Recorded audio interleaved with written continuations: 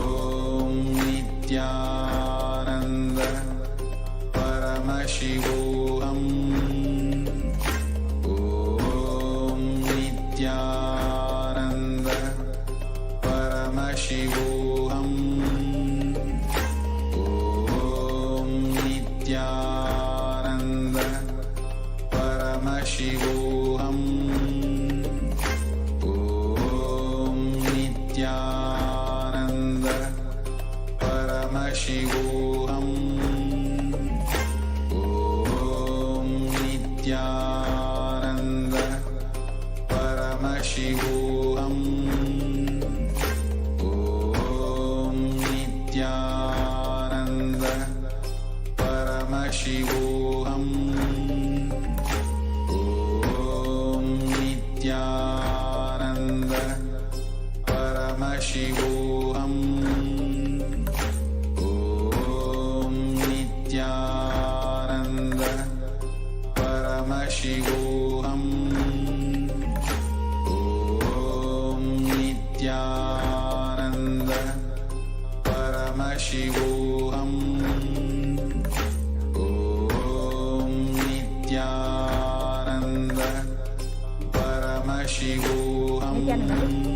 Welcome back, dear viewers. Now we will be entering into a segment to learn about who is Devi Parashakti.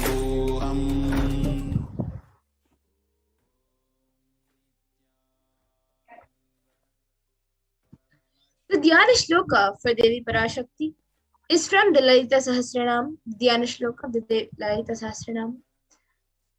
Sindhuraruna Vigraham Trinayana Manikya Mauli Spurate Taranayaka Shekharam Smitamuki Mapina Vakshoruham Panibhyam Alipurna Ratna Chashakam Raktotpalam Vipratim Saumyam Raktagatasta Raktacharanam Dhyayet Paramambikam. And the translation goes, the Divine Mother is to be meditated upon as shining in a vermilion red body with the triple eyes, sporting a crown of rubies, studded with the crescent moon, a face all smiles, a splendid bust, one hand holding a jewel, cup brimming with mead, and the other twirling a red lotus.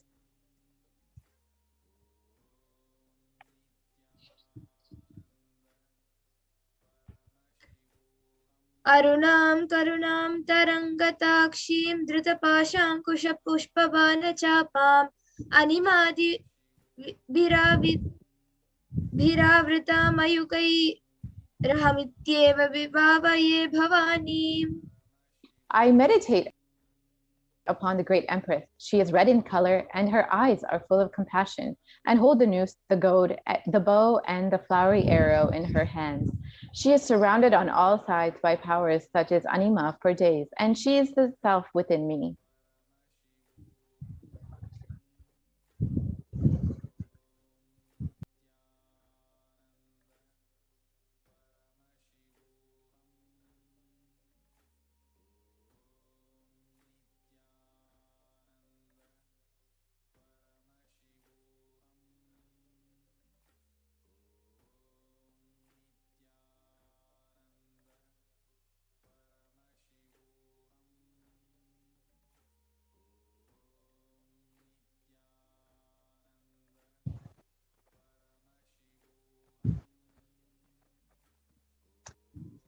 Out of her extreme love and compassion, Parashakti herself is manifesting through the embodied form as the Nijavatara of the Supreme Pontiff of Hinduism, Jagat Guru Mahasannidhanam, His Divine Holiness, Nithyananda Paramashivam, gracing us, answering all our questions, attending to our prayers, giving boons, healing us, revealing our past, present, and future, delivering profound spiritual truths, and ultimately giving us the experience of Paramashiva itself.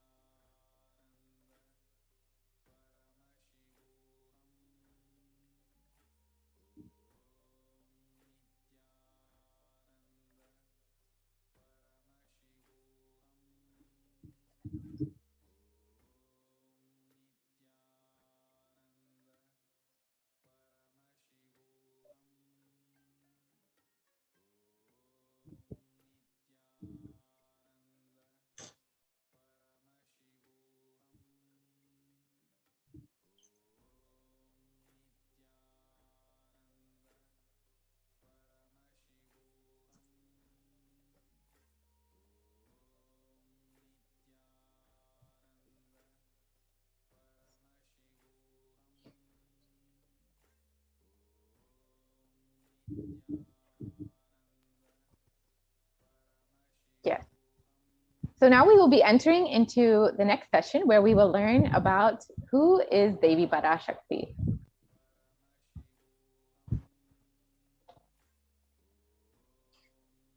The Dhyana Shloka for Devi Parashakti is the Dhyana Shloka from the Lalita Sahasranam.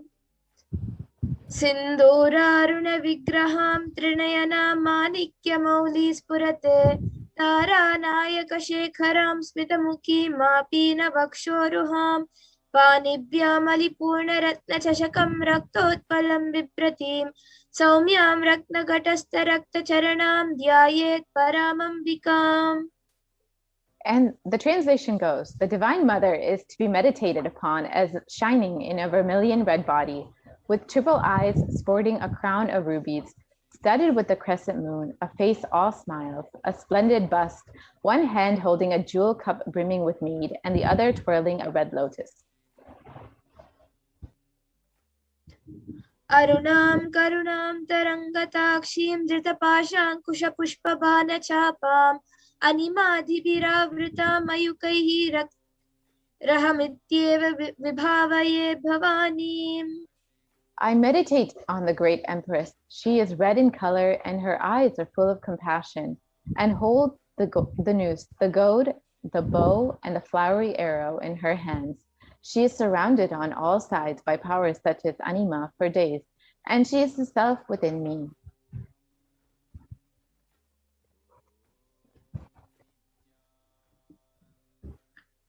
Devi Parashakti is the ultimate pure feminine consciousness. Parashakti is the cosmic mother, and it is her cosmic womb from which billions and billions of universes come out and go in. It is the source where the Big Bang and the black holes go on and on. Parashakti is the source Shakti, the source energy, the source power, from which all of us came, which all of us are in even now, and which all of us are going to merge into.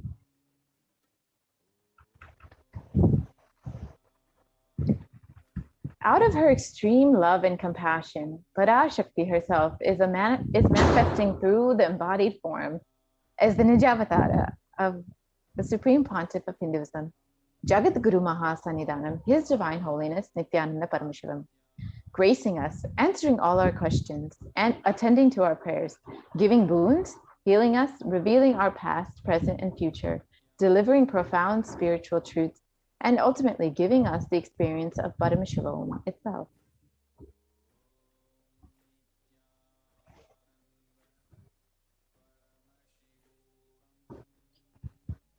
words of Devi Parashakti herself, raising as Omkara, expressing as Vedas and Agamas, blossomed as Hrimkara, filled with Parashodashi, living in 40 triangles, the Kailasa Swamini, who is in Kailasa, Sripura Chintamani, Parashodasi, sitting as part of Paramashiva, Parameshwari, who rules the world, Paramashakti, Manus to everyone, to bestow all Aparna, Uma, Parvati, Savitri, Navayavana, Samrajya, Lakshmi, Parameshwari, Parashodasi, Meenakshi. Taking the form of Nithyananda, I came here as Nijavatara with great compassion. I am blessing distant people. To do good to all of you, I took the form of Nithyananda and came down as Nijavatara. Raising in Omkara, blossoming as Shiva, manifesting as source of existence, powers of existence, expression of existence, from the oneness of Om, blossoming into two as Prakriti and Purusha, blossoming as three Shaktis, Ichcha, Kriya, Jnana, growing as four Vedas, expanding as five Panchabhutas, beyond six chakras, filled as Gotras of seven Rishis, expanding as eight directions, existing as nine Grahas, blossoming as 10 Indriyas, being as 11 Rudras, creating all the worlds, bringing life to tell and make truth blossom and to do good, Parashodasi, Meenakshi, in the form of Nithyananda. I came to bless every one of you. So now let's see how we can receive Devi Parashakti. Literally, you are going to see Paramashiva and Parashakti at that moment. She is there on your screen, so always receive her very traditionally. Keep 2 betel leaves, 1 banana, 1 betel nut, and 1 coin in front of the screen and watch Devi. A coin is considered a traditional dakshina in Hindu tradition. It can be the lowest value in India. It can be even 1 paise. In USA, it can be a cent even.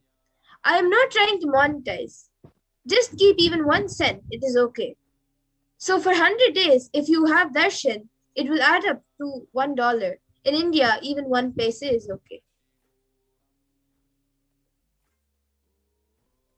Offer that to Devi. After darshan is over, do namaskar and eat the banana, betel leaf, and betel nut.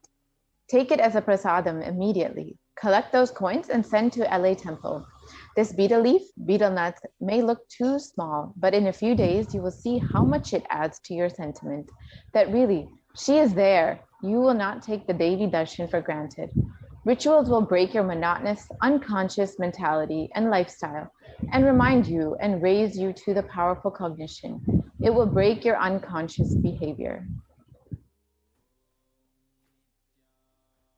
So now all of you can see how you can arrange the 2 betel leaves, the bananas, the 1 betel nut, and the 1 coin.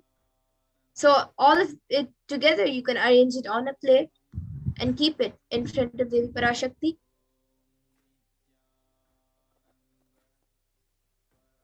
Yes, and now we will take a short break and return for the next session.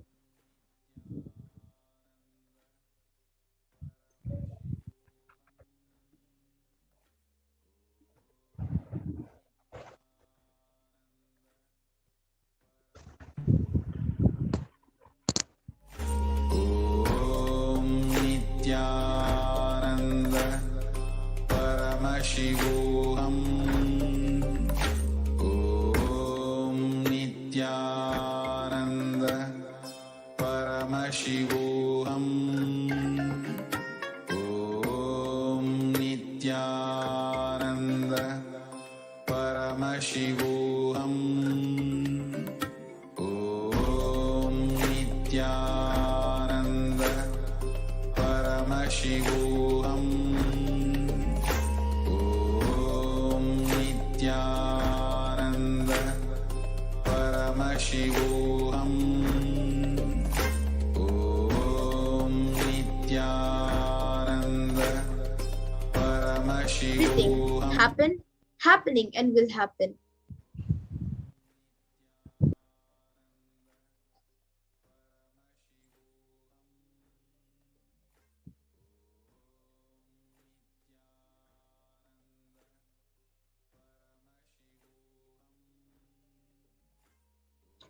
So what are the Akashic records? Akashic records are the verbal, visual, five-dimensional document. Whatever is happening is continuously getting recorded. All the information you collected from all your births is in your DNA. You can access some of them just to understand and not to waste the time doing the same actions again and again.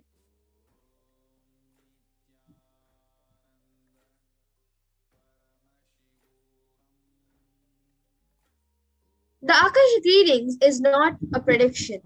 It is readings from the cosmic archives. There is no such thing as past, present, and future beyond space, creation, and destruction, as it all happens simultaneously.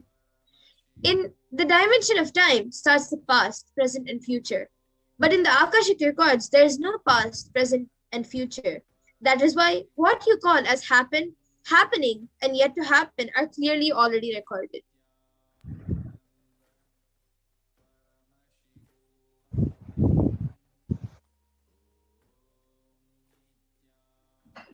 In Swamiji's words, nobody has a right to comment on these readings. Nobody has a right to manipulate these readings. Nobody has a right to interpret these readings. They are complete unto themselves. For anybody to live in tune with the cosmos, the Jivan Mukti, living enlightenment, does not need any special practice other than listening to these great readings again and again. When you listen to these great readings, naturally, your negative logic is penetrated, broken, and these great truths settle in your inner space and they make you live enlightenment.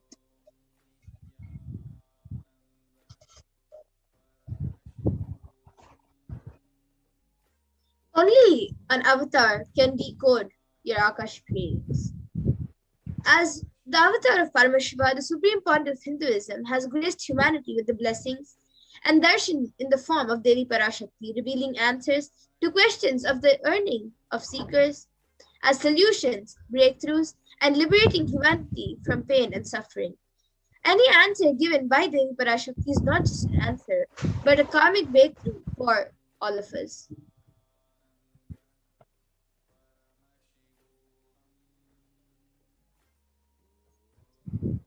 The Shastra Pramana for the power of Akashic reading is from the Vijnana Bhairava Tantra, Dharana 61 and Sutra 84. Akasham vimalam pashyan kritva drishtim nirantaram stabdatma takshana devi bhairavam vapurapnuyat. The translation goes, looking at the spotless infinite etheric space, Akasha, beyond the sky and clouds, one should fix one's gaze from the third eye without blinking continuously and make the body and inner space steady and motionless. In that very moment, O Devi, one attains the nature and powers of the infinite space, of Bhairava.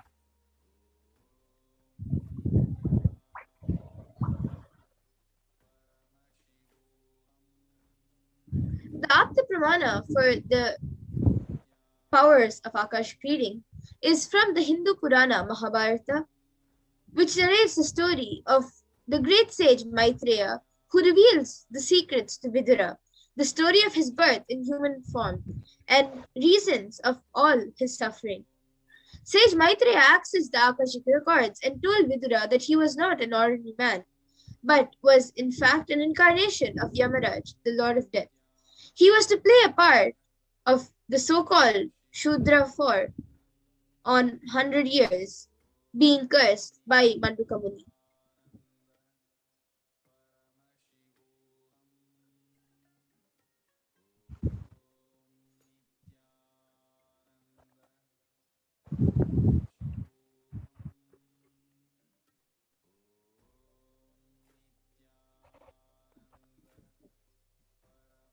So what are the benefits of having your Akashic readings read?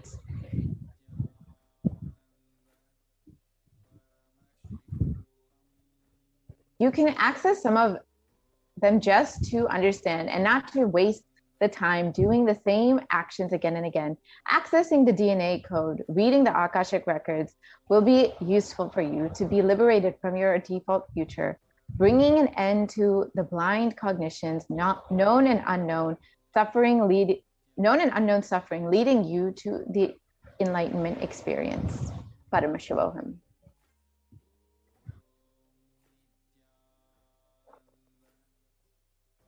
The initiate Balsans can view the Akashic records. However, only the avatar can alter, edit, upgrade, and change the Akashic records.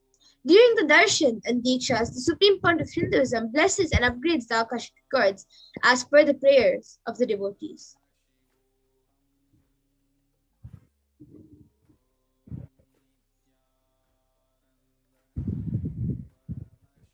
So what can you ask in your Akashic readings? The most accurate and unbiased answer to any question about your life, destiny, purpose, and any and everyday part of your life. Be spiritually healed of physical and emotional problems with just a look or word, and you can even understand the reasons behind your life's happenings and receive blessings to fulfill your right desires and get clarity to redesign your future.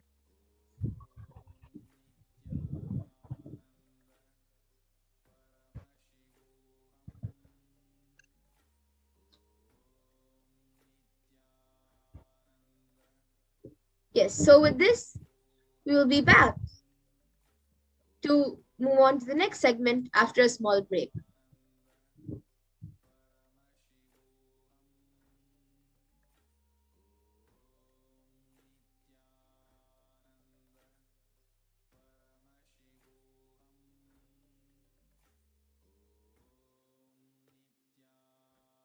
Just be alive for next 3 years. Don't die within next 3 years.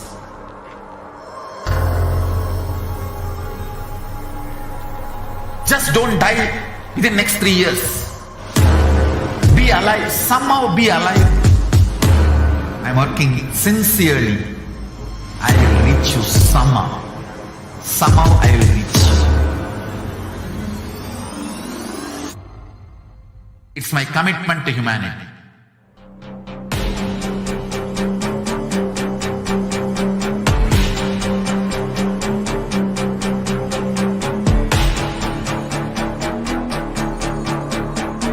Just don't die within next 3 years. I will reach you wherever you are, whichever corner of the world you may be. I will reach you with enlightenment. You manifesting the space, state, powers, being, Paramashivoham. It is possible, and it is possible for you.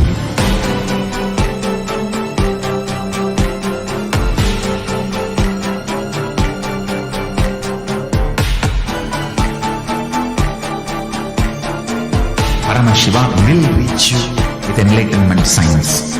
I know he is going to do the job.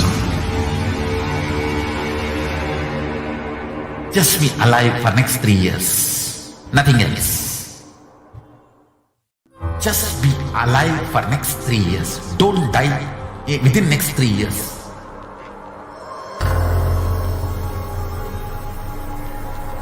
Just don't die within next 3 years. Be alive. Somehow be alive. I'm working sincerely. I will reach you somehow. Somehow I will reach you. It's my commitment to humanity.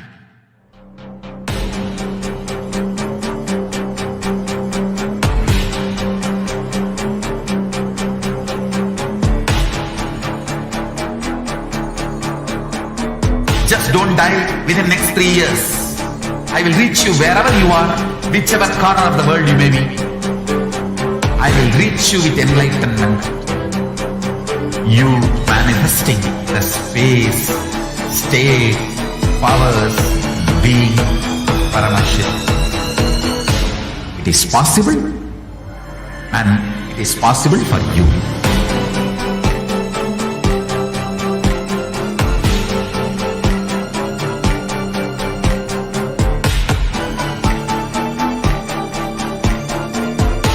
Paramashiva will reach you with enlightenment science. I know he is going to do the job. Just be alive for next 3 years. Nothing else.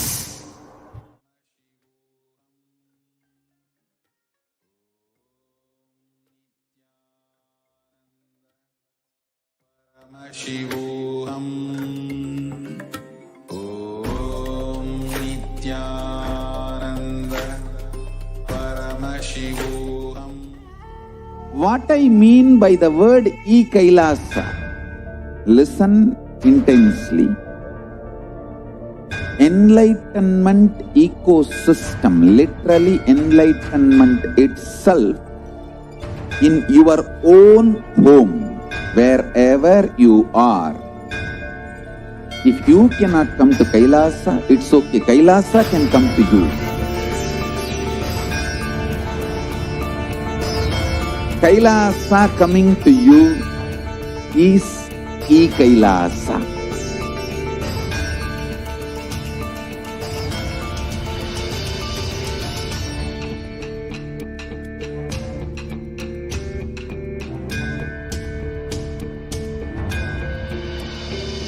I will revive Hinduism.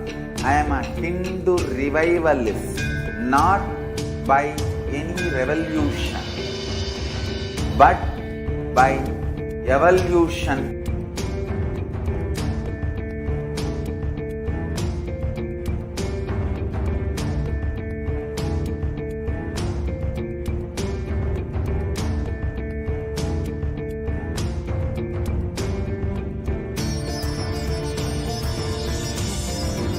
And setting model community.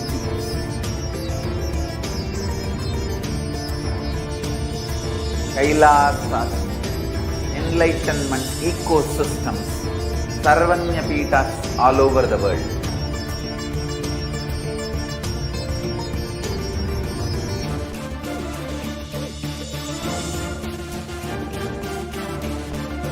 All powerful cognition, knowledge, only when you live, power manifestation and possibilities manifestation happens. It's a fundamental truth.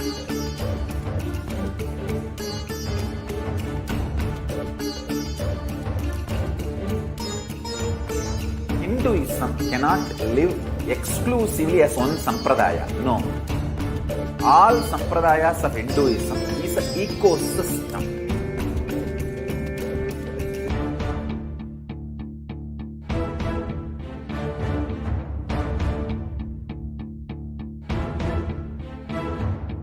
So don't keep quiet thinking that if one sampradaya is attacked, only that sampradaya is going to be affected.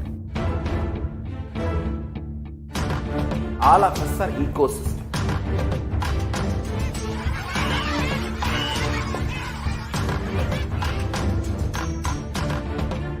I invite all of you to get involved and enjoy Hinduism by the principle of Dharmo Rakshati Rakshitaha. When you protect Dharma, Dharma protects you. We will make the whole planet flourish spiritually. The spiritual prosperity will happen to the whole planet. We all have to coexist together.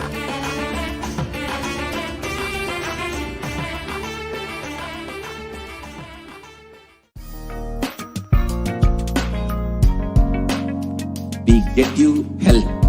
We get you ability to build beautiful relationships in your life. We get you direct spiritual support, and we make sure you become wealthy.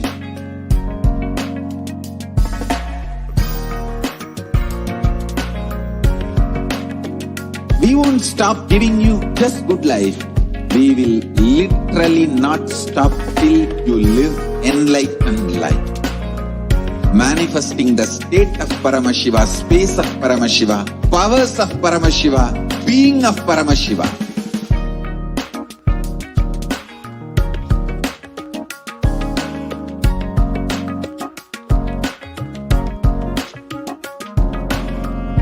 whole world should become Kailasians. I want the whole world to know Hindus have something great to contribute to the world.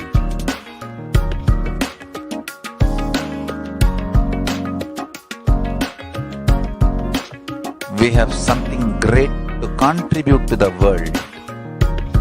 Let us do that.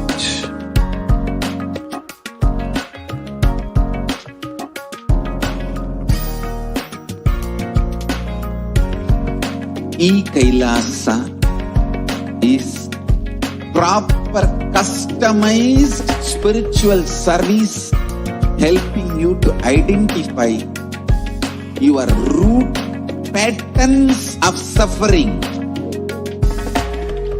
We have perfected the science of helping every individual from every cultural, religious, nationality background.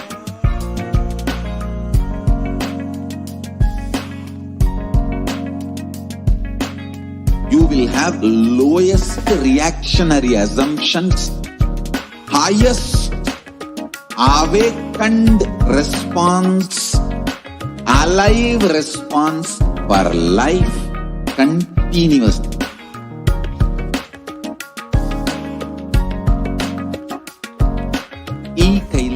Yes.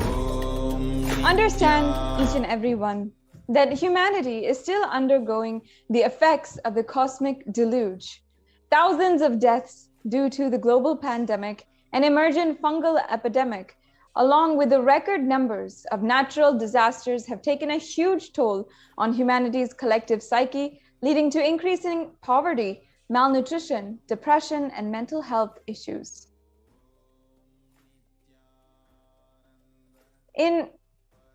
We have to understand for ourselves what caused this. How could we have avoided this, and what is the solution? In this segment, let us understand the scientific and statistical understanding on Devi Parashakti's revelation on the cause and solution of the pralaya, the deluge. All of us know the current status of the world right now. Totally, right now, there are 3.8 million deaths from the coronavirus. And the total number of confirmed cases is 175.9 million. The worst affected countries being US, India, and Brazil. In India, if we see, the number of cases is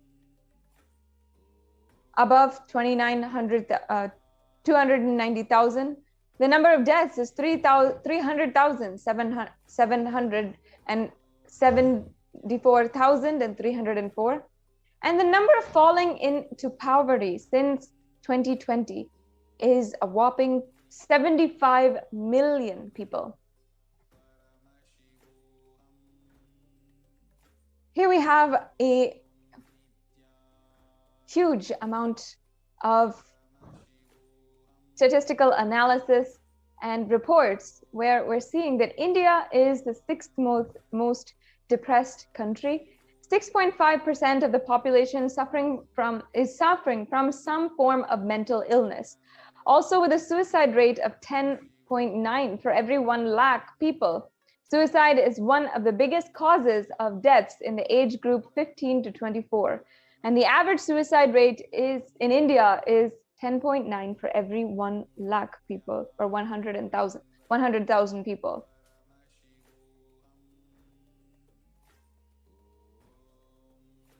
In the news, in the media, everywhere, we are seeing how also natural disasters have hit in India and across the world.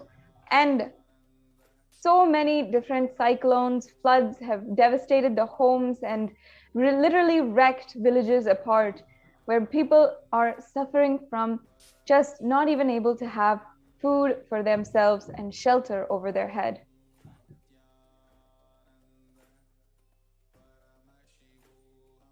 How could we have prevented this? Let us now understand from Devi Parashakti herself, revealed on the 31st of May 2021, about what she had revealed on the cosmic deluge.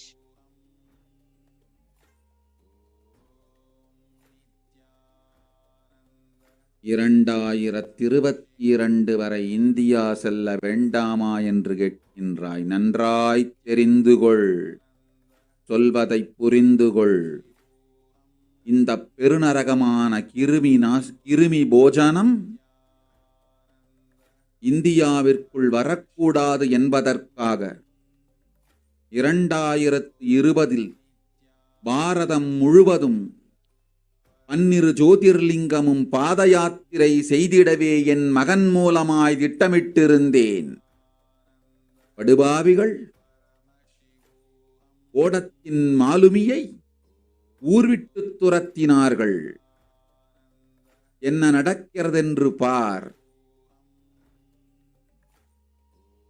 முறையாக கைலாய நாட்டின் தலைவனாக நிறை மரியாதையொடு நல் மதிப்பொடு என் நிஜாவதாரம் நித்யானந்தன் திருவடி மீண்டும் பாரதத்தில் பட்டு பாத யாத்திரை செய்த பிறகு மட்டுமே நீ அங்கு செல்ல வேண்டும். அதுவரை உன்னை காத்து செல்லாதே. ஓம் ஓம் ஓம். Yes, let's move on to the next slide, please. For this huge, now let's understand the translation of what Devi Parashakti revealed.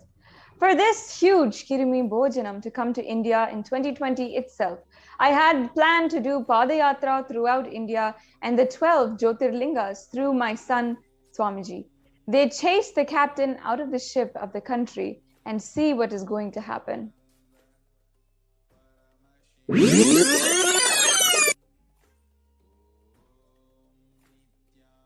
Now, let us see what the Supreme Pontiff of Hinduism revealed as a vision for the Padayatra in 2017.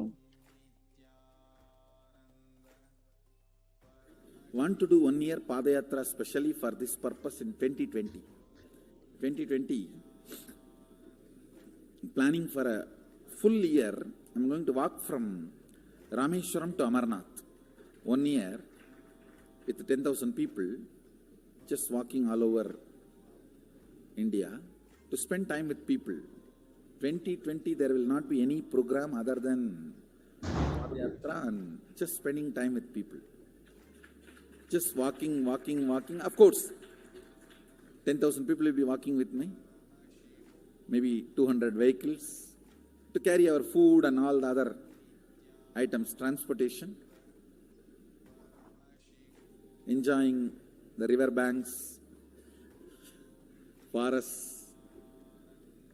and time with nature. 10,000 people manifesting powers, walking from village to village. What do you think will happen?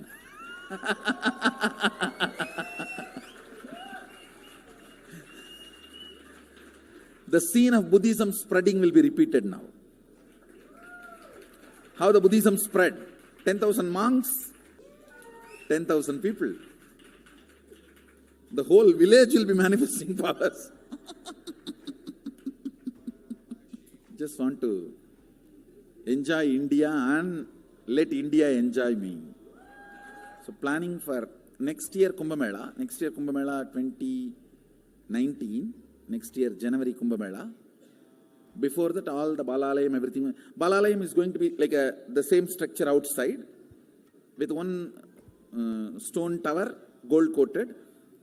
It will be something like a 40 to 50 feet tall stone tower and 5 Rajagopurams, which will be something like 120 feet. This will be the Balalayam.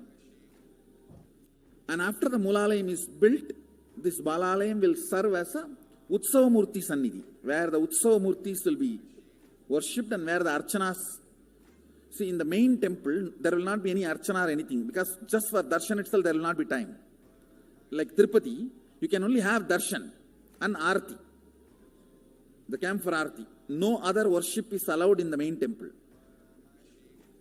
Because 12 Abhishekam is going to happen, 12 Kala Abhishekams. So continuously the rituals will be going on People can have only darshan. They will not be able to involve themselves in any ritual. Other than darshan, nothing else will be allowed. So all the archana, all the other offerings, like people will offer the archanas and other, everything will be done to the Utsava Murti, which will be kept in the Balalayam, the present Balalayam, present structure. So people can spend time here. That will be more like a main darshan. This will be like energy darshan, where you can give letter, get response. So by next year, the Balalayam will be ready. So 2019 full year, I will be conducting the programs and everything. 2020 will be the one full year Padayatra, walking. From next year, Jayanti, means 2019's Jayanti to 2020's Jayanti. Full year, Jayanti to Jayanti will be Padayatra. Before that, we will make 10,000 people power manifestors. It will be sannyasi, brahmachari, grihastha, all put together. 10,000 people will be walking. What a scene it will be. I think that is the only way the revival of Sanatana Hindu Dharma can be done. I need to get into the ground where people can see me, where they are living. I can't be waiting for people to come where I am living. Now I am sitting in one place to prepare these 10,000 people and make this science completely user-friendly. For that only I am sitting and working. So I have given 2 years for me now, 2018 and 2019. So 2020, before that 10,000 people will be ready to walk with me, manifesting powers. We will literally solve every person's problem in every village. The way we are walking, the path, route we are taking, physical healing or mental healing, or it's a too big visualization. How will you visualize? What will happen if 10,000 power manifestors enter into a village and ask people, tell me your problem now, come on, let's sort it out. Understand 1,200 years before in Tiruvannamalai temple carvings, how the baby will be in the womb in 2nd month, 3rd month, all that is detailed way carved, it is there. Which scanning machine was there in those days other than the third eye? Very detailed carvings are there. Even Srirangam temple, the whole carving is there. Srirangam temple gives a week by week the whole picture of male baby and female baby. Any of you have seen that? Srirangam Rangaraja Mandapam, it very clearly portrays. There will be one Rangaranga Gopuram. In that next to Rangaranga Gopuram, there is a Rangaraja Mandapam. We have already collected some chunk of 80-90 to be displayed in this Balalayam. Work is going on all of that. We are also going to tell you the science of temple building story as per Agama and as per practical village level, ground level, all that. In those days, 2000 years before, when this Cambodia and all these civilizations were flourishing, two communities from India moved. One is agriculture community, another one is business community. These two communities only traveled and installed civilization. Of course, kings went, that is different. But the common civilian, these two community only went. So Nagarattar and Saivavalalar. Saivavalalar agriculture community, Nagarattar business community. So wherever, see, when they go in the ship, the Saivavalars, they will carry that veil for their protection. Once, if they reach the other side safely, they will just put the veil and start a temple. That is why all the temple outside the India, started by Saivavalalar, there will be only veil as a Pradhana Murti. Vattumalai Murugan Goyil, Tannimalai Murugan Goyil, Gedaram Murugan Goyil, Nallur Murugan Govil, Sannidhiyan, Sannidhi Murugan Goil, all these temples. The main deity will be only whale. It will not be deity. Because they cannot carry that heavy deity in the ship. It will only be the whale. And all the temples started by Nagarattar will be Kavadi. Because they will carry everything in the form of Kavadi. So the moment they reach the other shore, they will worship the Kavadi and the screen cloth covered by Kavadi. Kadirgaman, Darachila, Murugan. All the major temples started by Nagarattar. The Kavadi and the screen only will be the deity. All the temples started by Savavelalar. Only the whale will be the deity. So this is the way the temple started. This temple planting and temple spreading. We are going to tell you all this history also as like a exhibition when you come next time to see our temple. There's a lot of juicy information on history of temple building. That's going to be one of my big contribution also, this temple building science. I'll be known for common mass for my Gurukul and temple. Common mass will never understand all this Vidyapadam and life is continuous rhythm, Sami Unnada, all that. They will remember me only as the Gurukul kids do all magic. That magic Gurukul and big temples. This Swamiji who builds big temples, that's why they will remember. Bhaktan Solanum, Payan Pandiyanume, Ida Panni Vechirkanana, Nama Yenavela Panniavano.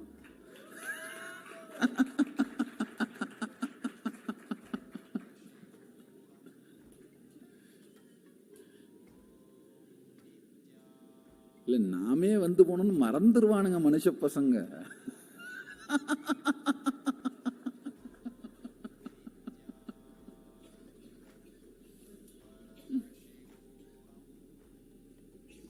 All these are paribhasha.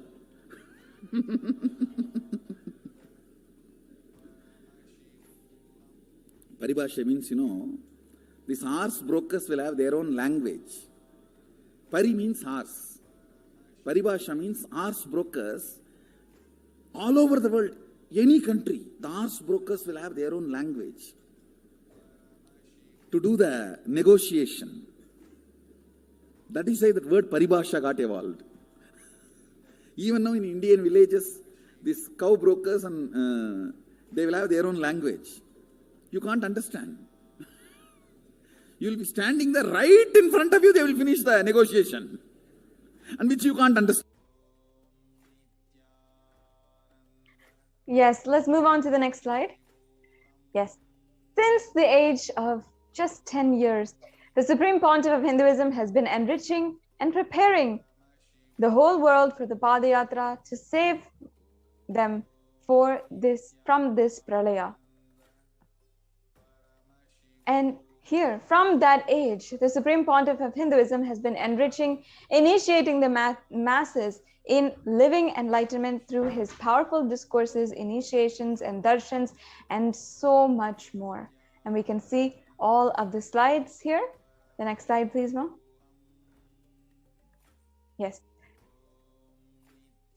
We can see all of the different photographs, the various different occasions, and the number of people, the lakhs of people in the crowd following and listening deeply to the avatar, following the avatar on these beautiful celebratory Padayatras.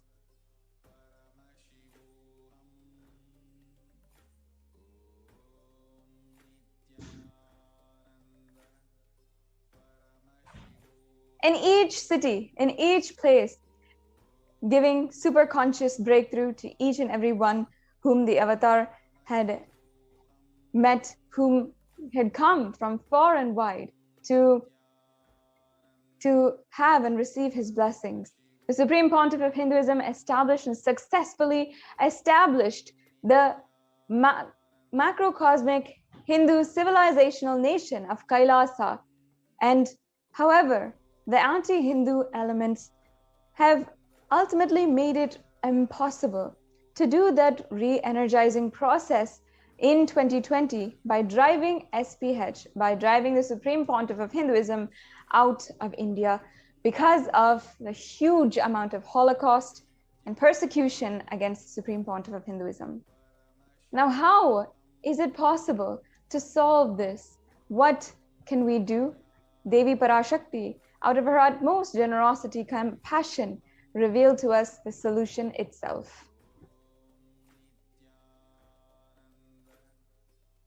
இரண்டாயிரத்திருபத்திரண்டு வரை India செல்ல வேண்டாமா என்று கேட்கின்றாய். நன்றாய் தெரிந்துகொள், சொல்வதைப் புரிந்துகொள். இந்த பெருநரகமான கிருமி போஜனம் இந்தியாவிற்குள் வரக்கூடாது என்பதற்காக 2020 பாரதம் முழுவதும் 12 ஜோதிர்லிங்கமும் பாத யாத்திரை செய்திடவே என் மகன் மூலமாய் திட்டமிட்டிருந்தேன். படுபாவிகள் ஓடத்தின் மாலுமியை ஊர்விட்டு துரத்தினார்கள்.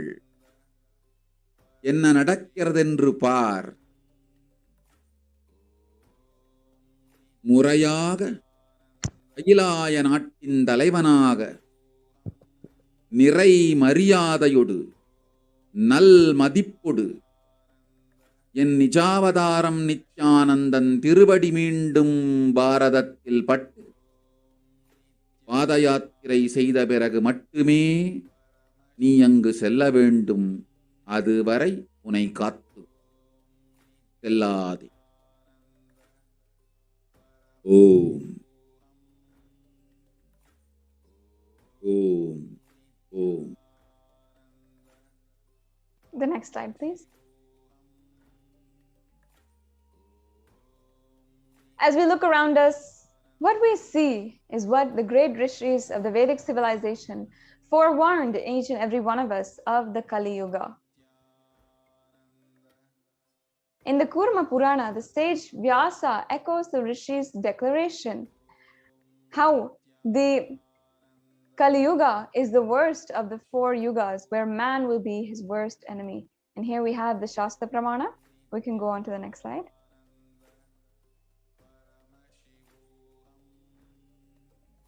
In the English translation, it says, this Kali Yuga is the worst of the 4 yugas or ages in all of the worlds. People are sinful and forgetful, and the dharma of the 4 varnas and 4 ashramas. In fact, men are so sinful that no prescribed penance atones for their great sins. The only place which is free from such sins is the great city of Varanasi, the Mahapuri. The next slide, please. Yes. And it also says in the Kurma Puranam, the Lord Rudra, Paramashiva himself, is the avatar of Kali Yuga. In the translation of this verse says, Brahma is the presiding deity, divinity or devata of the Krita Yuga. In the Treta Yuga, Bhagavan Ravi is in which appeared Sri Rama. And in Dwapara Yuga is the presiding deity Vishnu. And in the Kali Yuga, the current age, the presiding divinity, the avatar is Rudra, the Lord Maheshwara and Paramashiva.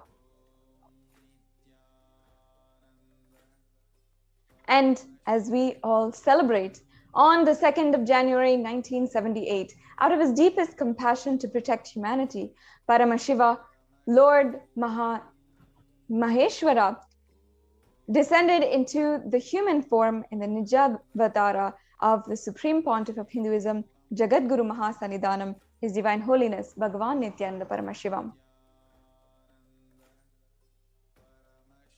We can go on to the next slide, Ma. The avatar's advent onto planet Earth was ultimately to protect the world from the great cosmic deluge and to move the world to the new age, the Satya Yuga.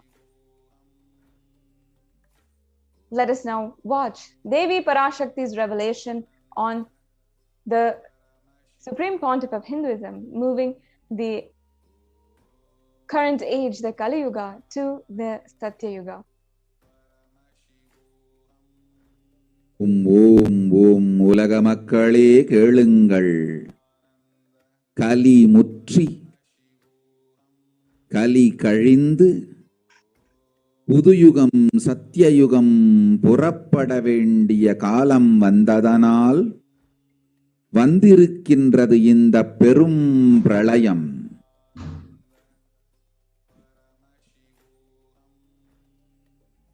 கவலை வேண்டாம்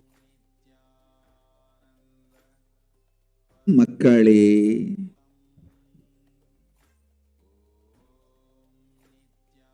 நித்யானந்தன் வடிவம் தாங்கி நாமே இங்கு வந்திருக்கின்றோம். நித்யயுகம் செய்வோம், நித்யயுகம் சத்தியயுகமாய் மலரும் இங்கு. ஆனந்தமாக இருங்கள். Yes, the next slide, please.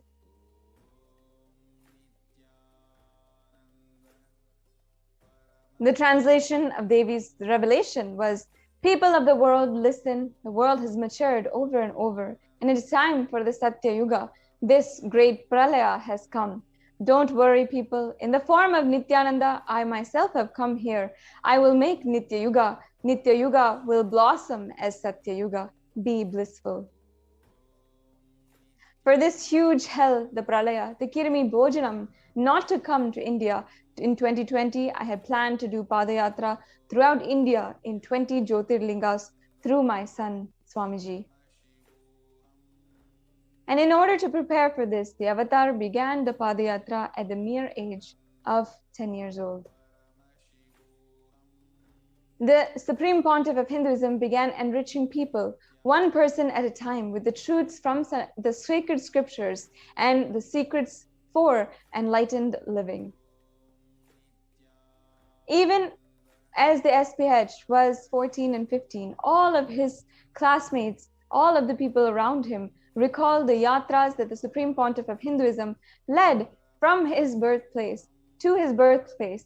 And they say that it was such an unforgettable experience with him.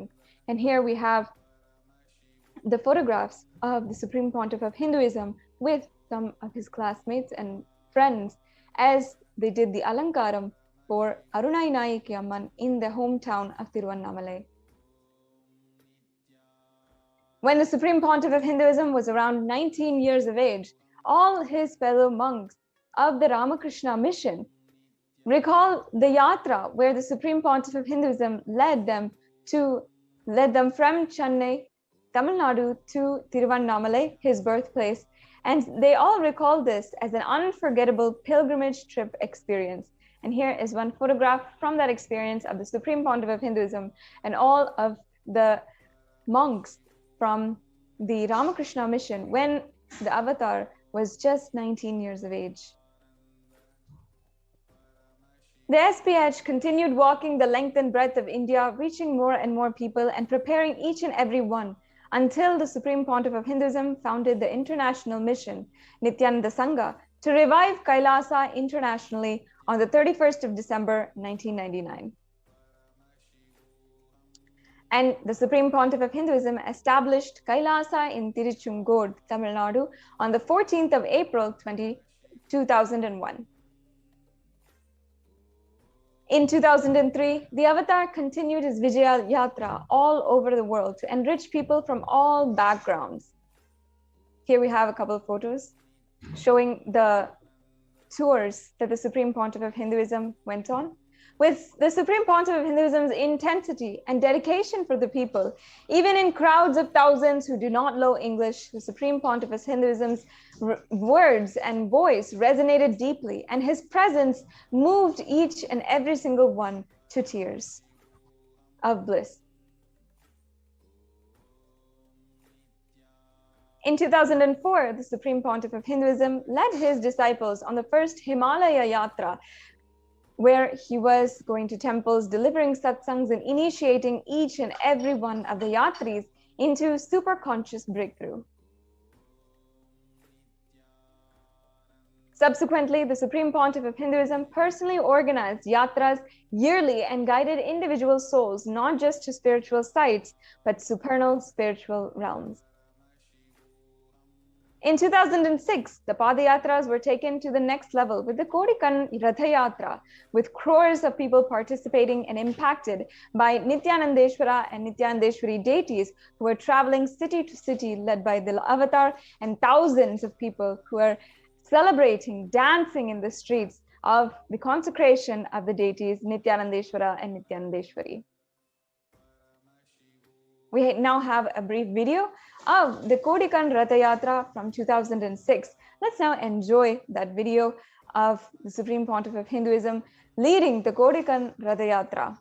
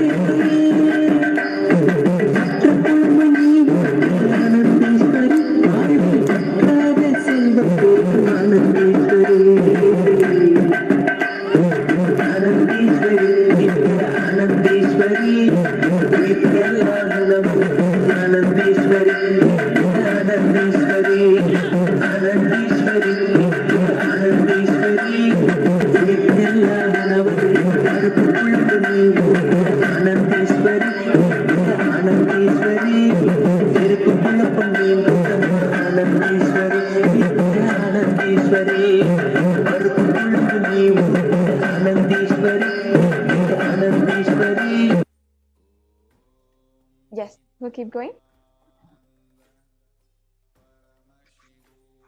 The Kodikan Rathayatra culminated with the consecration of the inauguration of the Garbha Mandir, the Sanctum Sanctorum of the Nithyanandeshwara Paramashiva and Nithyanandeshwari Parashakti, and the Nithyanandeshwara Paramashiva Swayambhu Linga at Adi Kailasa Sarvagnapitam in Bengaluru Adinam.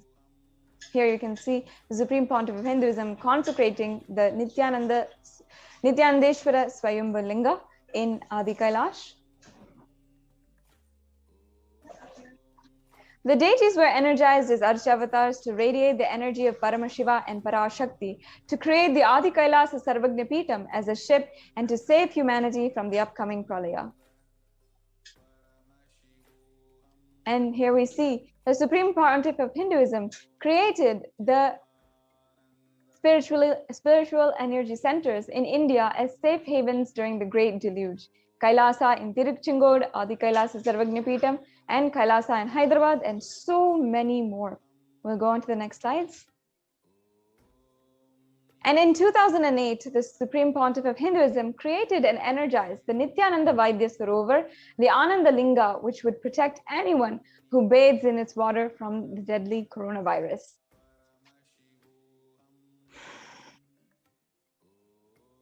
जनमस्सहस्राक्षाय च चतुर्धन्वने जनमो गिरिशाय विष्टाय जनमो वीरुष्टमाय च शुमते जनमो ह्रस्वाय च वामनाय जनमो बृहते च वर्षीयते जनमो वृद्धाय च संवृद्धने जनमो अग्र्याय च प्रथमाय जनम आशवे च जिराय च नमः शीघ्रियाय च शीघ्राय च नम ऊर्म्याय च वस्वन्याय च नमः स्रोतस्याय च दीप्याय च नमो ज्येष्ठाय च कनिष्ठाय च नमः पूर्वजाय च परजाय च नमो मध्यमाय च प्रगल्भाय च नमो च घन्याय च बुद्ध्याय च नमः सोभ्याय च प्रतिसर्याय च नमो याम्याय च क्षेम्याय च नमः उर्वर्याय च खल्याय च नमः श्रोप्याय च वसान्याय च नमो वन्याय च कक्ष्याय च नमः श्रवाय च प्रतिश्रवाय च नमः आशुषेणाय च आशुरथाय च नमः शूराय च अवभिन्दते च नमो वर्मिणे च वरुथिने च नमो बिल्मिने च कवचिने च नमः श्रुताय च श्रुतसेनाय च नमो दुन्दुभ्याय च हनन्याय च नमो धृष्णवे च प्रवृषाय च नमो दूताय च प्रहिताय च नमो निषङ्गिने च सुधिमते च नमः तीक्ष्णे च वेचाय इधिने च नमः स्वायुधाय च सुधन्वने च नमः श्रुत्याय च पथ्याय च नमः काट्याय च नीप्याय च नमः सूप्याय च सरस्याय च नमो नाद्याय च वैशन्ताय च नमः कूप्याय च वट्याय च नमो वर्ष्याय च नमो मेघ्याय च विद्युत्याय च नमः ईर्ध्याय च तप्याय च नमो वात्याय च रेश्म्याय च नमो वास्तव्याय च वास्तुपाय च ओम नमः सोमाय च रुद्राय च नमः ताम्राय च अरुणाय च नमः शृंगाय च वशुपतये च नमः. Yes. And in 2009, the Avatar held the Kodikanratra Pradayatra and garnered the international attention, creating a movement where lakhs of Hindus were once again embracing Hinduism and celebrating Hinduism. So we'll watch this brief video of the Padayatra from Pattanam to Salem. போல நின்பதம் கண்ட என் மனோ நித்ய சத்குரு நித்ய சத்குரு நித்ய சத்குரு நித்யனே நித்ய சத்குரு நித்ய சத்குரு நித்ய சத்குரு நித்யனே நின்முகம் நீனைந்து இங்கு நிர்மலமாகவே ஆனதே இதய சக்கரம் அனகதமும் இனிமையோடு திறந்ததே நித்ய சத்குரு நித்ய சத்குரு நித்ய சத்குரு நித்யனே நித்ய சத்குரு நித்ய சத்குரு நித்ய Sadhguru நித்யனே.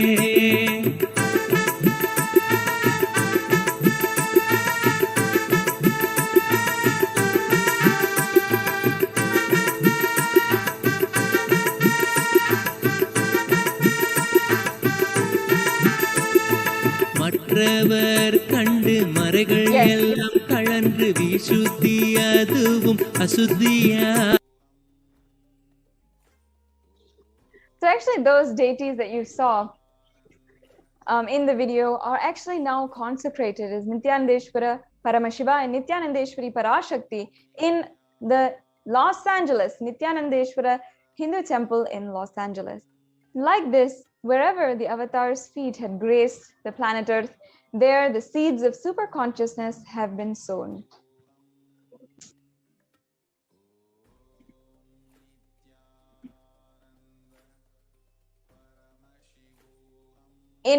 With over 1,000 Kailasas, satsang centers, ecosystems, and Sarvagnapitas enriching 1 billion people worldwide, the avatar is the last hope for humanity to have superconscious breakthrough.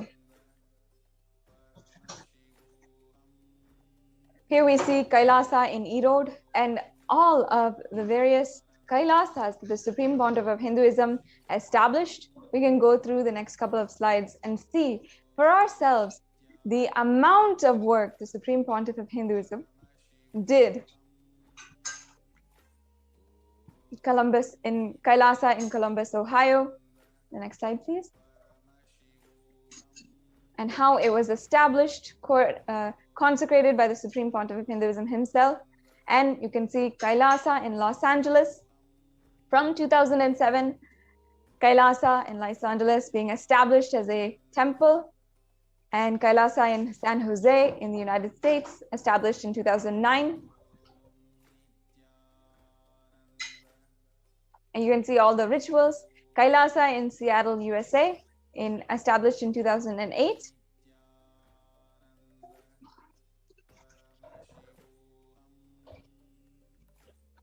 Kailasa in Houston.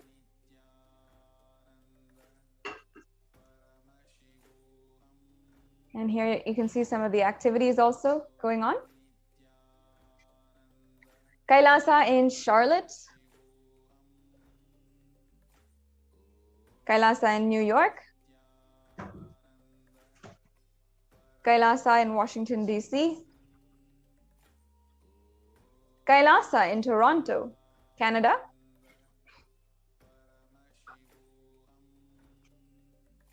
Kailasa in Oklahoma City, USA.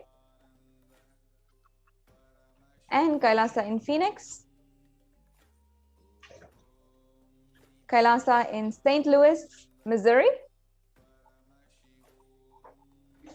Kailasa in Oman. in Dubai, London, Scotland, Netherlands, Slovakia,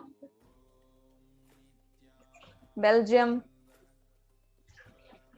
Luxembourg,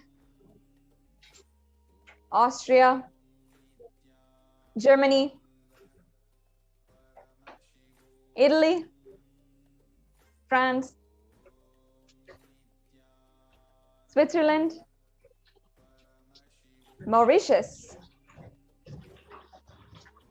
South Africa, Salem,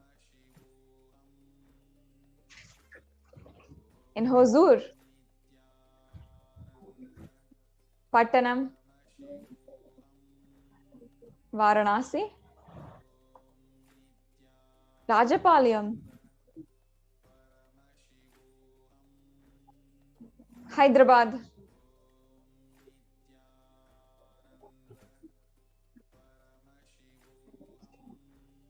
Gujarat,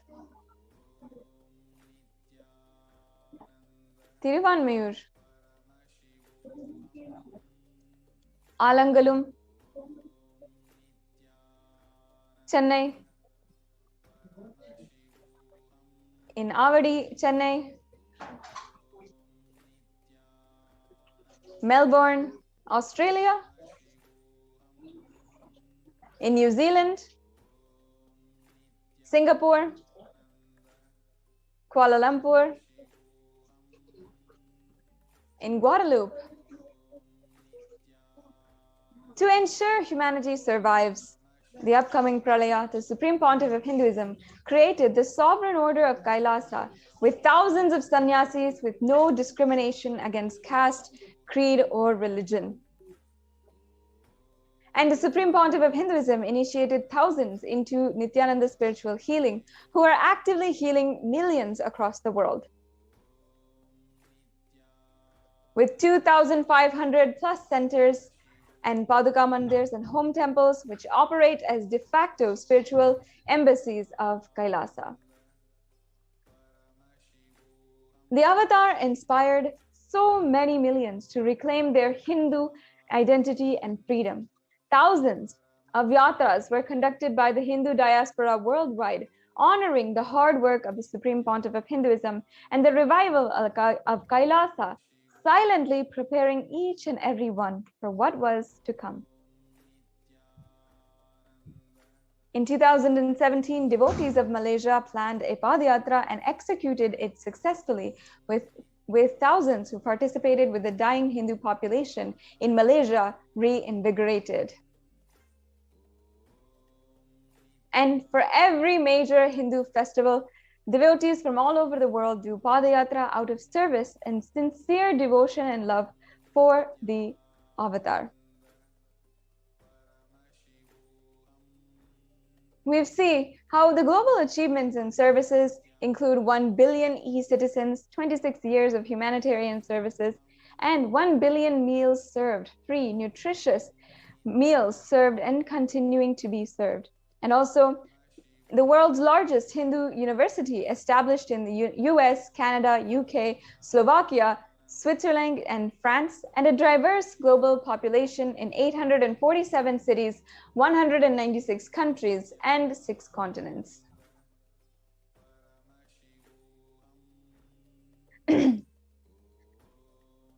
Kailasa is today the world's greatest Hindu digital nation with over 1 billion views on all the websites, social media platforms, and online databases and online applications.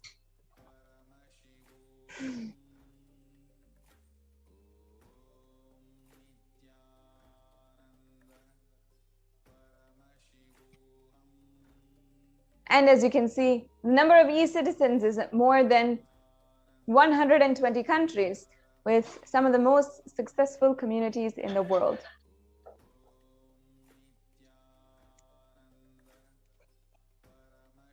The global initiatives that Kailasa takes up is holistic health, education, and development of human potential, sharing the practical applications of Hinduism Sanatana Hindu Dharma and its science of enlightenment, through which we have made several breakthroughs. And we see the United Nations with over 100 humanitarian charitable initiatives, and spearheaded by the Sovereign Religious Order of Kailasa, a strong diplomatic network through the 73 orders of Sovereign Order of Kailasa. The next slide, please.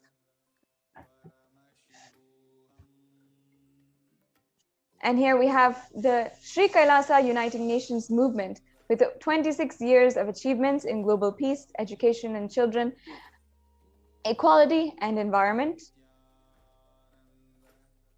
and free education offered in 150 plus countries, where the Nithyananda Hindu University is the world's largest Hindu university, with 487 extended campuses in 150 plus countries, free education offered to 20 million children and youth, and more than 7,000 courses. And 1 billion free meals served and continuing to serve.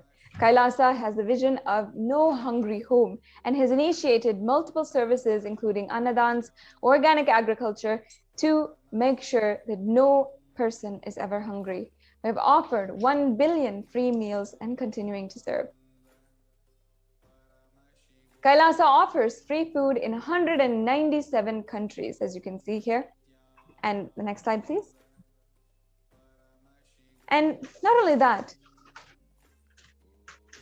Kailasa has availed free medical services for millions of people, which include free medical camps, 108 kriyas, spiritual techniques offered for free and for care and cure of various disorders and diseases.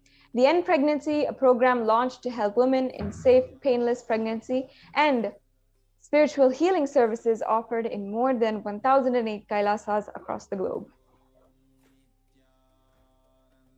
And here we have a summary of also the number of scriptural references mapped to yogic techniques and the Guinness World Records, as well as 6,000 plus courses on yoga and peace and health. Also, in the revival of the ancient sciences of Hinduism, Kailasa Sacred Arts University has more than 4,000 Hindu deities, and which are now consecrated and worshipped in locations around the world. Here's a summary of the deities that have all been made by Kailasa, made inside the Kailasa campuses. 3,270 deities made of stone, 400 made of 5 metal, 100 made of marble, 15 made of traditionally made wooden chariots, 1,000 Hindu vessels and puja items, and so much more. And Kailasa is also the home to the world's largest Hindu library. We can go on to the next slide, please. With the Supreme Pontiff of Hinduism's hard work in the last 26 years, inspiring people one person at a time, the Supreme Pontiff of Hinduism announced the plan to traverse India once again on foot from Kanyakumari to Kashmir and re-energize the Jyotirlingas to protect India from the Pralaya. In 2018, the Supreme Pontiff of Hinduism began this re-energizing process, and he began going to all of the different temples in earnest to start the intense spiritual process. While the Avatar was working to protect India from the destruction, the anti-Hindu militant forces tried their best to halt the Avatar's mission since the year 2001. And after years of pouring energy into making the only ship that would save humanity, the captain was driven out of the ship. Militant anti-Hindu forces followed him for 2 decades, instigating the deadliest and brutal attacks against the sole Hindu leader. And since 2009, the Supreme Pontiff of Hinduism has survived over 70 assassination attempts, incessant lawfare, and the repeated attacks against him and his disciples. With the media entirely owned by the anti-Hindu nexus, truth never had the chance to come out. 14,000 hours of hate speech flooded the internet and were broadcasted into the media to incite hatred and to ultimately justify the assassination attempts of the Supreme Pontiff of Hinduism. Fabricated false cases were filed against the Supreme Pontiff of Hinduism to meekly justify his illegal case and illegal arrest and execute the state-sponsored plan to eliminate the Supreme Pontiff of Hinduism. And in 2018, the Avatar was forced to leave India after a nearly fatal assassination attempt. In his absence, India and Indians are suffering the repercussions. The next slide, please. In the Puranic age, the whole kingdom of Ayodhya suffered with the economic meltdown, the death of cattle and crops, and the inconsolable depression when Lord Rama left for 14 years of exile. And in the same way, the economy of India fell even just 2 months after the Supreme Pontiff of Hinduism left. And today, India is facing the brutal attacks of the pandemic with no end in sight. Despite being driven out of the country, the Supreme Pontiff of Hinduism continues to be the last hope for humanity and for India. Within the last 1 year, the Supreme Pontiff of Hinduism has expanded the services of Kailasa to millions more in India. And here you're seeing a couple of the pictures of the Kailasa's multi-layer quarantine and the activities going on, including Annadan, organic agriculture to feed all of the residents of the COVID care centers who are in Kailasas across India. The next slide, please. And with back-to-back programs, darshans, satsangs, the Avatar has literally made humanity physically, mentally, and psychologically sail through this pralaya.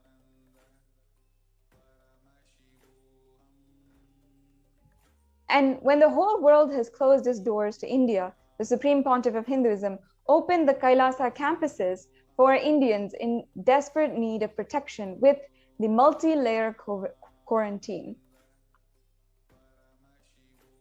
Here we can see some of the supplies, the different activities going on to provide for the Kailasa COVID care centers.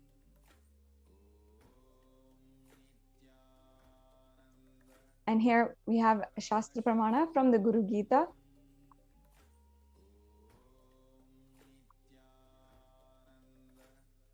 Yes, the next slide, please.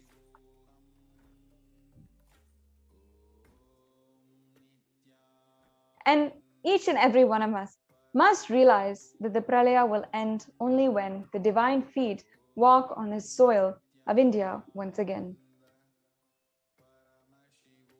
This is what decision makers must realize, and what we must realize, that the pralaya will end in India once the divine feet walk on its soil once again. And the media must realize it. Every citizen must realize this.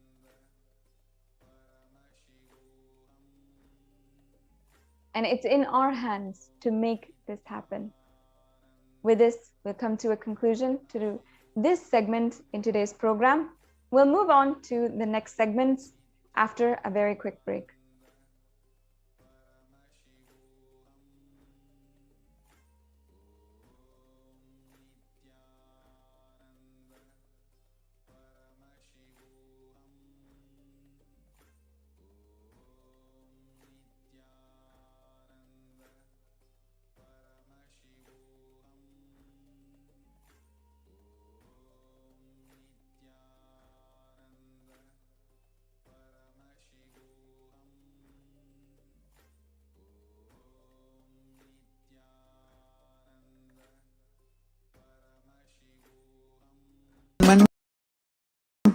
ecosystem, literally enlightenment itself, in your own home, wherever you are.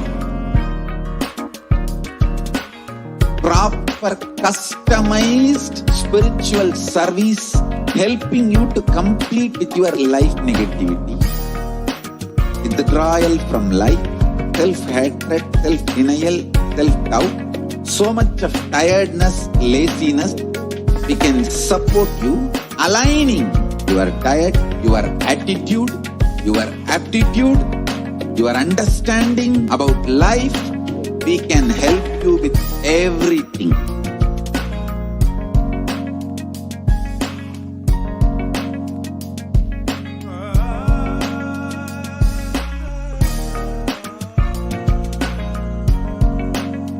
If you are interested in enlightenment, we will immediately bring this to you. If you are not interested, we will explain the whole science, inspire you, and make you interested in enlightenment time. We need to cater this enlightenment science to the whole world wherever they are, because enlightenment is the birthright of all human beings.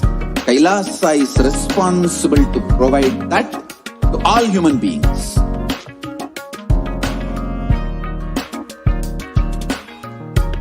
Kailasa is the totality of the knowledge I received from my gurus and practice manifested in my life, perfected by teaching millions of people from all cultures, time zones, backgrounds, genders, nationality, race, from every creed.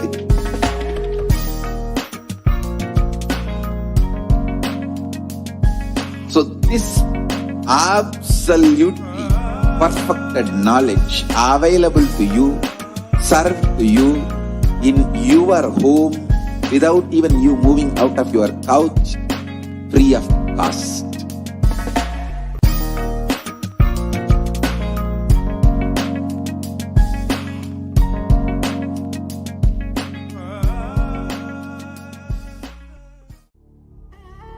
What I mean by the word Kailasa, listen intensely. Enlightenment ecosystem, literally enlightenment itself, in your own home, wherever you are. If you cannot come to Kailasa, it's okay. Kailasa can come to you. Kailasa coming to you is Kailasa.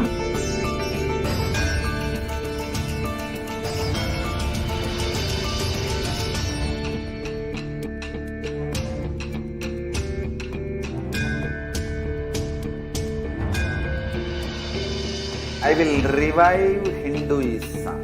I am a Hindu revivalist, not by any revolution, but by evolution.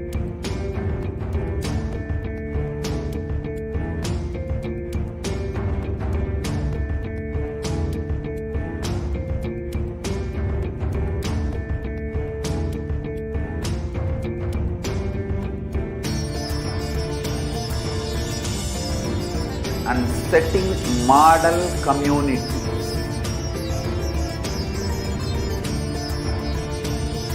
Kailasa, enlightenment ecosystems, Sarvanya Peethas all over the world.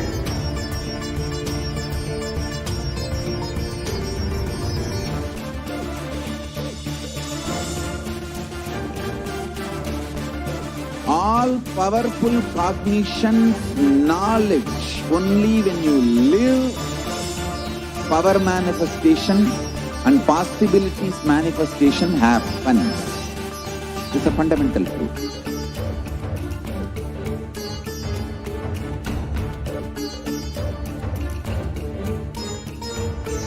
Hinduism cannot live exclusively as one sampradaya. No. All sampradayas of Hinduism is an ecosystem.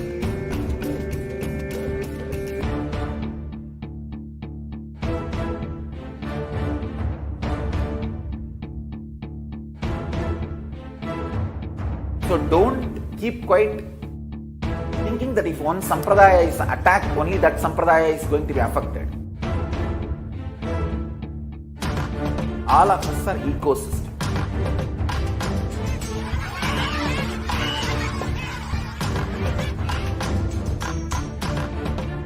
I invite all of you to get involved and enjoy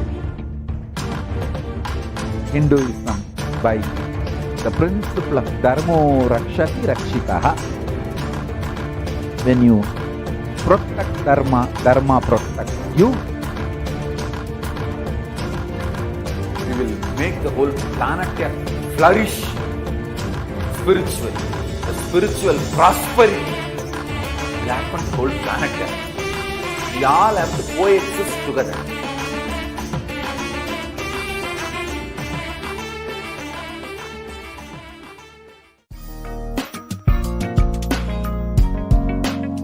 We get you health. We get you ability to build beautiful relationships in your life. We get you direct spiritual support, and we make sure you become wealthy.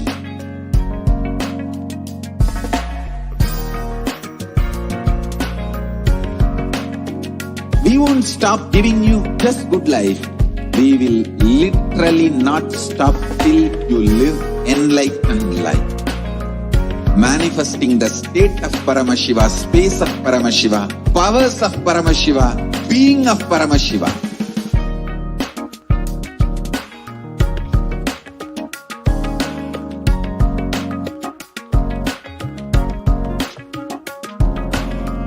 Whole world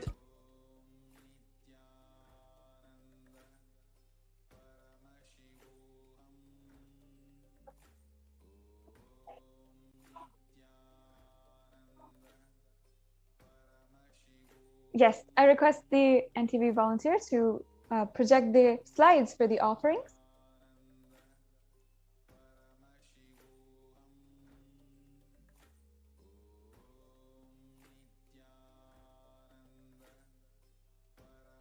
Yes, let's start.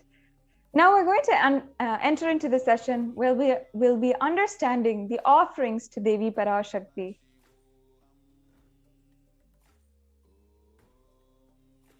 Offering is a gift, giving of divine gift of pure love, devotion, and oneness, and it consists of two parts, giving and accepting. Only when the divine accepts what one offers, the offering becomes complete. Offering is not made out of any fear or greed. When an avatar lands, the offerings are purely as a part of a grand lila played out for the only purpose of enlightenment. The next slide, please.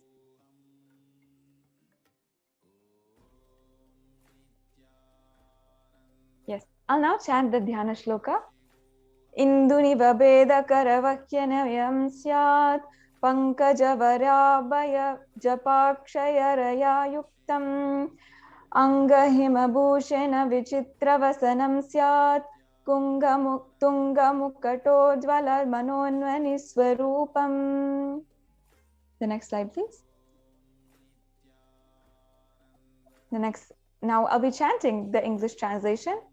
Moon-like face holding the Vedas on hand, fire in eyes with lotus flower gracing the blessing hands, one hand with the Japamala, beautifully decorated with jeweled ornaments in wonderful clothes and shining being crown. Her name is Manonmani.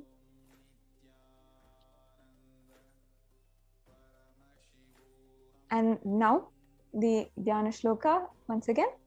Dhyaye devim trinetram shashibhavadanam vedahastam dadanam savye padmam varadamapare chabhayam chakshamalam divyerabaranaiverbhushitatanum brahmabhidi Pujitam Devimeva Manonmanim Pratidinam Kamartadyatrim Shubham.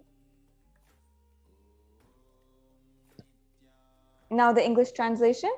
I meditate on Devi with 3 eyes glowing like a moon and holding the Vedas, lotus and gracing with the blessing hands. She is wearing beautiful ornaments and she is worshipped by Brahma and other many gods and showers auspicious boons for all actions every day. Now, we'll understand the significance of the divine element of gold. Here it says the reference from the Atharva Veda, the translation goes, triply born by his birth, right, by birth in this gold, from the atoms of Agni is one, it becomes dearest to Agni. One fell away from the Soma when it was hurt. One they call the seed of virtuous and powerful Apa, the water molecules. Let that triple gold be for your long life. Gold is a divine element. It purifies anything it touches. It is an element of spiritual significance and great spiritual power of healing and enlightening. The vibration of gold has the power to infuse sattva energy and positive thought currents in anyone who wears and anyone who sees the operates in its vicinity. Gold is present in all the scriptures, the Agamas, Vedas, Shrutis, Smritis, Itihasas, and Puranas. In all the Hindu scriptures, it is abundant that all gold is auspicious and purest metal, which purifies the very being. In the Hindu civilization, everything was built in gold. Rituals, fees were even offered in gold bricks. When one has to be saved from life-threatening illnesses, gold was offered as a ritual fee. Gold was in abundance and used for weighing equivalent amounts of commodities, including cows. Kingdoms were built with huge doors of gold, and the streets would have huge columns, huge archways made of gold, and horses and cows were also dressed in gold. The Hindu civilization thrived on the banks of the rivers of gold. It was called Hiranyamaya in the Rig Veda, and the river Saraswati was called the Hiranyavartani in the Atharva Veda. Gold is the supreme element from offerings to the ones you love and revere. And temples are constructed and paved in gold, and deities are made in gold and decked and adorned in gold, because it preserves the enlightenment energy for thousands of years. It lasts forever. Now let's begin understanding the offerings that you can make today to Devi Parashakti herself. We'll now chant the pramana for the E-Hundi offering, the first offering. Bhakti Priya, Bhakti Gamya, Bhakti Vashya, Bhayapaha, Shambhavi Sharadaradhya, Sharvani Sharmadayini. Devi is fond of true devotion and is realized through true devotion. She can be won over through true devotion, and she removes all fears. If there is any fear in the minds of a devotee, Devi is sure to remove that fear. It is stated that Devi likes to be worshipped in autumn, and here it is meant that autumn of our lives, when thoughts turn to more and more inwards, the role of the divine is known and understood clearly. The need for Devi worship becomes stronger. Shambhavi, the consort of Lord Shiva, and Sharadharadhya means the worshipped by Sharada, and Sharvani means the wife of Lord Shiva. Linga Purana says that Lord Shiva is called Sharva in his earth form. Sharmadayini means Devi who bestows happiness on devotees. You can offer gratitude and devotion to Devi Parashakti by offering your Kanika, and name shall be chanted out during the puja to Devi.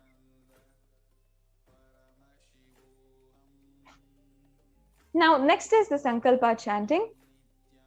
In this, the pramana is from the Devi Mahatmyam from chapter 12, verse 34, which I'll be chanting the English translation.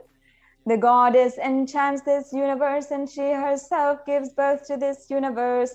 That goddess, being prayed without interest in anything, gives the knowledge that can lead to salvation and gives wealth in the materialistic sense. This offering of the Sankalpa chanting, or the conscious resolution, blesses the person offering with all the fruition of desires and everything that he wishes for.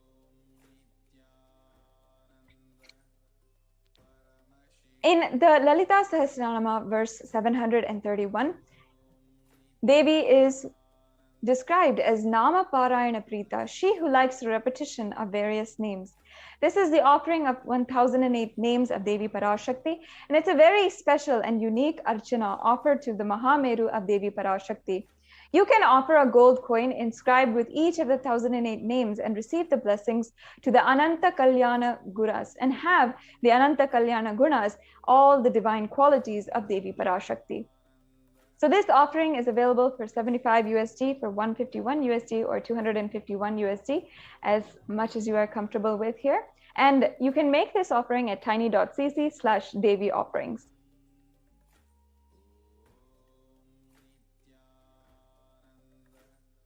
Now, the next offering is the Mukta Anguti, the finger ring with the pura, which is 251 or 501 or 750 USD. I'll now chant the pramana.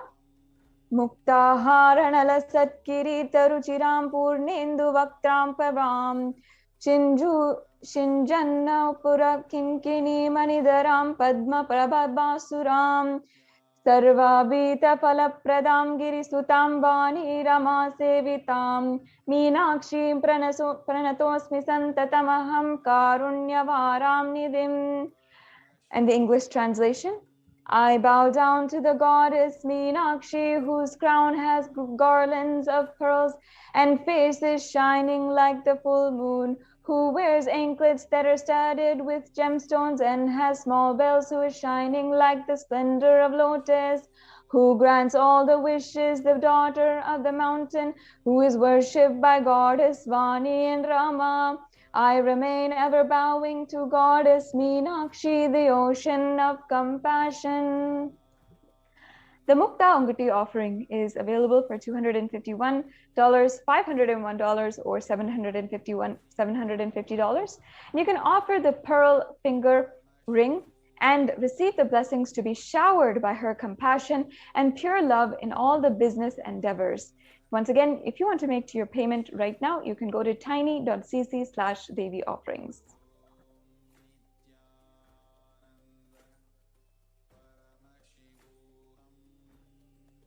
Now, the Swarna Padma Pushpa is the next offering. The cost is 600 USD. And the Padma Pushpa, the golden lotus, has many references in all the different scriptures on how it is most auspicious to give. In the Kamikagama, it is described that all the kalashas should be wound with a suitable thread and covered with new cloth, and they should be adorned with a lotus flower made of gold. Now, in the Vedic tradition, there are hundreds of scriptural references for the significance of the lotus flower. And in all the worship, everything, even in the consecration of deities, the lotus flower is used for all of its parts to offer to the deities and the divine. The lotus is thus considered a divine flower. In Shakti of Paramashiva is also called a lotus, and the base of the Paramashiva linga is also a lotus. The disciple of Paramashiva is also considered a lotus about to bloom. You can offer the golden lotus in any size you wish, and to be blessed to have the state, space, and powers and being of Devi in your inner space amidst every adverse situation in your life. The Swarnamati, the gold toe ring, is the next offering, and you can offer this for 750 USD. The pramana I will now chant. Nakadidita samchanana majana tamoguna padadvyaya prabha jala prakarta saroruha. You whose brightness from toenails destroy the darkness of ignorance from the minds of your devotees who prostrate at your feet. You whose brightness from your 2 feet overpowers that of the lotus flower. The next slide, please.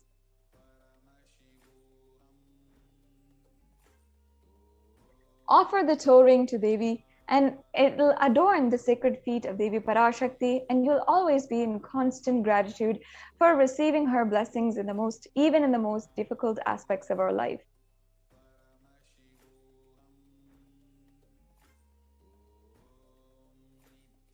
Yes, and in the Lalita Sahasranamam, once again, Devi is described as Shuddha Sarabhi Varshini, meaning she who makes the nectar flow from all our nerves, from the Sahasrara Chakra, who gives a very pleasant experience of the ultimate. The Mount Tika represents the nectar flowing from the Sahasrara Chakra, which is fully opened, and this is also available for 750 USD.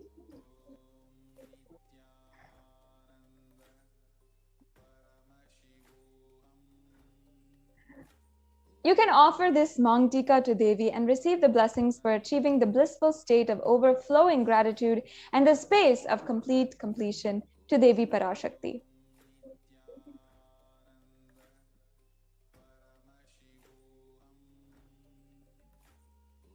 The next offering is the Pratyakshapada Puja. Once again, we're chanting from the Saundarya Lahari, which states that the nails that have been sharpened by constantly being touched by the crowns of celestial beings who always prostrate before Devi. Tamoguna is darkness, and in this stotram, tamas is indicative of ignorance in the minds of devotees by constantly prostrating before Devi. Their ignorance is removed and they attain knowledge. Offering the Pratyakshapada Puja blesses the Yajaman with all the auspiciousness and blessings of the Supreme Pontiff of Hinduism. The next slide, please. There's also the Vastra Seva, which is also available for anyone to offer. And offering the Vastra Seva blesses the Yajaman with the auspiciousness and blessings of the Supreme Pontiff of Hinduism. And that comes to the conclusion of all of the different offerings that you can do for Devi Parashakti. Let's now take a look at a summary of all of the offerings.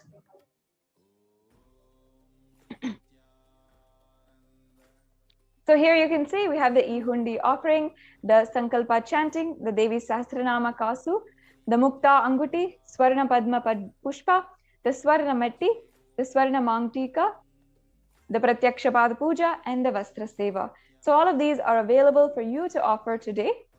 The next slide, please. And in summary, if you have listened to this today and you're interested in making your intention, in the registration form, there are actually two options which you can go ahead with. You can, if you are ready to offer today, you can make sure that you make a payment and your offering goes through. Or if you have the intention to offer the specific sevas, or if you just want to start manifesting, you can go and fill out the registration form. This applies if you are interested in the offering, if you need help manifesting the money for the offering, or if you need more details. So if you go to tiny.cc/BHAVASAMADHI, you will be able to make you will be able to fill the registration form. And if you want to make the online payment, you can go to tiny.cc/Devi offerings and tiny.cc/Sankalpa 2021. So now this comes to a conclusion to this segment.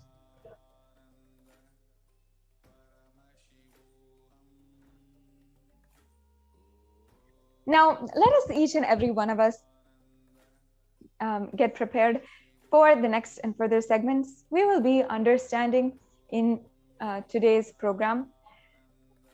I hope each and every one of you already has shared or gone through the OHHCR link that is provided in the scroll below. The good news that we have been celebrating for the past few days in Kailasas across the world is that the UN has finally recognized the persecution against the Supreme Pontiff of Hinduism. Finally, given this atrocious attacks against the Supreme Pontiff of Hinduism a voice.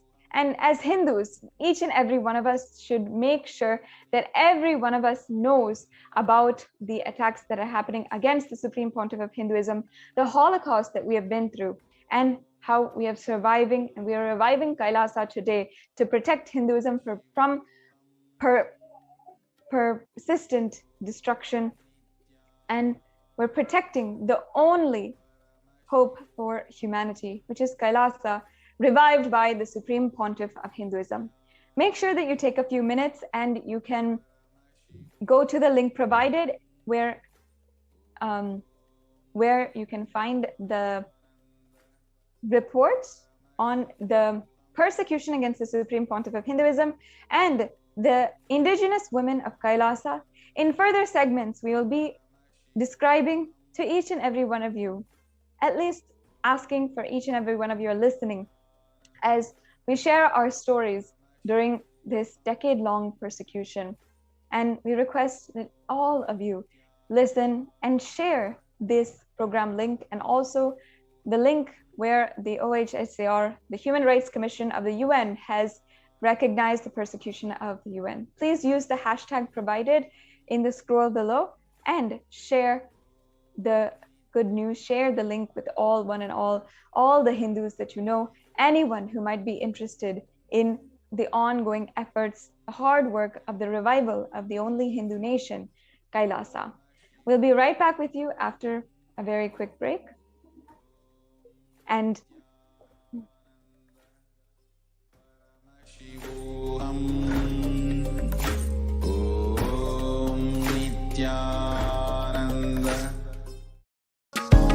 I want the whole world to know Hindus have something great to contribute to the world.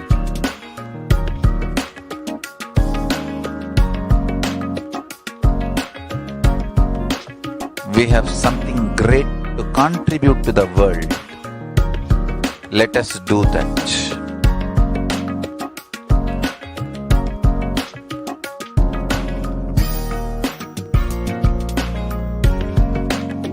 Kailasa is proper customized spiritual service helping you to identify your root patterns of suffering.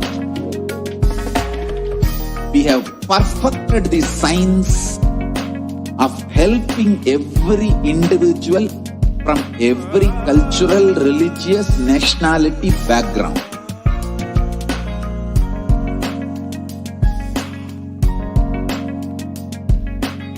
You will have lowest reactionary assumptions, highest awakened response, alive response for life continuously.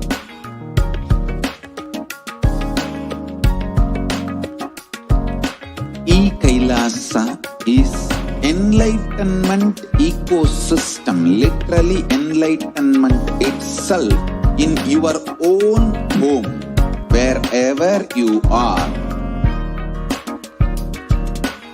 Proper customized spiritual service helping you to complete with your life negativity, withdrawal from life, self-hatred, self-denial, self-doubt, so much of tiredness, laziness. We can support you aligning your diet, your attitude, your aptitude, your understanding about life. We can help you with everything.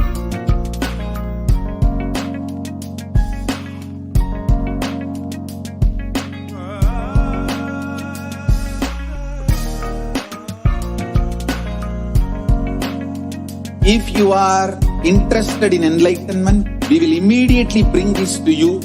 If you are not interested, we will explain the whole science, inspire you and make you interested in enlightenment science.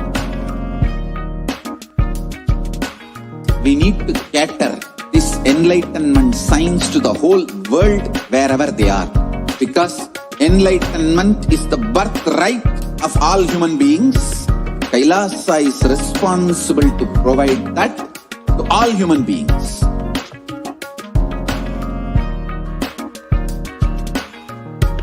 Kailasa is the totality of the knowledge I received from my gurus and practice manifested in my life, perfected by teaching millions of people from all cultures, time zones, backgrounds, genders, nationality, race, from every creed.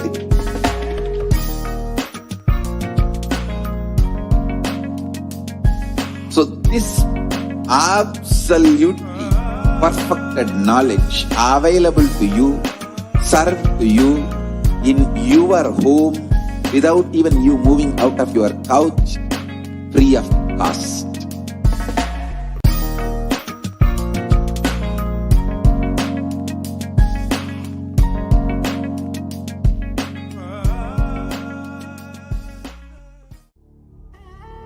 What I mean by the word Kailasa, listen intensely.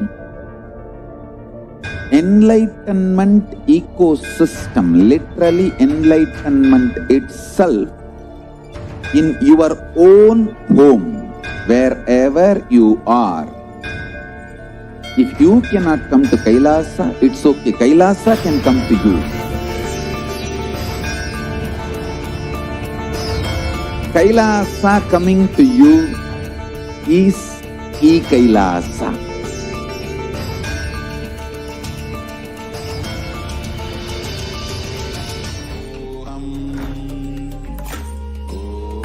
Om Nithyananda Paramashivoham. Om Nithyananda Paramashivoham.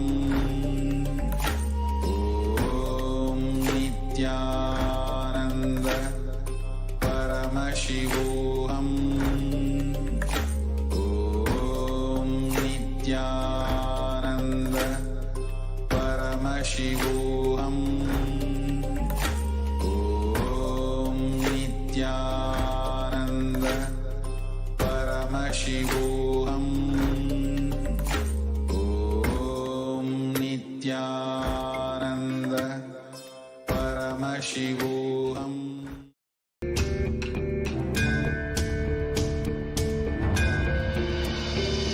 I will revive Hinduism. I am a Hindu revivalist, not by any revolution, but by evolution.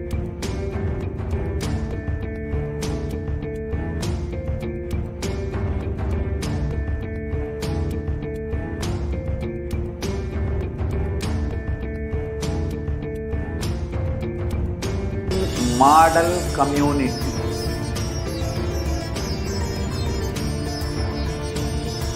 Kailasa, enlightenment ecosystems, Sarvanya Peethas all over the world.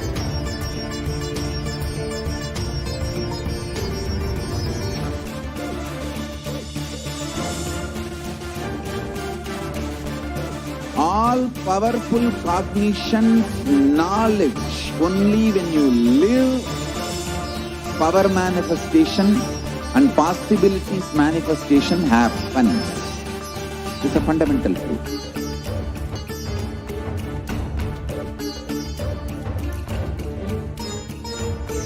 Hinduism cannot live exclusively as one sampradaya. No.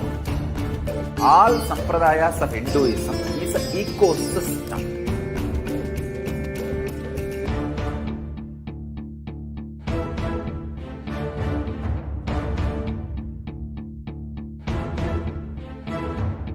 So don't keep quiet thinking that if one sampradaya is attacked, only that sampradaya is going to be affected. All of us are ecosystem.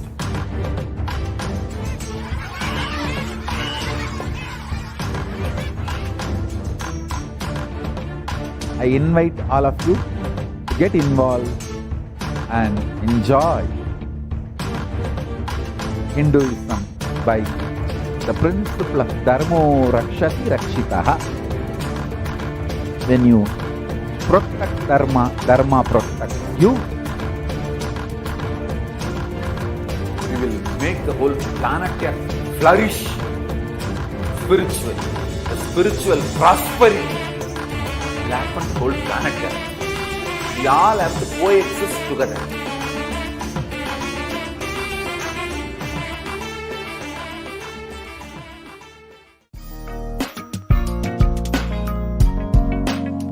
We get you health.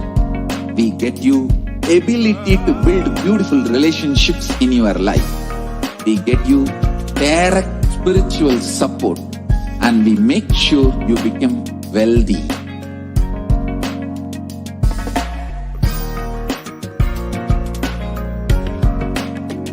We won't stop giving you just good life.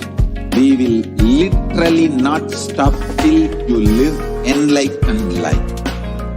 Manifesting the state of Paramashiva, space of Paramashiva, powering of Paramashiva.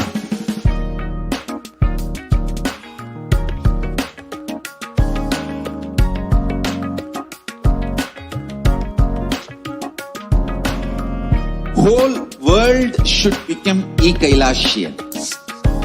I want the whole world to know Hindus have something great to contribute to the world.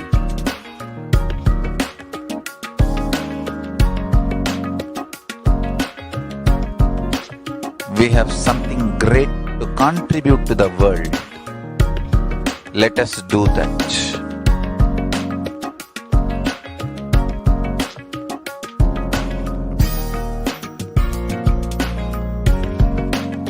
Kailasa is proper customized spiritual service helping you to identify your root patterns of suffering. We have perfected the science of helping every individual from every cultural, religious, nationality background.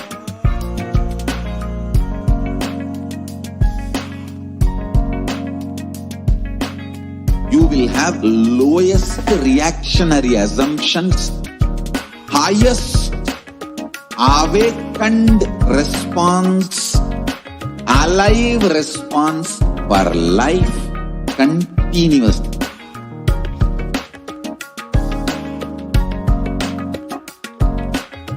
Kailasa is enlightenment ecosystem, literally enlightenment itself in your own home, wherever you are. Proper customized spiritual service helping you to complete with your life negativity, withdrawal from life, self-denial, self-doubt, so much of tiredness, laziness. We can support you aligning your diet, your attitude, your aptitude, your understanding about life. We can help you with everything.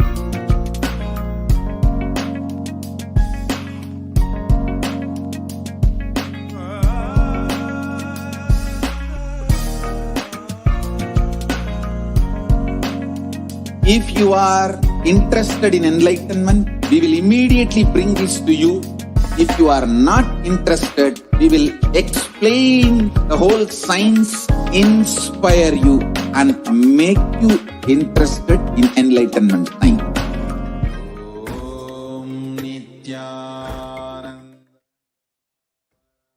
Nithyanandam, welcome back to all the viewers.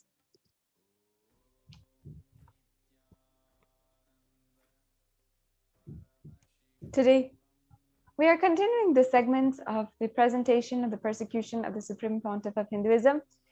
As many of you know, we have been taking a few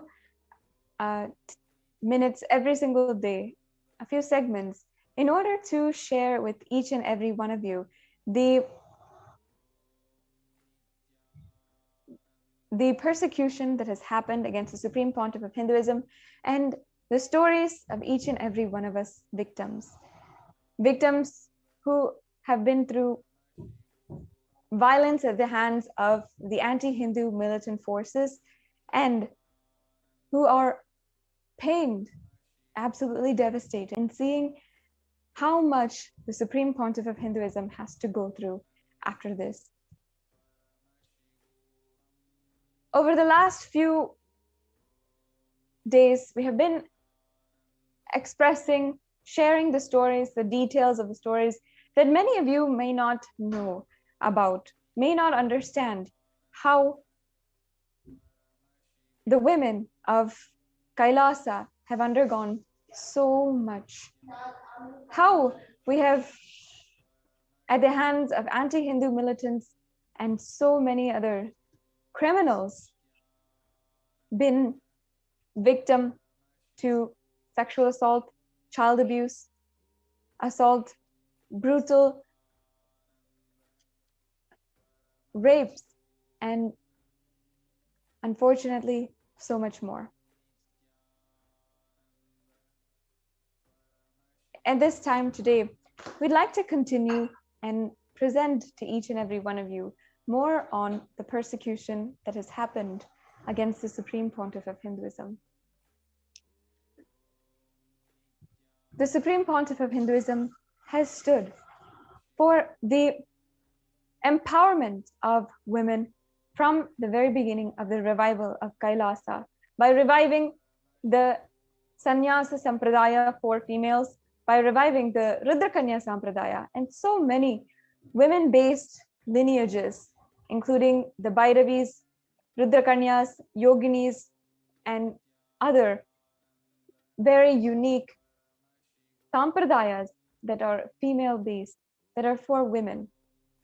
In each of these, empowering women to express the ultimate and infinite possibility that is inherent within all of us.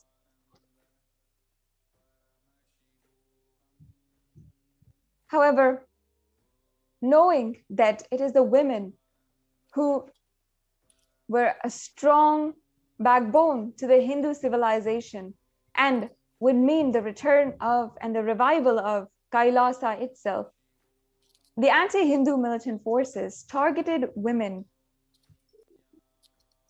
in order to destabilize the entire population and make sure that Kailasa would not be successful. At least they tried. In a series of attacks, the anti-Hindu militant forces targeted the women and children of Kailasa in order to entirely destabilize the entire revival work that was ongoing and completely jeopardize the future of the whole revival work and the nation that was already successfully revived by attacking the women and children. We have seen in so many different examples how the UN has shown case by case how the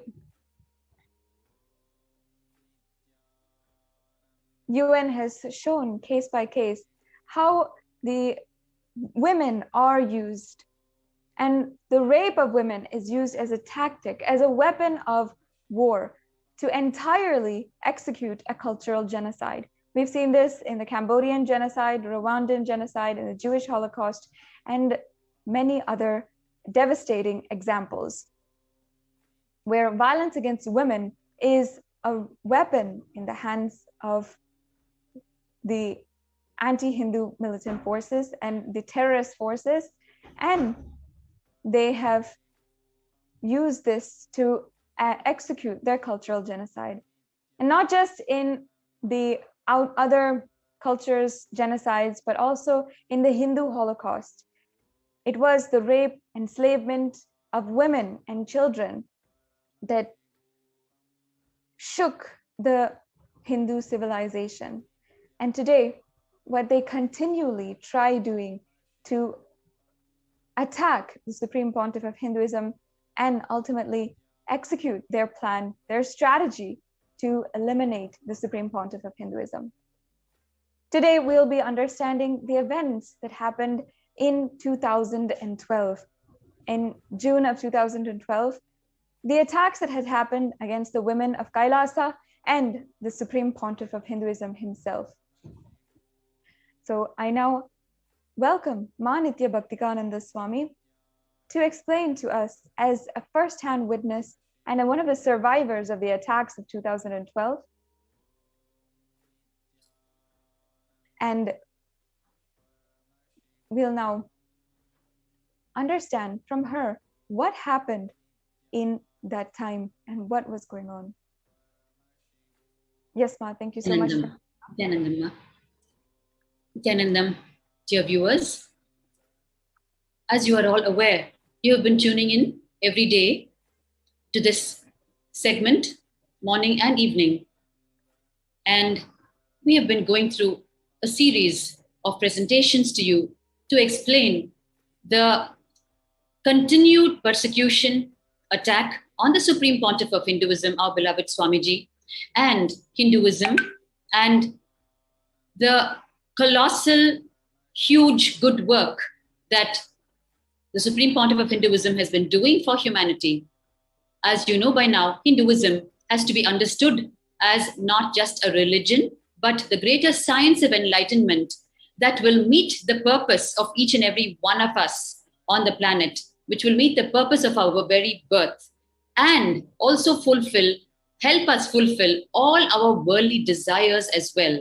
Because this greater science of Hinduism, the living enlightenment science, will empower us, will initiate us, and will give us the ultimate clarity on how to live life as an enlightened being, as the divine itself, and meet not only our worldly desires, but also our ultimate purpose of taking human birth, about which most of us don't even know.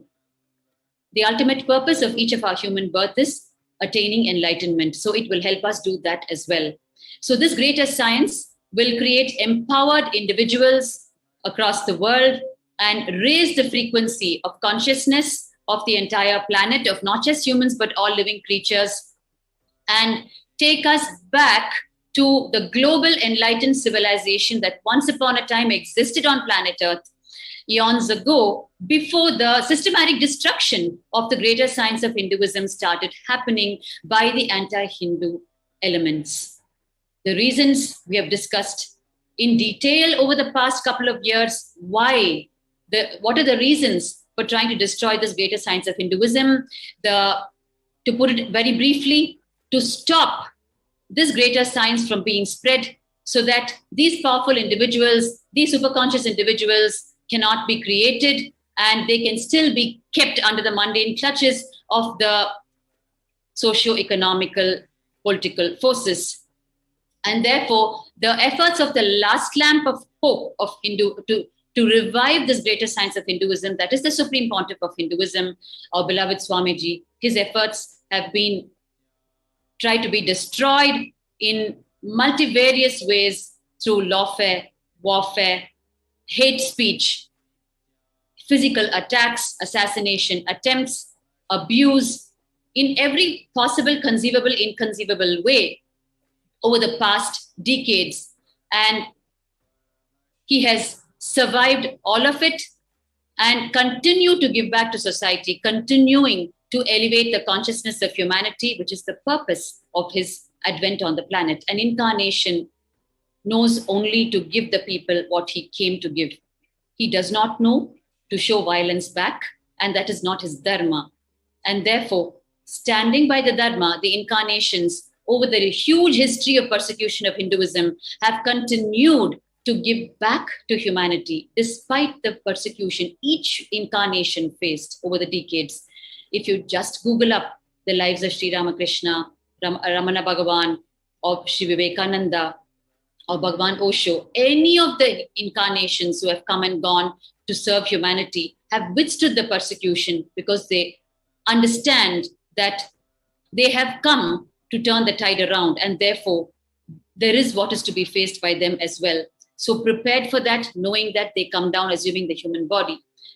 And while we are on this series of presenting the persecution, especially the focus being on the displacement of women on the face of the persecution, which the United Nations has recognized the depth of the persecution that has happened to the women on the face of this persecution against the Supreme Pontiff of Hinduism, and how the women have been displaced place to place across systematic persecutions. As you all know, we saw just a couple of days back the attack in the year 2010, which was one of the largest attacks on Bhagavan Swamiji and the entire community that's trying to make this happen. So the women who have withstood the 2010 attack, who were displaced in the year 2010, we have all come and shared. And it's been a decade now, more than a decade, and we have survived many, many more persecutions, many, many more displacements. We have only emerged stronger, and it is completely by divine will that the whole thing is happening, because we are up against all odds, to put it in a nutshell. Warning, issues have been detected that need your immediate attention. Sorry for the technical Click on... We have been only growing stronger, and that too only by the grace of the divine will. There is nothing else to hold on here, because all the forces that are supposed to be protecting us, all the machineries that are supposed to be in place, facilitating a peaceful life for citizens, for the global citizens, are unfortunately not understanding the importance of keeping this greater science of Hinduism alive. It is only going to help even them and their future generations to live their dreams, because the ignorance is so large that people don't understand that even their material world dreams for economic prosperity or whatever it may be is going to get fulfilled only if you raise your own consciousness. You are not going to be able to achieve it with just the life of struggle that you're now experiencing, which is why these incarnations come back again and again, irrespective of the abuses and attacks faced by them. So we saw what happened in 2010. And today, while we are just preparing ourselves to receive Bhagavan once again for the live Nithyananda Satsang and the revelations for today, we are once again getting into a deeper understanding of the persecutions that have happened. Why we have positioned this segment before the Satsang every day is, while we are so eager to receive Bhagavan, it is equally important to understand the history of persecution of this greater science of enlightenment, so that we ourselves will wake up to it. Like we have heard Swamiji say so many times, even Hindus have not woken up to the history of persecution. They feel it is happening generally around them, and it is something that they can afford to ignore and continue with their own lives. They don't understand it is affecting them in so many ways. It's going to affect their future generations. The future generations are not even going to have the greater science available to them. Even they don't have the greater science available to them today the way it was available decades or centuries ago. And the result of it is the individual and global problems we are facing every day. Whether it is the corona, COVID-19, or it is each one of your individual problems, economic issues, relationship issues, career issues, depression, fatigue, attempt to suicide, and you want to make money, you don't know how to make it. Any individual problem can be mapped back to the lack of superconscious existence as human beings.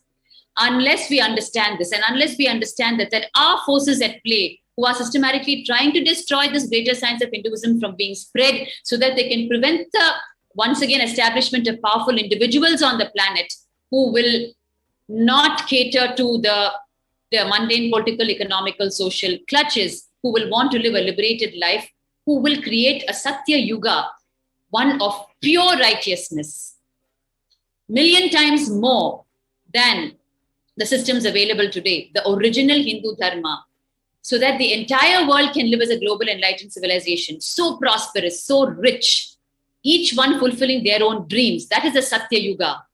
That is what the greater science of Hinduism will bring, including the perpetrators who are unfortunately not understanding this. Even their lives will be raised a millionfold if the Satya Yuga is reinstated. Unfortunately, only when the demonic qualities and low-level understandings in us leave us, even the perpetrators will understand why even they need this greater science to be spread. And they will actually even be able to join hands in allowing the incarnations to do their job. Today, just before we're preparing ourselves to receive Bhagavan, we are going to look at the persecution that happened in the year 2012, which is one of the most venomous, multi-pronged attacks on Bhagavan and the whole effort of making the Kailasa nation happen, and on the sannyasis and specifically the women. In the short time that we have left with us, we will only be able to about start the attack that happened on 2012. And in the subsequent pre-satsang segments, we will present to you the complete details of it. I have joining me today Manitipurna Priyananda, one of our sannyasis, who's from the Western Hemisphere and who has lived the life that she wanted to live and understood the need for protecting this greater science of Hinduism and has dedicated her entire life for it, sacrificing everything, what she knew earlier about life and in life, and has understood that what lies ahead, the need of the hour, is to protect this science. And she has adorned Sanya. She will be joining me today in today's pre-satsang segment. So what happened in 2012?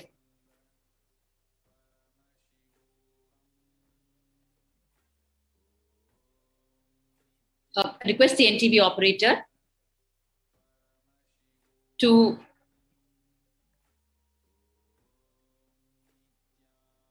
provide the feedback so I know the global audience is able to see and hear me.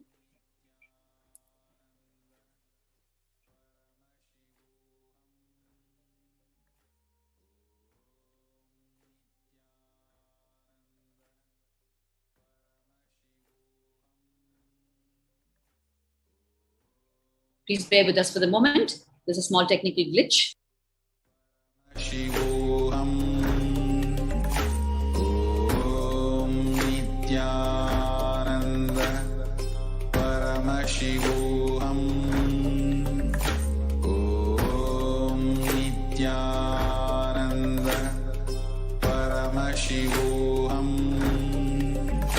Om Nithyananda Paramashivoham. Om Nithyananda Paramashivoham.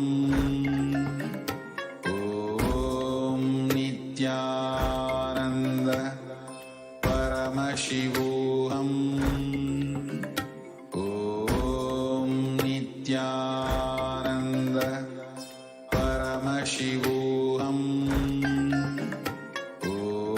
Om Nithyananda Paramashivoham. Om Nithyananda Paramashivoham. Om Nithyananda Paramashivoham. Om Nithyananda Paramashivoham.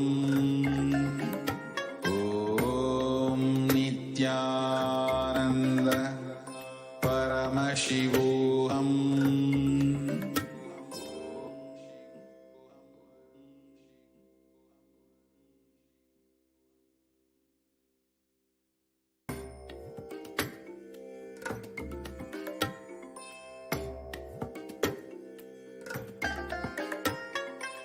I bless you all. Let you all open all your three eyes and manifest the powers of Mahasadashiva. Om Nithyananda Paramashivoham. Om Nithyananda Paramashivoham. Om Nithyananda Paramashivoham.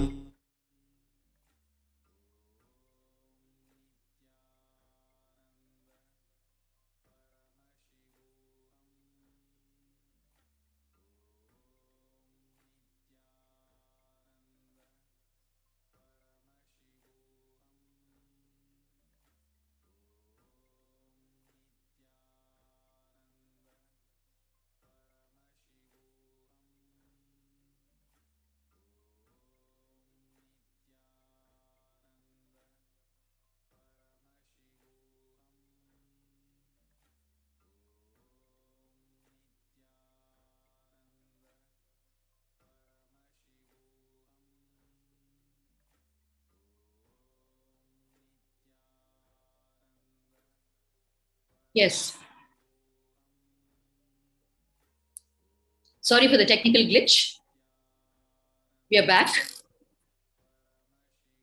So we are here understanding the persecution that happened in the year 2012, which started around the month of June. Of course, it has been a series of attacks and a series of efforts to stop Bhagwan's mission continuously for the past decades. But it once again gained momentum with a focused multi-pronged attack on the 7th of June 2012. On the 7th of June 2012, actually Bhagwan Swamiji had called for a press conference. As you all know, there is the false rape case against Bhagwan, the perpetrator of the false case, the NRI woman, who is also a carrier of 4 sexually transmitted diseases, STDs, which she hid from the officials while slapping the false rape charges. Her medical records were obtained legally through the judiciary system, and that revealed that she was a carrier of the 4 STDs, which would straightaway disprove her false rape charges against Bhagwan, because it was medically proven that there is no STD in his system, and there is no way that a carrier of 4 STDs could have even one physical relationship with a so-called rapist, and the rapist is not carrying the STD in him. Whereas the false rape charge accuser has claimed 40, 50, 60, 100 instances of rape and happily carrying the 4 STDs in her, not even dreaming that it will be out in the open. Her medical records were procured through the judicial system and produced, and it was very crucial to call for a press conference and release this information to the innocent global citizens. So, and also to conclude the fight for justice on the wake of this false rape charges. So with that hope, the press conference was called. And on the 7th of June, I'm going to be showing you a series of visuals for you to help you understand better what exactly happened. While Bhagwan had called for the press conference and the press conference had just started, we were in for a complete shock and surprise. The next great multi-pronged attack broke out right in the press conference room. One of the mainstream media, Suvarna Television, one individual called Ajit from the Suvarna Television was sitting in the press conference room as part of the press personnel. And while the press conference was going on, barely a few minutes after it started, he stood up with a package in his hand. I'm going to be sharing this with you.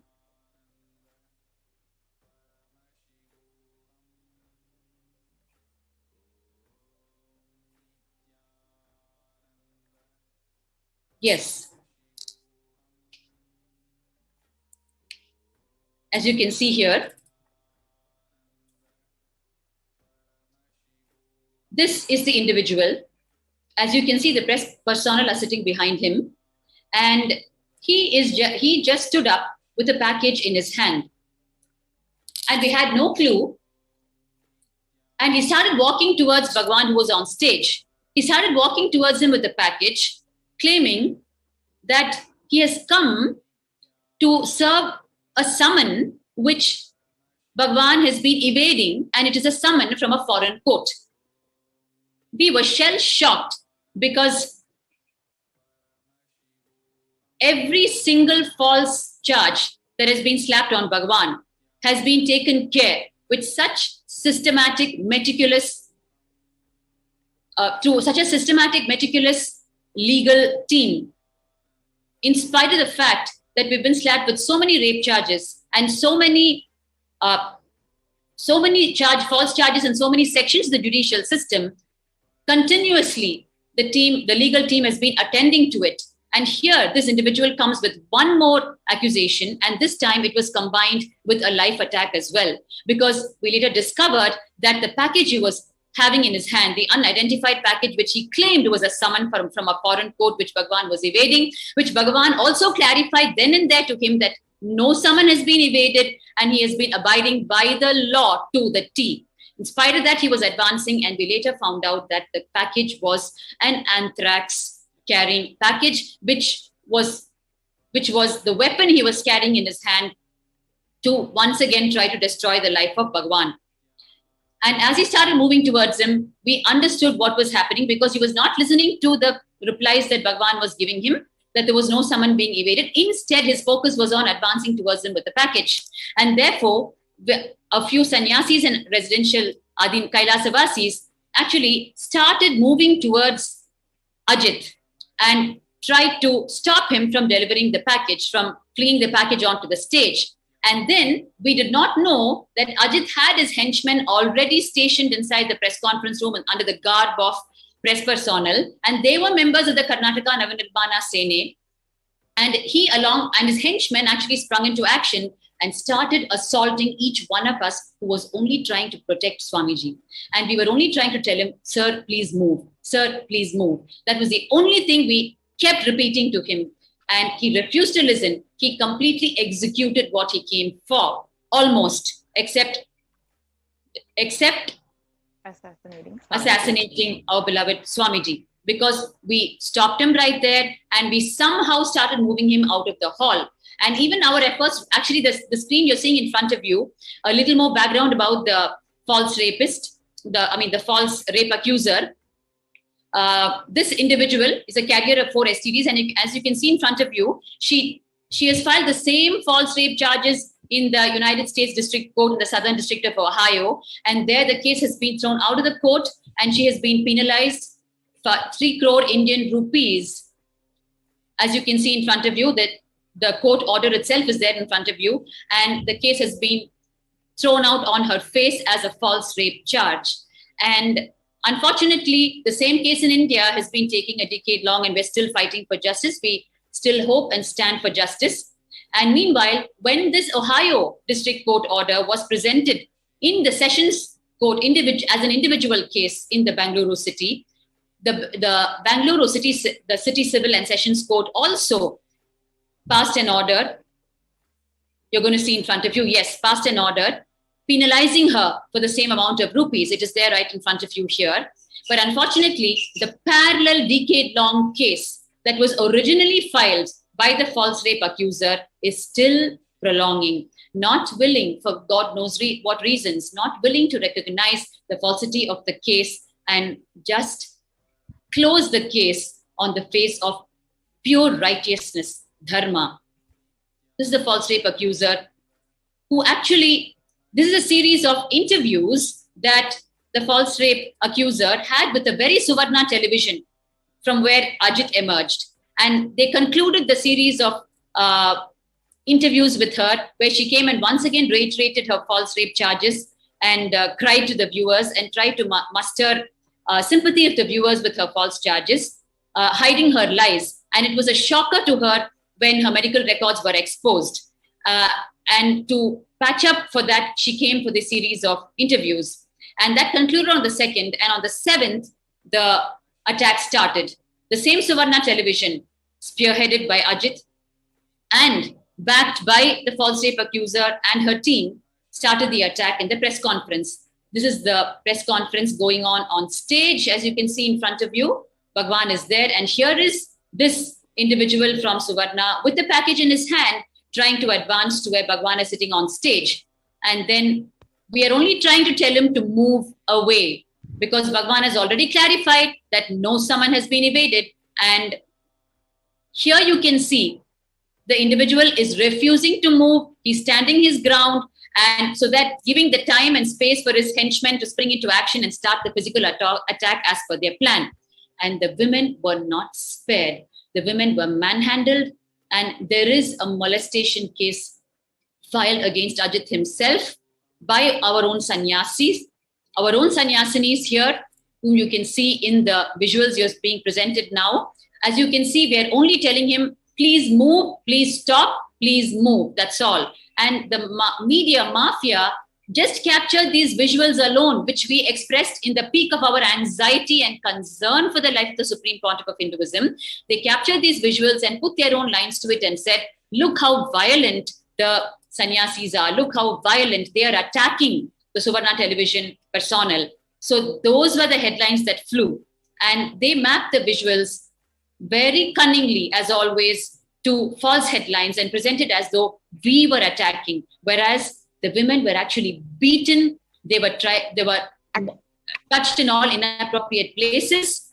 Actually, Bhakti Goswami, sorry. Yes, ma'am. You were there that day yourself, right? Bhakti Goswami, when this attack happened? Yes, ma'am, very much. Inside the press conference room. So can you share your personal experience of, were you also attacked during this whole scenario that was happening? Were you also manhandled the way Achala Swami and so many of our sannyasis were? Absolutely, Ma. The way the scene unfolded, as usual, it was a complete surprise that sprang on us from out of thin air. We were there conducting the press conference, and they turned the press conference room into a war field. Oh, of course, it was a one-sided war as usual from their side. And we were so many female sannyasis there, and they did not hesitate to physically manhandle us in front of so many people. And they were just pushing us, shoving us around. You can see in front of your eyes, Manitya Achalananda Swami being actually manhandled by this individual from Suvarna Television, Ajit. Yes. And you can see it on the right-hand side also. It was a shocker to us women, because we thought at least if we go in the forefront and try to stop them, they will back off from the attack.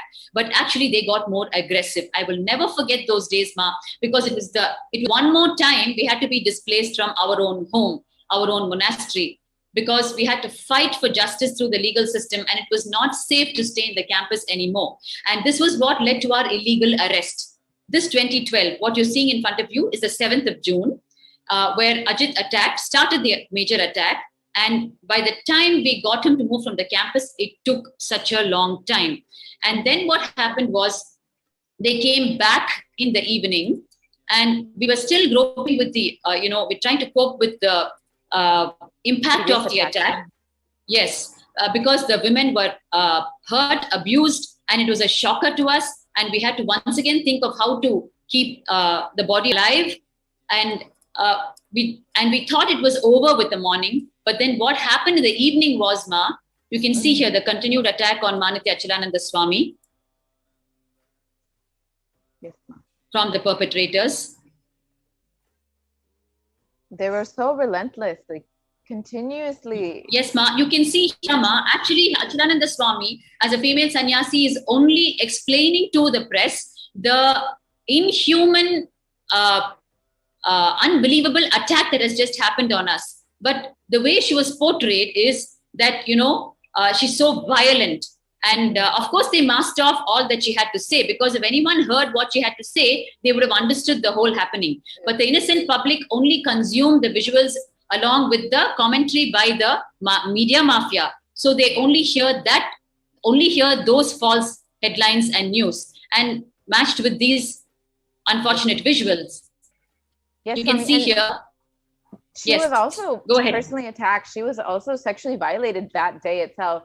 And no media. Yes, Ma. She was sexually violated by this individual, Ajit, and she has filed a case for it. As you know, Ma Purna Priya, our only recourse is legal recourse every time. Yes. With the only hope that justice will prevail. Here you can see, Ma, the evening attack. I was actually at the gate, Ma, when this attack happened in the evening. After the morning, yes. After the morning attack was over, we were still putting the place back into shape. And suddenly, we heard voices at the gate again. And we all rushed to the gate. And what met the eye was a Suvarna OB van, means a live relay van, along with the Karnataka Navanirmana Sene militants. They came together again, this time armed much better and in bigger force with the live relay van. And they actually jumped over the gate. You can see that in front of your eyes. They all started jumping over the gates with huge stones, boulders, and rods, and they started attacking us raw. You can see the red circle here, the stones being thrown on your left-hand side. God, and I was right there at the gate. Sorry, Ma? I was just saying they're very large stones that easily they would if they hit anybody. Ma, like how we were seeing, Ma, even in the case of Kailasa and Trishulam, when the attack happened on the women, just ruthlessly and without even an iota of humanness in them, they were just flinging raw boulder, stones, rods, and wooden poles. And the same thing repeated here on the 7th of June 2012. Here you can see one of the administrators, he sustained a 3 centimeter cut on his head and had to undergo surgery with 33 sutures administered on him. God. You can see here, he's entirely smeared with blood, and they even stopped him. By the time we even got him to the hospital, it was a challenge. He was even stopped from moving to the hospital. That was a fight. And you can see here next what happened at that time at the gate. You can see Ma Nithyananda Swami in this visual. She's actually being attacked not by one person, but by multiple people. They're trying to disrobe her in front of your eyes. And mind you, this is happening at the gate. And it was one of the most unbelievable scenes for me. While I was trying to protect myself and I was standing at the gate, Sorry, Ma? No, I was just saying the whole thing is being filmed. Like, this is a news channel. That Ma, I'm sorry, I was not able to hear you completely. Sorry, Swami. I was saying that this whole thing is being filmed as this is. So as you can see here in front of your eyes, Ma Nithyananda Swami was actually tried to be molested. Yes.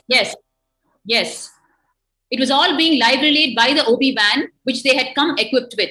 Okay. God. So the idea is to present an image that this whole place is a place where you should not be living, so that everyone will flee from the place. The women will get displaced because of the attacks that are happening, and future women will not be able to enter because of the scenes that are meeting their eyes. You can see here the sannyasis completely getting assaulted by multiple people, not just by one. There were 4 or 5. Yes. And if I can go back to this, I was actually standing right there, and in front of my eyes, this was happening to Mani Anatmananda Swami. It's one of the scenes I will never forget for the rest of my life. And when we thought that we were almost done with this attack on the evening of 7th of June, what actually happened was, we decided, all right, now once again, we can only make this known to the officials and to the innocent public so that justice will prevail. So let us call for another press conference where we explain, this time we will somehow stop the entry of such vicious elements, and we will explain what happened on the 7th of June and what we had to undergo, just the previous day. So we thought we will call for another press conference on the 8th of June. And therefore, what we did, we called for a press conference on the 8th of June. And of course, for this press conference, we could not afford to have Swamiji on stage. His life was already under attack on the 7th. And therefore, on the 8th of June, we decided as sannyasis, we will present to the people, to the innocent public, what happened the previous day. So we once again called for a press conference on the 8th of June. And now I'm going to be sharing with you what happened on the 8th when we called for the press conference.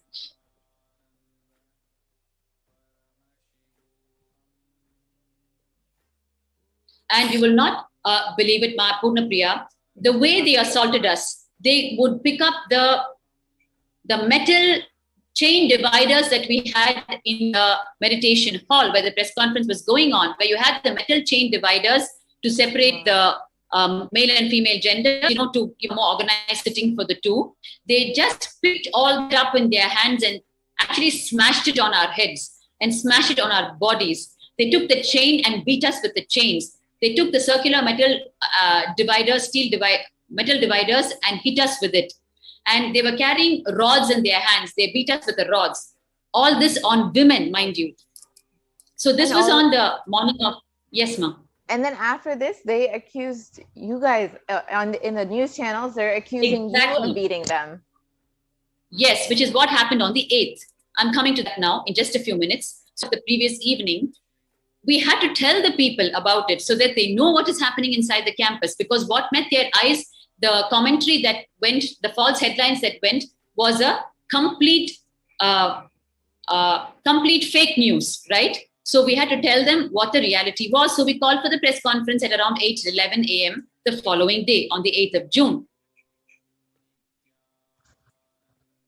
And the sad thing was, Ma, even before Bhagavan could present the medical records of the false rape accuser and convey to the people the purpose of the press conference. Even before he did that, the attack started. Of course, that was the plan, so that will never be able, we will never be able to deliver it to the people, and the people will never get it straight in their heads. They will be kept in false opinions, false judgments, wrong judgments about Bhagavan and the Kailasa mission.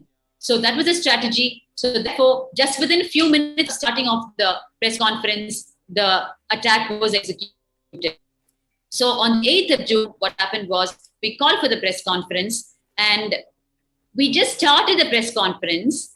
And in just a few minutes, even without our knowledge, actually, these elements had entered again with false press report badges, and they had their weapons inside their outfits, and they had their Karnataka Navanirmana Sena scarves inside their clothes. So we actually completely missed it at the gate, and they were allowed entry even without our knowledge.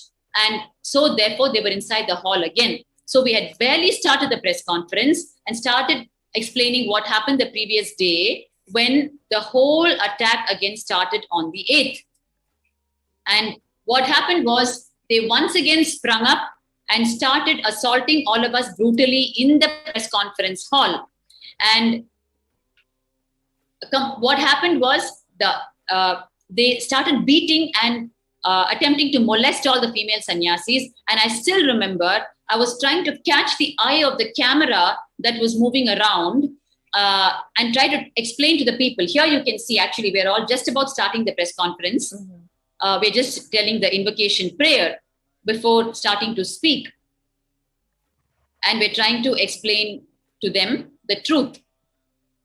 And here you can see, minutes later, the attack has broken out.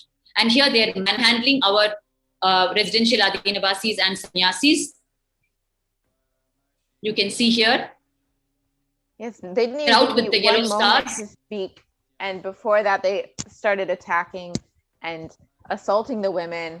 And Bhakti Swami, you were also there. Can you share your personal experience? What was it that you were going through at that time? Seeing all these people for the second time attacking you. What I was going through is, Ma, on the... Yes, continue, Swami. Yes, Ma. First, it was a complete shock, Ma, that such physical attacks can happen, right? So, and that too when women are involved. I was thinking until then, at least where women are involved, there would be some downplay. But it was a raw truth that hit me at that time. I could not believe what was happening in front of me. I could not believe they could actually stretch their body and arms and beat and touch women on their chests and manhandle women in front of our own eyes in public. They were doing that. You can see now the striped t-shirt person actually physically touching Ma Achalananda Swami on your right. Right? And what went on in my head at that time was, I don't think we can expect any justice from this scene, because if ever there was justice available, this scene would not have happened, or it would have stopped within just a few minutes. And by the time we could even get the police to the scene, as usual, the planned attack was over.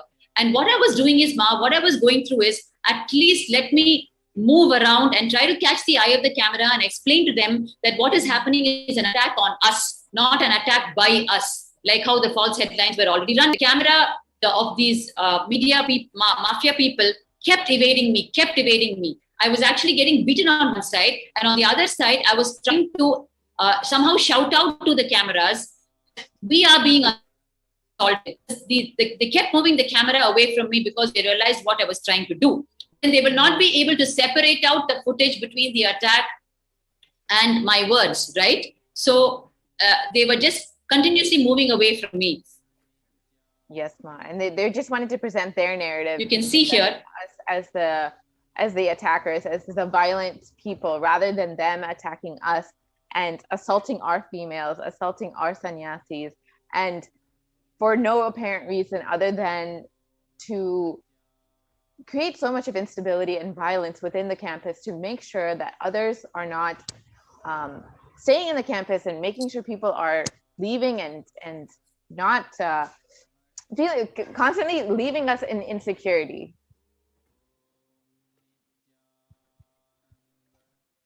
Yes. So Bhakti But Kasami, the what attack happened? in this, yes. Go ahead, Ma. Sorry, Please go ahead. Swami. I was just Okay, going to we ask. have just a few more minutes to wind up, Ma, before the Yes. the next segment is up. So Yes. as I told you, the attack in 2012 is too long and too multi-pronged to cover in just one session. So actually, it started on the 7th of June, and it led to 2 illegal arrests of Swamiji, 2 arrests in one attack. What was going on around us? On the one side, the women were being attacked, and we were forced to flee from our own home yet another time. And on the other side, we have to somehow deal with the situation inside the ashram that they had created and the life of Bhagavan, which is the wealth of literally the entire humanity today. The life of an incarnation happens on the planet for the betterment of humanity. And it is the responsibility of a group of individuals to execute that, protect the life. Of course, cosmos itself is protecting. It is Paramashivoham and Kala Bhairava that is protecting. But when some things happen in the human domain, that you need to execute some act also on the side of protection. So on the one side, we were being abused and they were trying to make us flee, all the women. On the other side, we had to protect Swamiji's life. Because mind you, just during the 2012 attack, 2 illegal arrests happened on Swamiji. Because the same Ajit went and filed a false complaint immediately before we could wake up from the attack and go to the police station. He ran to the police station and filed a false complaint with Swamiji's name as the first accused and 16 of our names below that. Wow. All of us who got attacked, and went and filed a complaint saying they were out to kill me. We were out to kill him. Wow. Right? And so when we went to the police station, his complaint was already filed. Right? It was a real shock to us that It's 6 o'clock. that this extent of viciousness, venom could actually, demonism could actually exist. Yes, Tommy. I think we're time up right now, Ma. Yes. Yes, we will get more into detail about Yes, the ma'am. illegal arrest of the Supreme Pontiff of Hinduism and 16 women who were attacked that day in June of 2012. So I think we will have to wrap up for today, and we will be back with the same segment tomorrow. Please stay tuned for a live satsang in a few moments. Thank you. Nithyanandam. Nithyananda.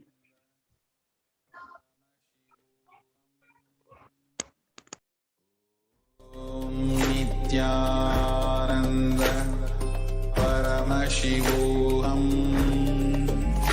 Om Nithyananda. Just be alive for next 3 years. Don't die within next 3 years.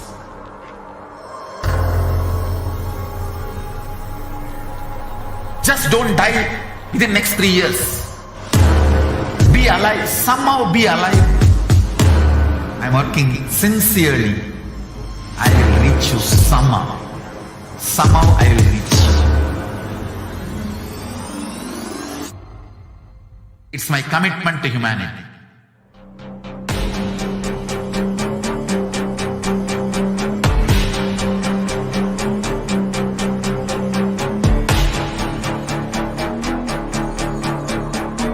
Just don't die within next 3 years.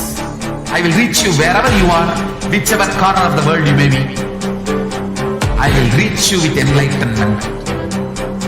You manifesting the space, state, powers, being Paramashivoham. It is possible, and it is possible for you.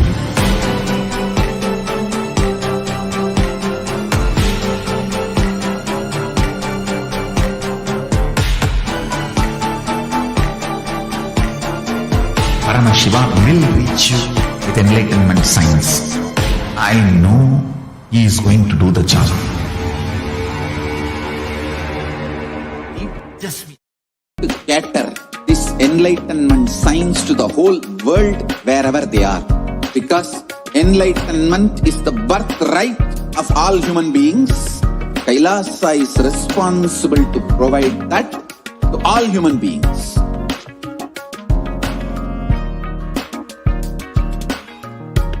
Kailasa is the totality of the knowledge I received from my gurus and practice manifested in my life, perfected by teaching millions of people from all cultures, time zones, backgrounds, genders, nationality, race, from every creed.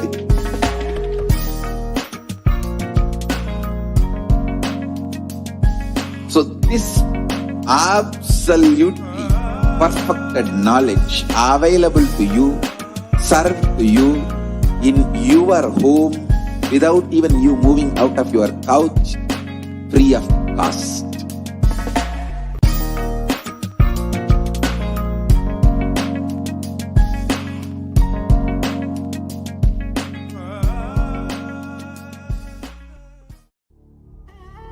What I mean by the word Kailasa, listen intensely. Enlightenment ecosystem, literally enlightenment itself, in your own home, wherever you are. If you cannot come to Kailasa, it's okay. Kailasa can come to you. Kailasa coming to you is Kailasa.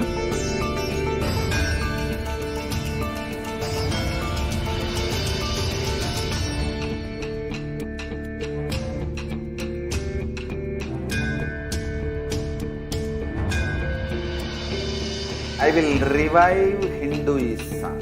I am a Hindu revivalist, not by any revolution, but by evolution.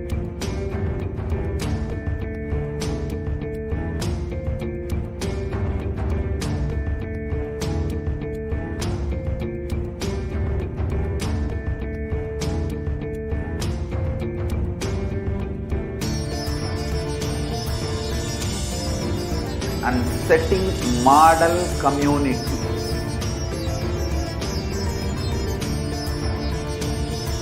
Kailasa, enlightenment ecosystems, Sarvanya Pitas all over the world.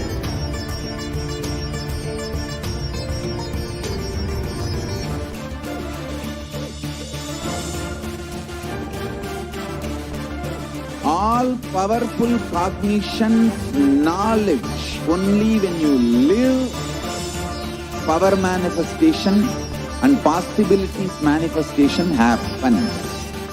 It's a fundamental truth.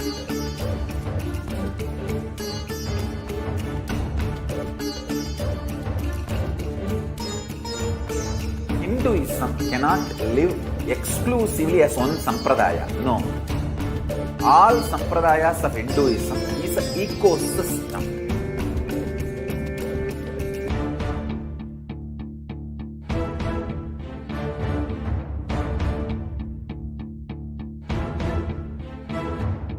So don't keep quiet thinking that if one sampradaya is attacked, only that sampradaya is going to be affected.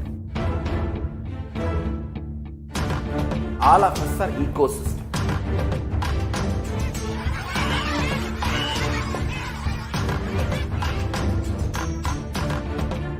I invite all of you to get involved and enjoy Hinduism by the principle of Dharmo Rakshati Rakshitaha.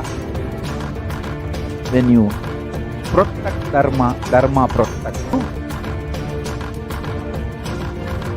We will make the whole planet flourish spiritually, the spiritual prosperity.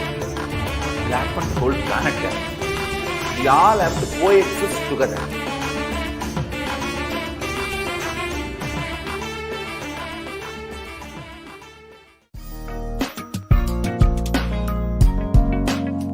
We get you health.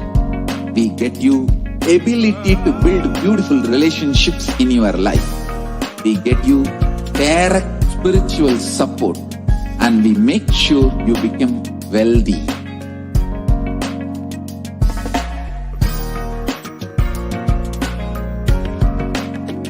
We won't stop giving you just good life.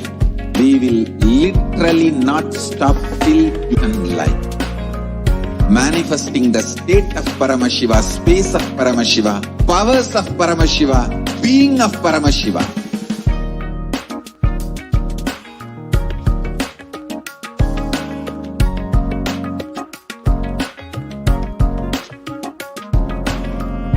Whole world should become Kailasians.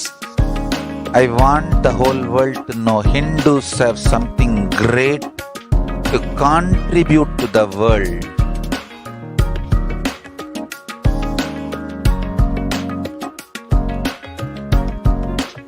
We have something great to contribute to the world. Let us do that.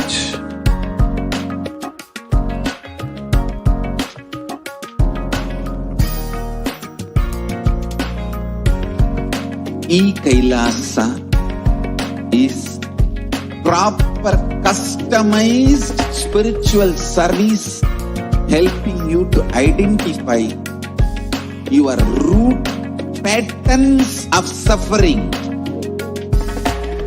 We have perfected the science of helping every individual from every cultural, religious, nationality background.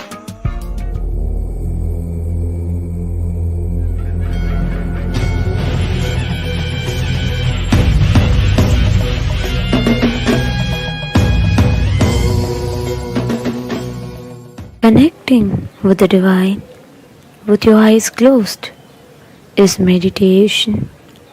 Connecting with the divine with your eyes open is darshan. Come, let us all now move from meditation to darshan. Slowly, very slowly, please open your eyes.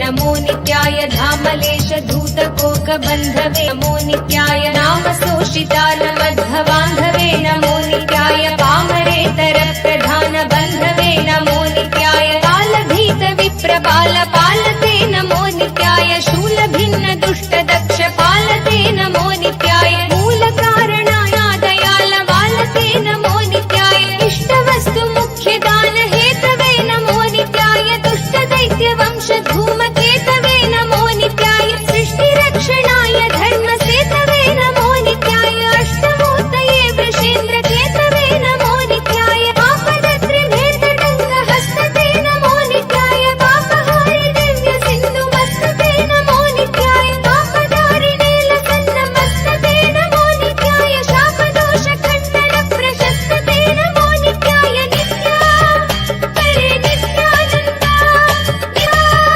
हरे नित्यानन्दा नित्या हरे नित्यानन्दा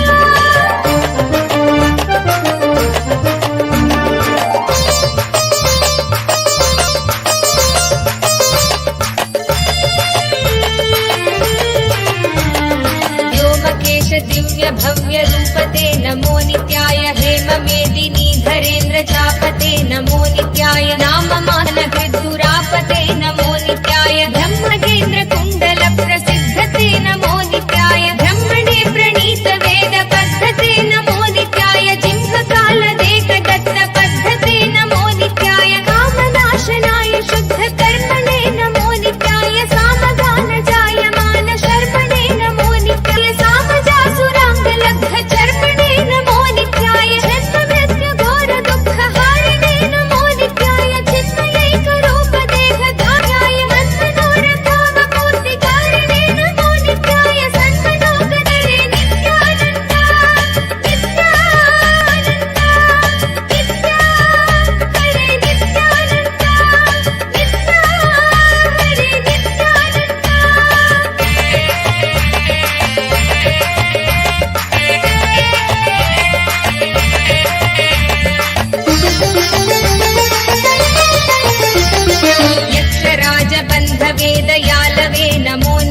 नित्याय दक्षपाणि शोभिकाञ्चनालवे नमो नित्याय पक्षिराजवागहृच्छयालवे नमो नित्याय अक्षिपालवेदपूततालवे नमो नित्याय दक्षहस्तनिष्ठजातवेदसे नमो नित्याय अक्षरात्मने नमाध्वडौजसे नमो नित्याय दीक्षितप्रकाशितात्मतेजसे नमो नित्याय अक्षराजवागते सताङ्गते नमो नित्याय राजदाचलेन्द्रसानुवासिने नमो नित्याय राजमान नित्यमन्दहासिने नमो नित्याय राजघोरकावतंसभासिने नमो नित्याय राजराजमित्रता प्रकाशिने नमो नित्याय दीनमानवालिकामधेनवे नमो नित्याय सूनबाणदागकृत्कृशानवे नमो नित्याय रामरागभक्तरत्नसानवे नमो नित्याय दानबन्धकारचण्डघानवे नमो नित्याय नित्या हरे नित्यानन्द नित्या हरे नित्यानन्द नित्या हरे नित्यानन्द नित्या हरे नित्यानन्द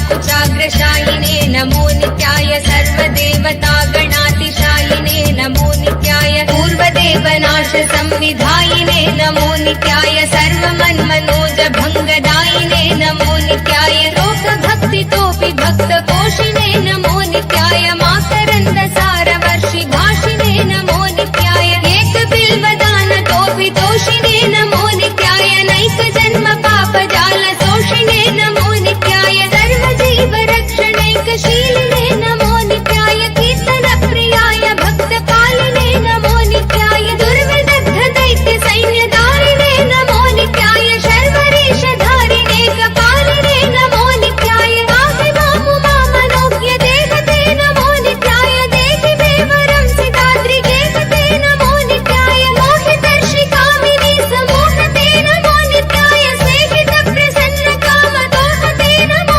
नित्याय नित्या हरे नित्यानन्द नित्या हरे नित्यानन्द नित्या हरे नित्यानन्द नित्या हरे नित्यानन्द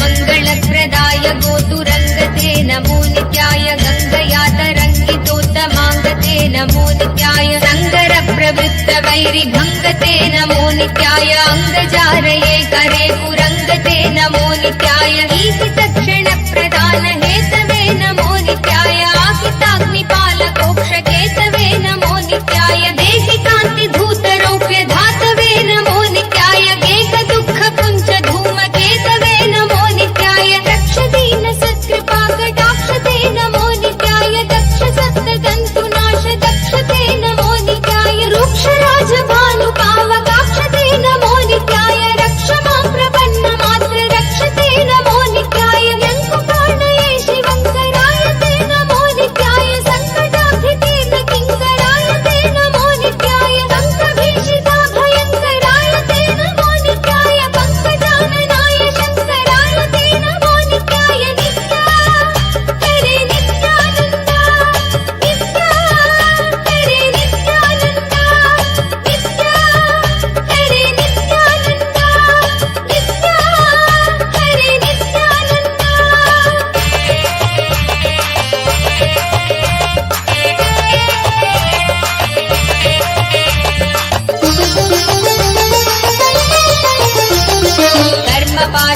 कर्मपाशनाशनीलकण्ठते नमो नित्याय शर्मदाय वर्यभस्मकण्ठते नमो नित्याय निर्ममर्षिसेवितोपकण्ठते नमो नित्याय कुर्महेण तीर्णमद्विकुण्ठते नमो नित्याय विष्णुपाधिपाय नम्र विष्णवे नमो नित्याय शिष्टविप्रहृत्सुखाचरिष्णवे नमो नित्याय इष्टवस्तु नित्यतुष्ट जिष्णवे नमो नित्याय कष्ट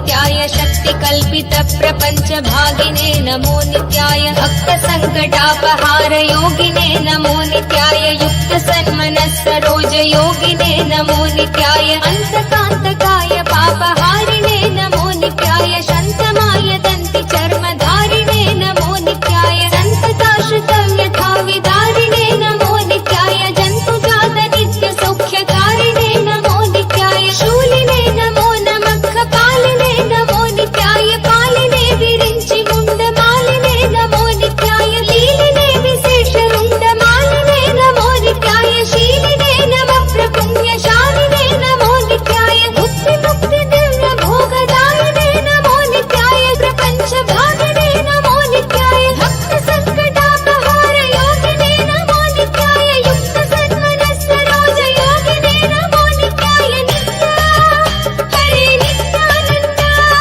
नित्या हरे नित्यानन्द नित्या हरे नित्यानन्द नित्या हरे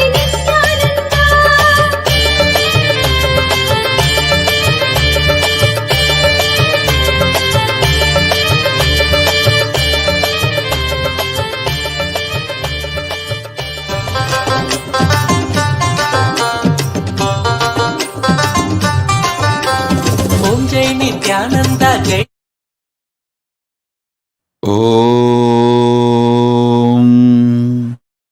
नित्यानन्देश्वर परमशिवसमारम्भाम्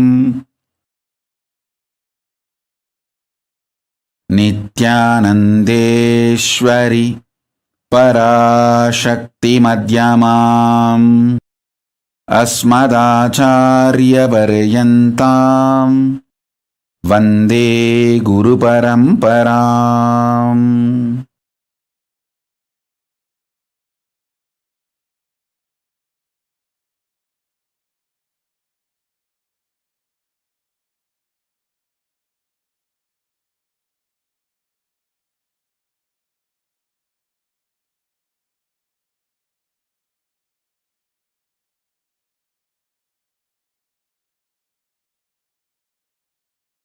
I welcome all of you with my love and respects. I welcome all the devotees, disciples, Samajis, Satsangis, Shri Mahants, Mahants, Tanedar Kotari, visitors, viewers, everyone sitting with us all over the world. I welcome all of you with my love and blessings. Paramashiva's message directly from Kailasa. Listen intensely. Divya Sarira, the body, indestructible, effulgence, which is inside all of us.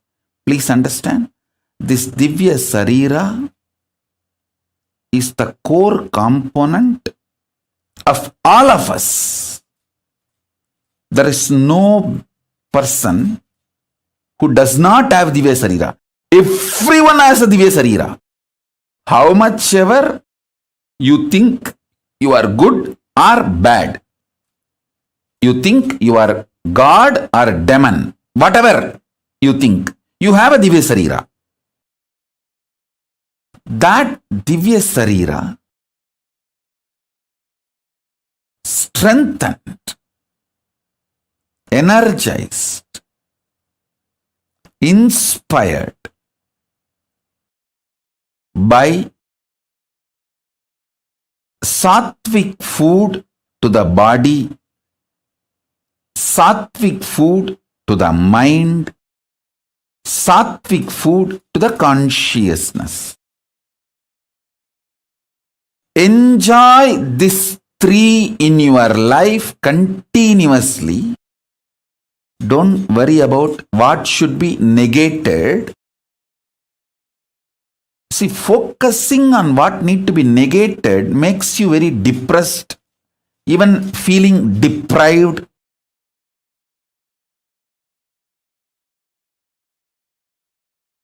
Instead, enjoy what need to be gained. Listen.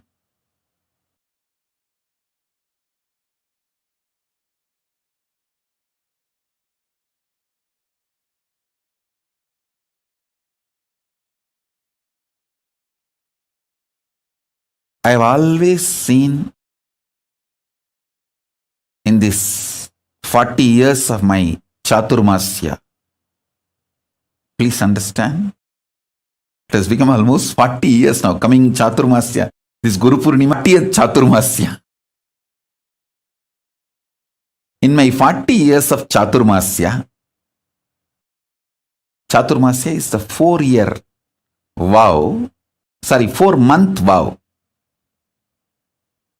Chaturmasya means in Sanskrit, the exact meaning is 4-month.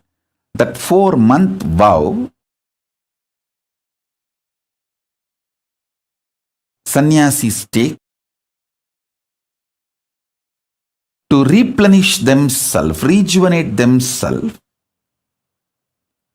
with this sattvic energy, feeding the body with intense sattvic food, feeding the mind with intense sattvic food. Mind has a beautiful sattvic food. Feeding the consciousness with intense sattvic energy.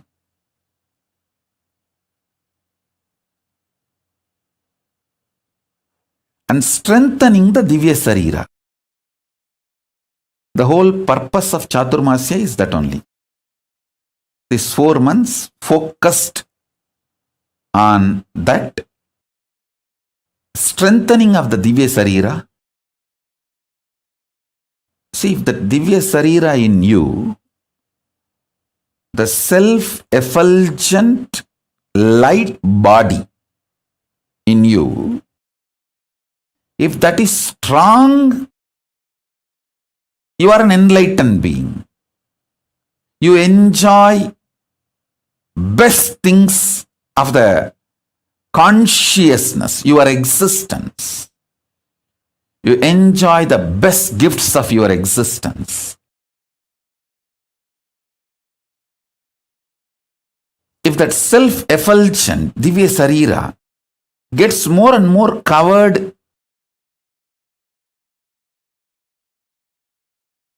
you get deluded, suffer with the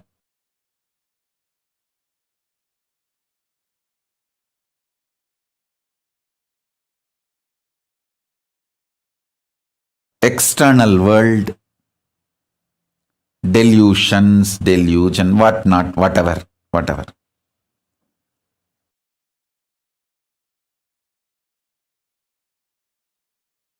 Now I don't want to get into the negative side description. If you miss strengthening Divya Sarira, what happens? I don't want to waste time on that. I only wanted to describe how to strengthen the Divya Sarira.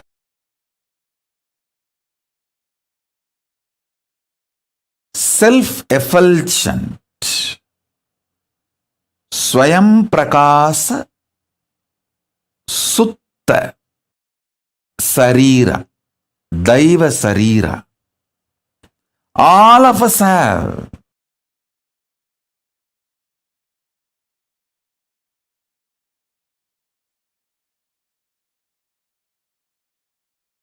The methodologies to strengthen the Divya Sarira and manifest powers of Paramashiva, the state of Paramashiva, space of Paramashiva, and powers of Paramashiva. This truth is the message from Paramashiva directly to the whole humanity.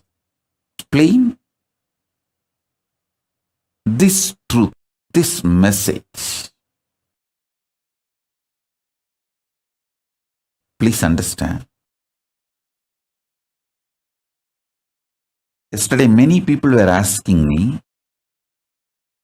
Swamiji, in the pre-satsang, your sannyasis and sannyasinis and whole Kailasa and Sangha is explaining all the persecution you went through and so much of material evidences, facts are presented by them.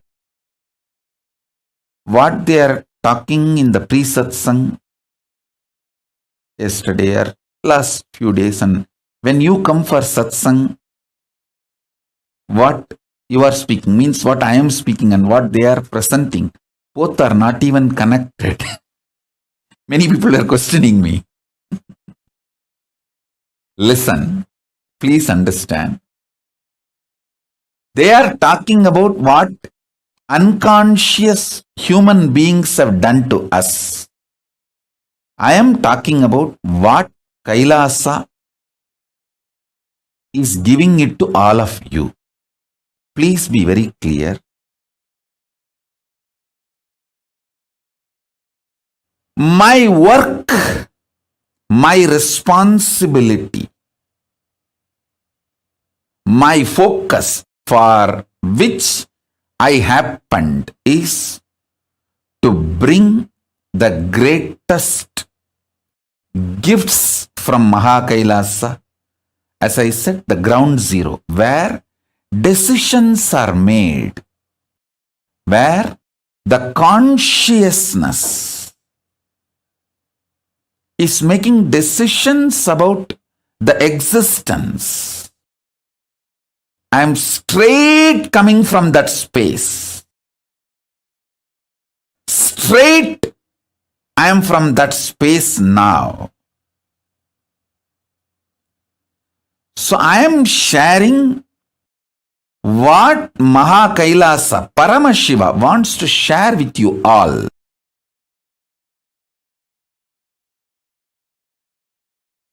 I am going to give what I need to give it to the world. And what my sannyasis are telling in the pre-satsang hosting, it is true. I have been attacked. My sannyasis have been attacked. My sangha has been attacked. It is true. They are telling what humanity has given to us. See, three things with you all. First, what I need to give to the humanity. Gifts from Kailasa. The signs of enlightenment, the signs of power manifestation, the signs of becoming superconscious beings. This is the essence of why life happened on planet Earth. Why living beings happened on planet Earth. My purpose is to give superconscious breakthrough for which living beings have happened on planet Earth.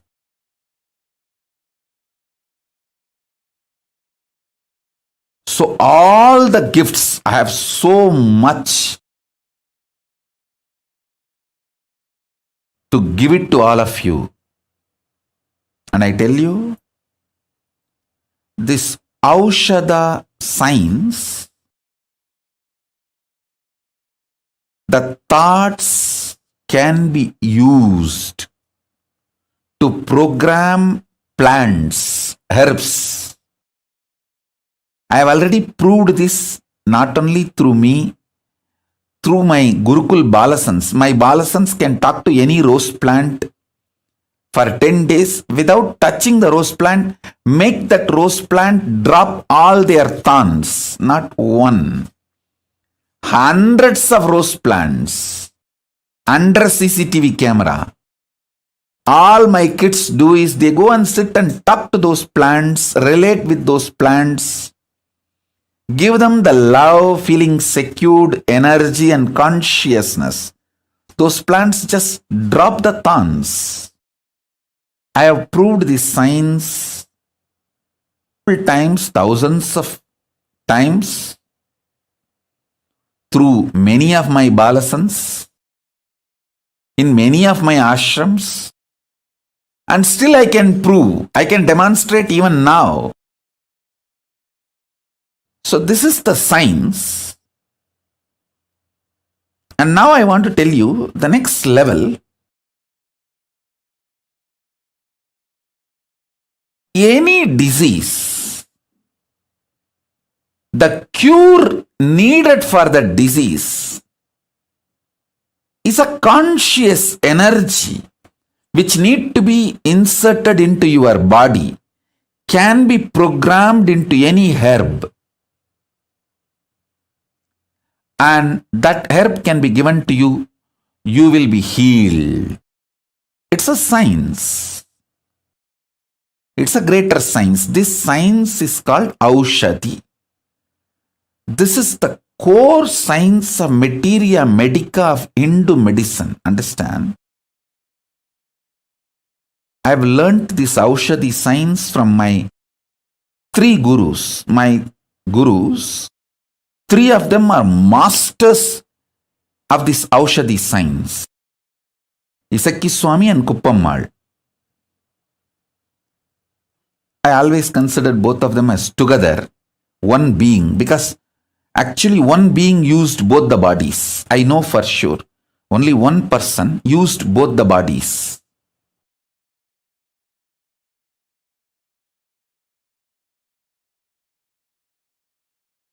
And Raghupati Yogi. We even have a beautiful photograph of Raghupati Yogi personally applying an Aushadha on one of his disciple. The disciple, I think, is from outside India, abroad. He had some paralytic attack. Just only in 3 days, my Guru has healed him completely with Aushadha. And Narayana Swami Tata. These three masters of this Aushadha science gave me this knowledge. Of course, ultimately, Arunagiri Yogeshwara Paramashiva himself showered the whole experience and expertise. Listen.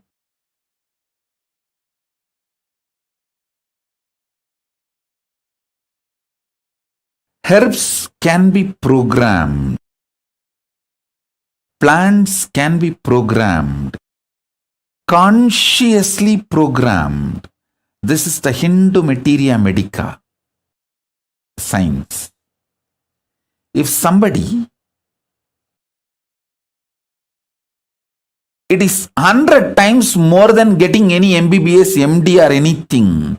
Unfortunately, Hindus neither understood nor recognized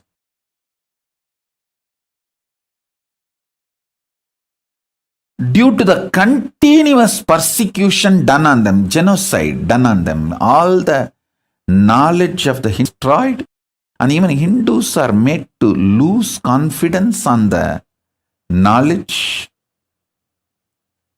And after a few generations of brainwashing, even Hindus feel all these are false and they attack the Hindu gurus who are trying to revive all these great truths.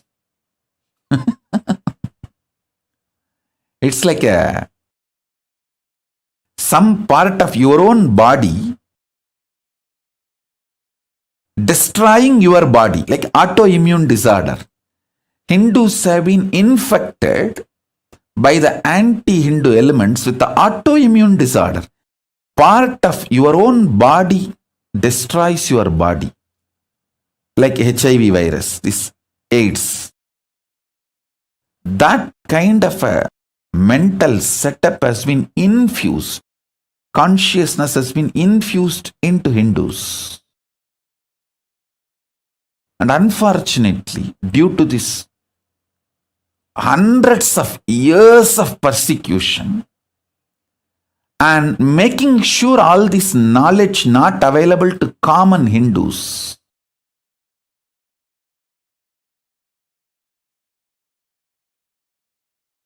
this all made to look like a myth, fake stories, legend, or maybe long before, thousands of years before this science was there, but now it is not there or it is not possible to revive. All these kind of are inserted into the common Hindus' minds. And anybody who is trying to establish, revive the science is beaten black and blue and destroyed. See, unfortunately, Hindus lost the understanding about this collective integrity. See, if a ship has to stay afloat, all the mechanisms in that ship need to stay integrated. It can be the maintenance engineer or the cleaning staff, captain, all the equipments fixed in the ship, everything, the machineries, and all human beings, all of them need to be integrated for the ship to stay afloat. A maintenance supervisor cannot say, I have done my job, but the cleaning staff is not doing his job. What can I do? Anyhow, if the ship sinks, I will not be blamed because I have done my job. If a maintenance engineer thinks he is a fool because when the ship sinks, he is also going to die. Not only is going to lose his job, he is going to lose his life. Please see the photograph of my Guru Raghupati Yogi applying Aushadha on a patient and healing him from stroke. Maybe he had a stroke and some problem in his spine. So Raghupati Yogi applied the Aushadha and healed him completely. I have seen the Raghupati Yogi's love and compassion.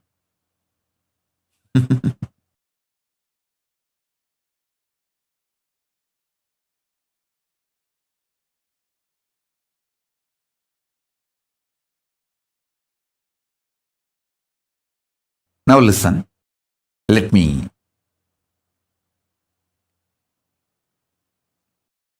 tell you. For the ship to stay afloat and reach the place where it need to reach,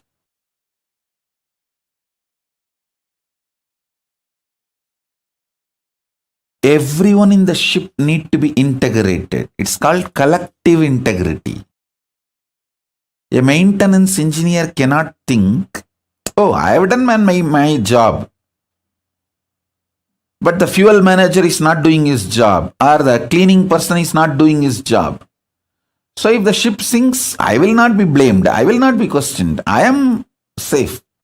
Let whatever happens to others, or whatever others do or don't do, what is there for me. That level of integrity will not work for the ship to stay afloat. This is exactly done by the Hindus. In the modern day, everyone says, oh, I have tried my best. I have done my best. But others are not doing. What can I do? I have seen this as a typical mold. Same narrative.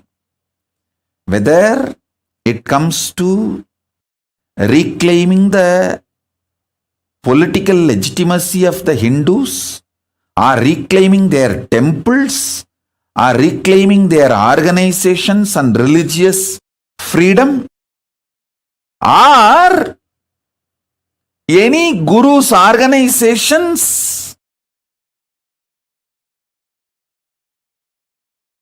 running.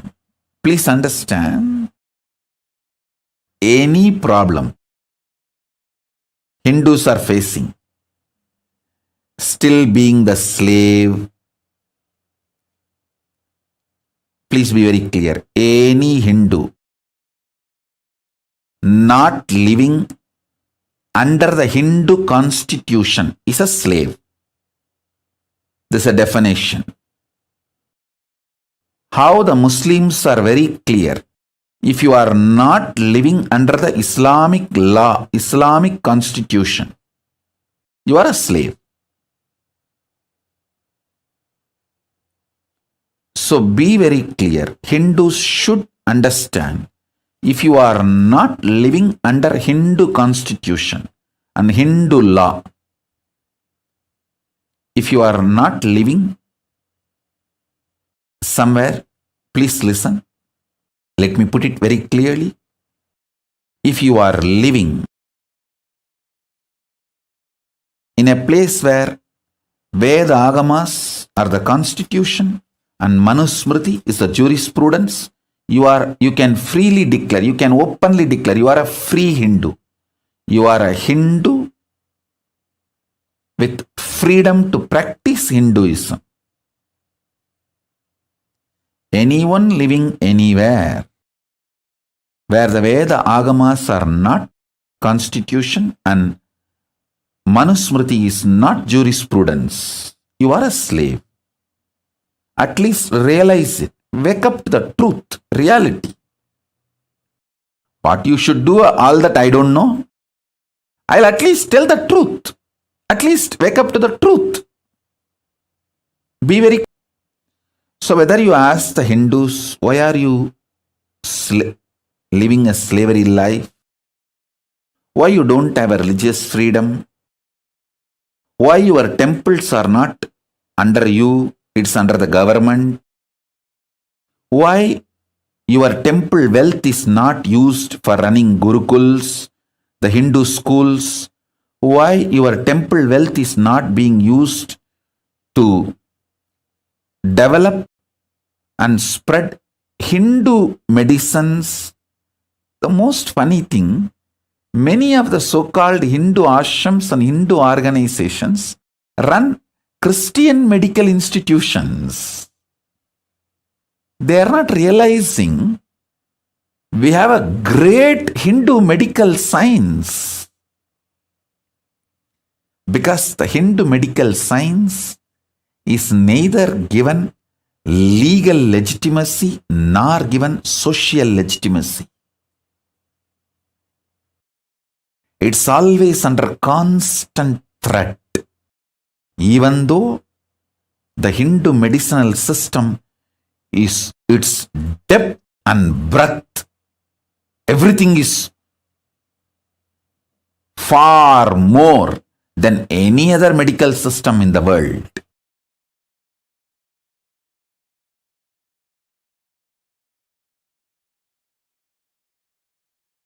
$2,000 before, our guys have performed cosmetic surgery. The Hindu doctors and Hindu medical visionaries like Shushruta, many of the Hindu surgeons,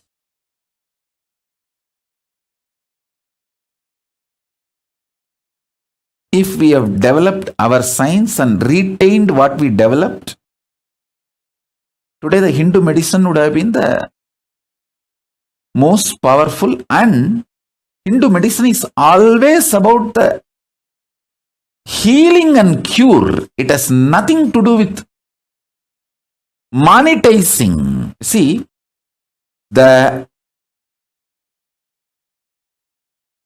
Hindu medicine is kept in pure form without economical agendas and political agendas. By being kept with the Brahmanas, neither the economical agendas of the Vaishyas can interfere, nor the political agendas of the Kshatriyas can interfere with the Hindu medicinal system. The whole knowledge was vested with the Brahmanas. And please, all of you understand, when I talk about the Varna, it is based on the quality of a person, not by birth.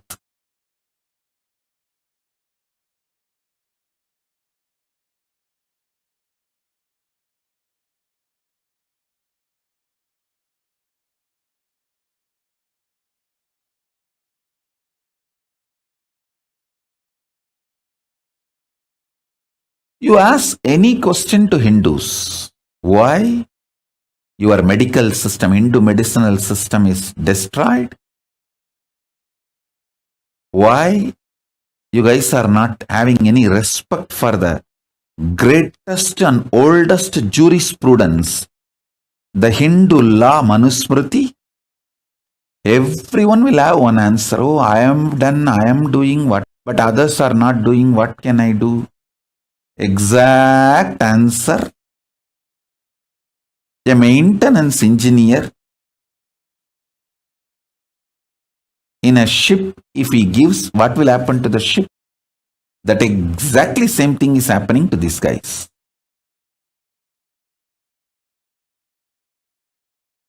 We need Hindus to start thinking with a collective integrity.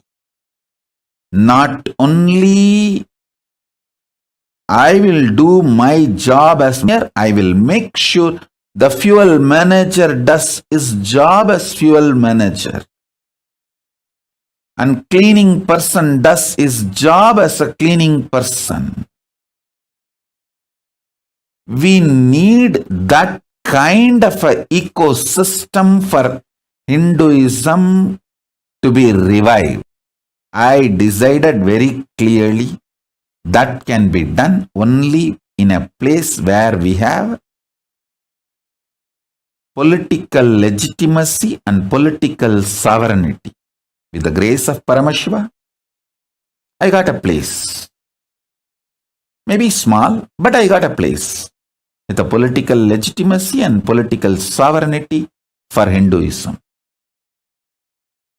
Hindu nation, Kailasa. Only in this place, this collective integrity ecosystem can be built. A maintenance engineer spends 60% of his working time for his job and the other 40% to integrate with other teams and make sure the other teams are also in integrity so the ship stays afloat. And I tell you, many of my Adinavasis who are still there in Adi Kailash or in our ashram, or some of the Adinavasis who left, many of them are highly integrated. Unfortunately, they are not trained in this vision, science of collective integrity. See, many of them are very highly integrated. They say, I have done my job. I am very integrated. Swamiji knows. What can I do if others are not doing? That is not going to bring the result. If a maintenance engineer, even if he is highly integrated and he doesn't care about the fuel manager properly adding fuel to the ship engines, the ship is going to sink. And you may not, maintenance engineer may not be blamed but he is going to lose his job and life. Individually integrated people in my Sangha missed this truth. Only with the collective integrity the ship can stay afloat. If not, you may not be blamed because you have been integrated. But the final result is not going to happen. You are also going to lose your job and life both. Thoroughly understood. Hindus have been beaten too long. And maximum, they have the energy only to be individually integrated. They don't have energy to manage the collective integrity. So only the captain has to be responsible for the collective integrity. The collective integrity, education and evolving a structure with a collective integrity. For reviving Hinduism, we need a place with a political legitimacy and political sovereignty. With the blessings of Paramashiva, Ganapati, Kalabhairava, all the gods and goddesses of Kailasa, Bhuma Devi, we got a place for Kailasa with the political sovereignty and legitimacy. We have a place. More than one place, actually. We have a place now, more than one place.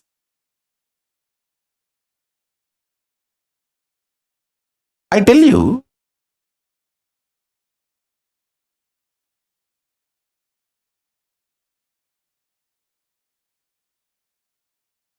I have to do it. I cannot waste time in blaming, in cursing. I don't have time for that. I am already 43. I have to do it. Of course, the grace of Paramashiva, we did it. We have a place now. The base is ready. Now the collecting the individuals and organizing. Even now I can see I have amazing individuals who are so highly dedicated and integrated to me. I can name every one in front of me. If you see the integrity of Ma Divyananda, she is equivalent to a Nayanmar. Push Murugai and Saras Murugai. Sumati, Ma Parameshwara, Karunananda, Ma Paramananda. I can go on reading everybody. I tell you, I never praise Ma Pranapriya, her integrity. If I need a kidney, I don't need, I will never need, I am very healthy and I am going to live a healthy life. I am giving you, for example, if I need a kidney, I will take only from Ma Pranapriya. Because she will not even repent 1 second, oh, I gave my kidney to Swamiji. That kind of integrity. But this individual's integrity will not be enough. We need collective integrity.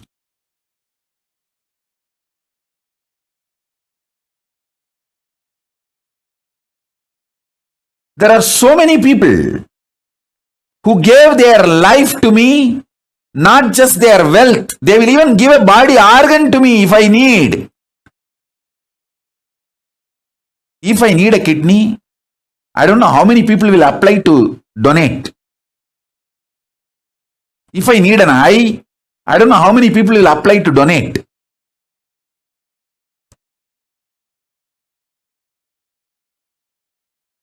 I have such highly integrated, dedicated, devoted people.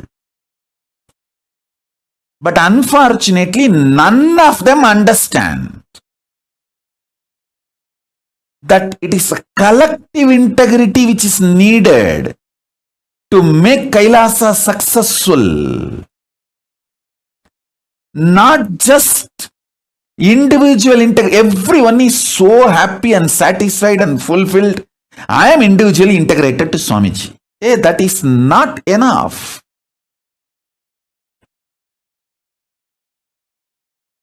I am telling you now.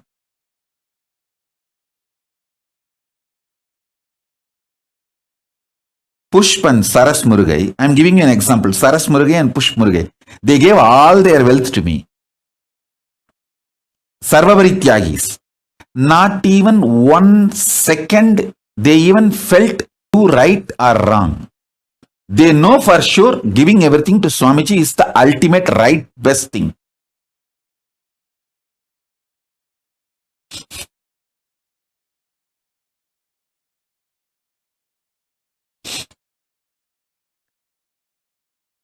As I told, if I take a kidney from Mahaprana Priya for me,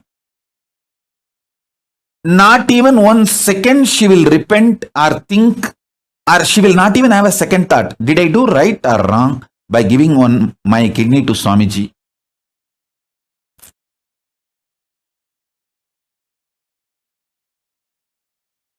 Never ever she will have a second thought. I have such highly integrated people. You see, these few names I uttered because they are in front of my eyes. And I have long list. The names I have not uttered.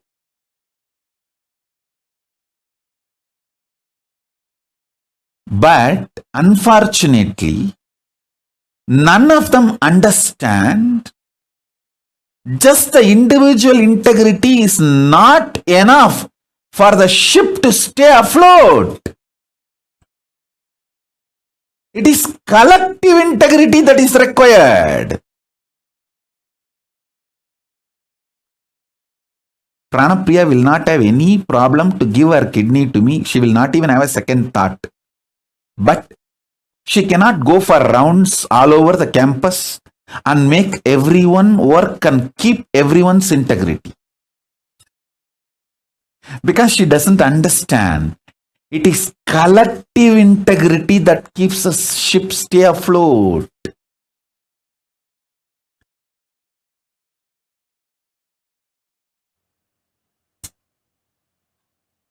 Same way Saras Murugai. She will work 24/7 for me.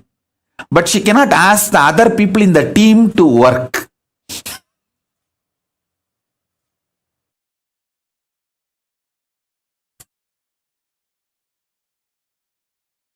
I tell you, this is one of the biggest curse Hindus are suffering. Everyone feels, oh, I am integrated. I will do what I need to do. Others are not doing. What can I do? It is captain's responsibility in making collective integrity happen. Everyone to be integrated, not mine. Sometimes people in the ship, one side maintenance team enjoys the other side maintenance team failing, thinking, oh, see how we are victorious now, they are failing, and that big holes are happening. Hey, if the water comes in and the ship sinks, all of you are going to die. Why don't you understand?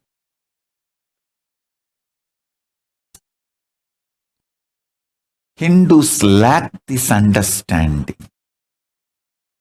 In every level, whether, see, a major 100 problems of Hindus, if you list, their temples are not in their hands. all the income, money comes to the temple for spreading Hinduism is not used for that purpose. And all the wealth dedicated and donated for Hinduism by their ancestors is not used for that purpose. Somebody was telling me the other day, I'm not talking about one state or any one country, and I don't interfere in any country's internal administration and all that. I am talking to Hindus to wake up.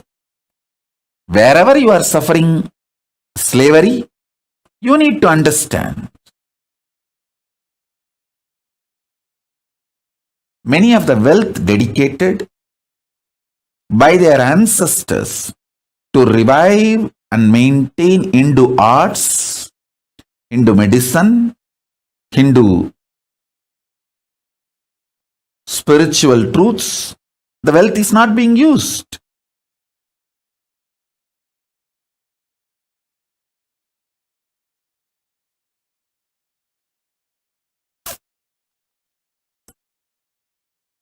Whether it's a political slavery or the persecution Hindus suffering or not having the religious freedom to own their religious worship places in their control, not having the freedom to practice their religion as they want, as the agamas, their religious scriptures describe, not able to maintain and hold their religious organizations or religious wealth under them. You ask any question, any problem to any Hindu thinkers, think tanks, Hindu organizations, Hindu leaders, Hindus, whether common Hindu or Hindu thinkers, ask them, any of them, these questions. Why the Hindu gurus are being attacked left, right, center through the hate speech, and systematically the Hindu organizations are pulled down, collapsed, and why Hindus are keeping quiet without Hindu gurus who are the... See, Hindu gurus are attacked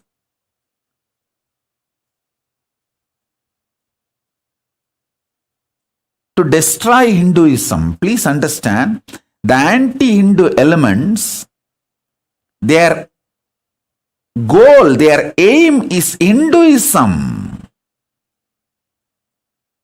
Because the Hindu gurus are defending Hinduism and promoting Hinduism, they are being attacked. And Hindus are not waking up to this truth. You ask any of these questions, this top 100 questions, top 100 problems. You list top 100 problems of the Hindus. Getting bullied in the cyberspace. So much of cyber bullying. All the major social media organizations are anti-Hindu. Racist. So much cyberbullying, racist attacks on Hindus. They don't have their temples under their control.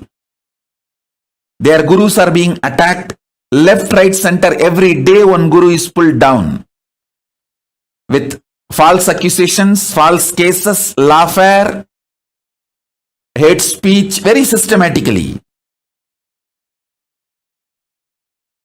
List all these 100 problems and ask these questions.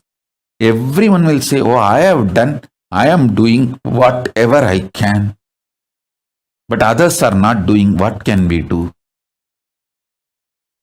We need Hindu leaders who understand collective integrity truth. It is collective integrity which is going to keep the ship stay afloat.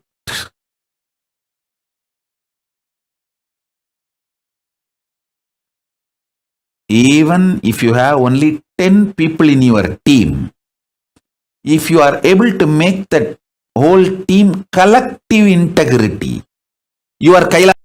You can be head of a Kailasa and it will be successful.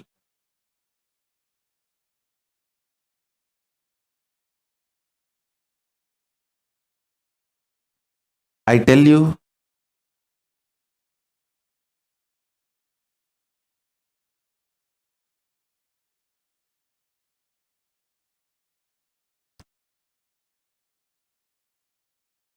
in every level, I have to do my responsibility.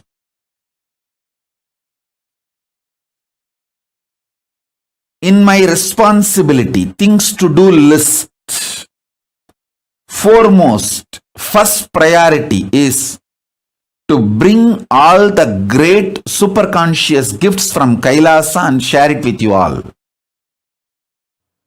That's my first priority.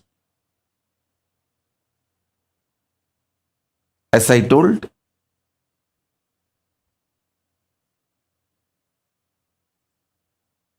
strengthening your Divya Sarira with the right methodologies, making your body sattvic through yoga, right aushadha and sattvic food, making your mind sattvic and powerful through completion, unclutching, nirvikalpa samadhi, making your consciousness powerful by that sattvic Paramashivananda, introducing literally the existence, conscious existence of Paramashiva. You just know Paramashiva is alive and he is in me.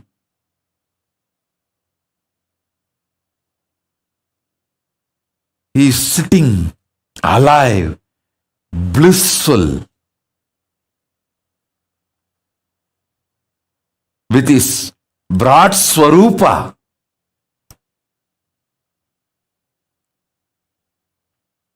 Paramashiva Paramburul,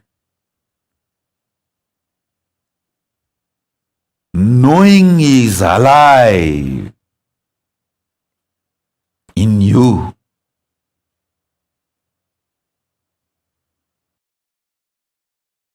Makes your consciousness sattvic. My first and foremost responsibility is to bring these great gifts to all of you.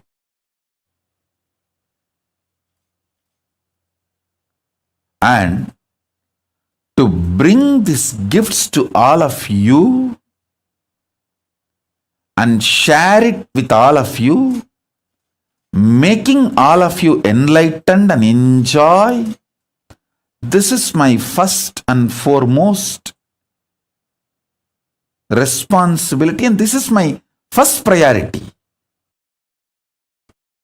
My second priority, second work is making all my Sangha, people who have given their life to me, making them understand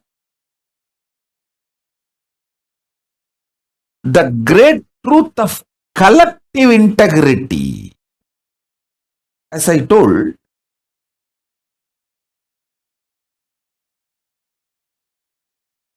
I have the best people, most dedicated. One of the most sweetest message I received in last few days is Akhil Kodali sending me message, Swamiji, please come to satsang. I miss you too much. I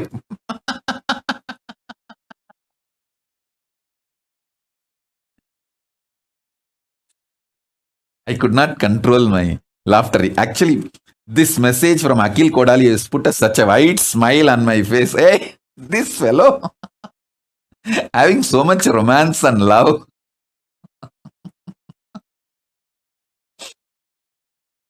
I tell you, I have best people around me.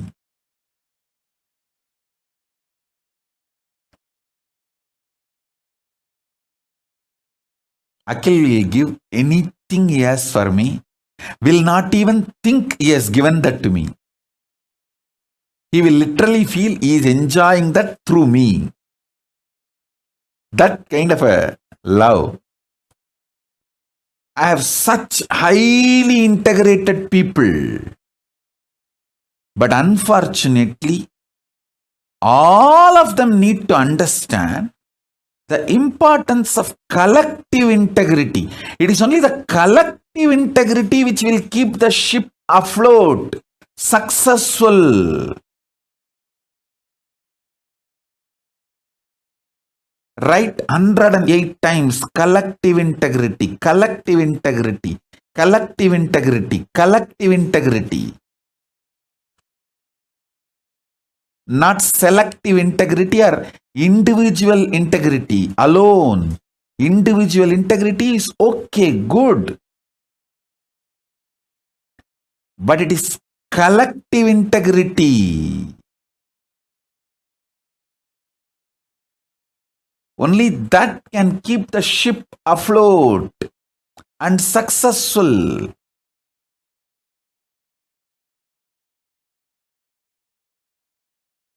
My second responsibility is making my Sangha, Kailasa, all the people who gave their life to me,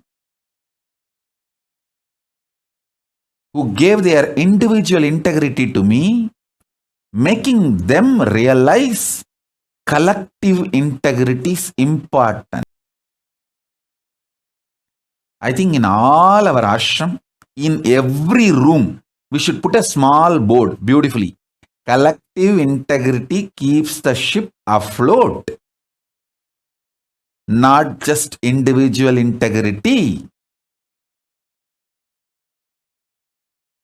So,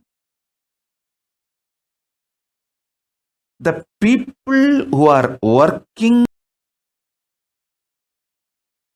in accounts department, distributing money, and the people who are working in Goshala and keeping the Goshala clean and cows healthy, happy, and the people who are doing the agriculture and growing the herbs, and people who are doing puja in the temple, everyone need to have integrity to keep the ship afloat. The collective integrity only will keep the ship afloat. Making the people who declared their integrity to me, making them realize the importance of collective integrity. I have some people highly dedicated, like Sri Shantapriyananda. He will be absolutely obedient to Guru Vak. Anything I say, he will simply obey. But complete loose, cranky. He cannot even talk to others. Make a simple coordination.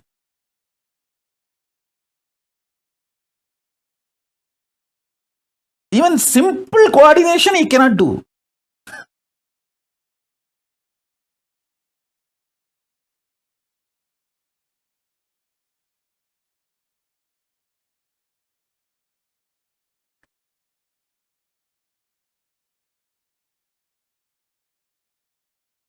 Sri Shantapriyananda, write 108 times. Collective integrity keeps the ship afloat. Collective integrity makes the Kailasa successful. Collective integrity only will make my life successful.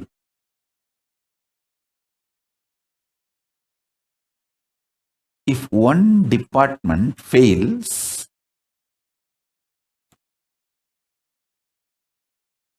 then be very clear, everyone is going to not only lose the job, lose the life, because the ship is going to sink.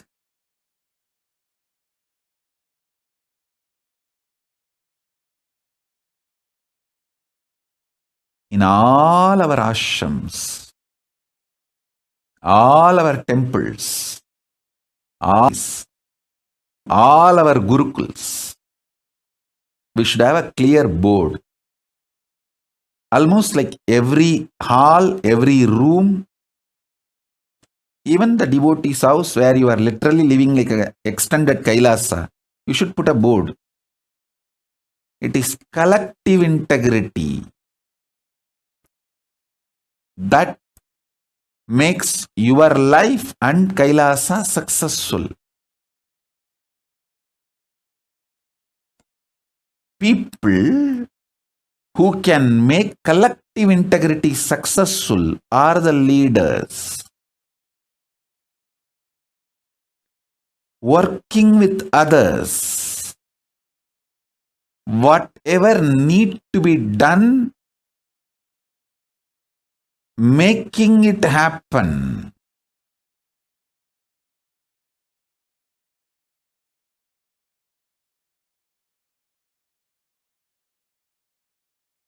My second responsibility, my Kailasa people, the collective integrity. Third, my third work is making Hindus aware how they are being cheated, exploited, destroyed, hit, persecuted.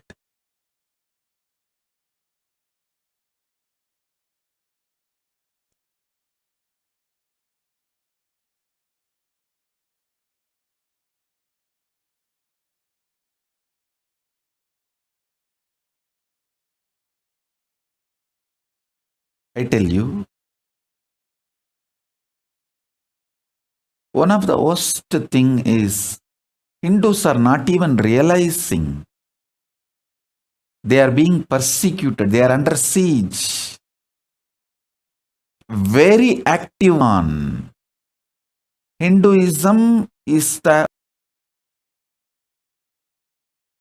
fastest shrinking, dying religion. Sorry for using the word dying. Fastest shrinking religion. Go and see the statistics. Don't try to come and kambusutufai here. Go and see the statistics. Hinduism is the fastest shrinking religion. Just see last 100 years track record. You will understand what I am saying.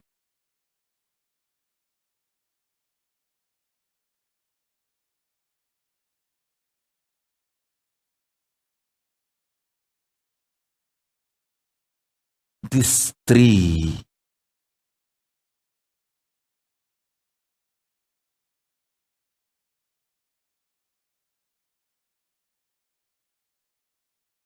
are my important responsibilities.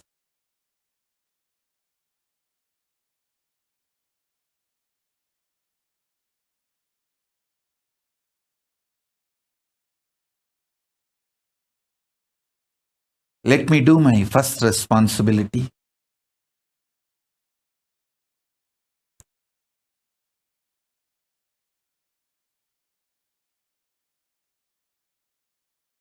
Inspiring, initiating,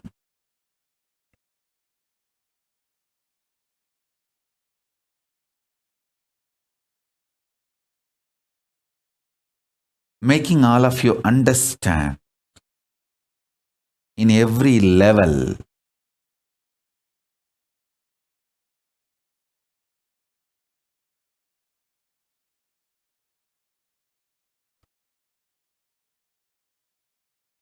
working with your body, with your mind, with your consciousness, and experiencing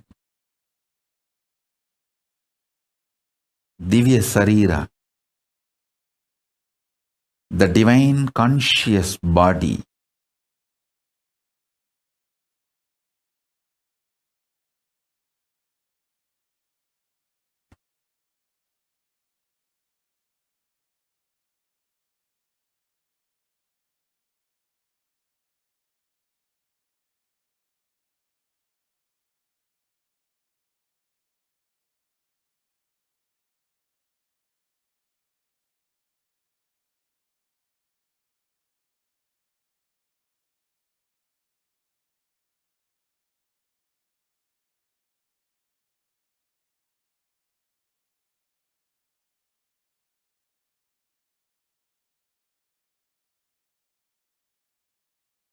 understand these few principles.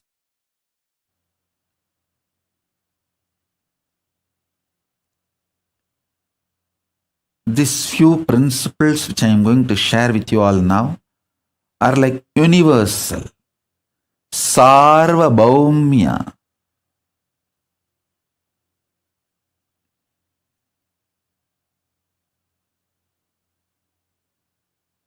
Vrataha. These are like universal vows, universal principles.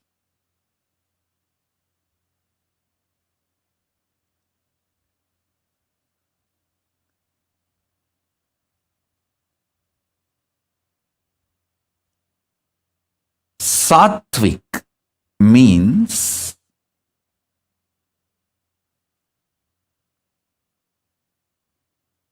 anything which awakens the qualities of consciousness in you, like extreme love, fulfillment. I tell you, when I manifest from samadhi, the kind of the love and joy, excitement, intensity I feel, actually this withdrawing from the society, I am enjoying like anything. I am basically a loner. Enjoys is aloneness. I don't feel intimidated or disturbed by the crowd. Thousands coming. No, I don't feel disturbed. It's not that I hate people. No. But I enjoy my space, just being with me in samadhi.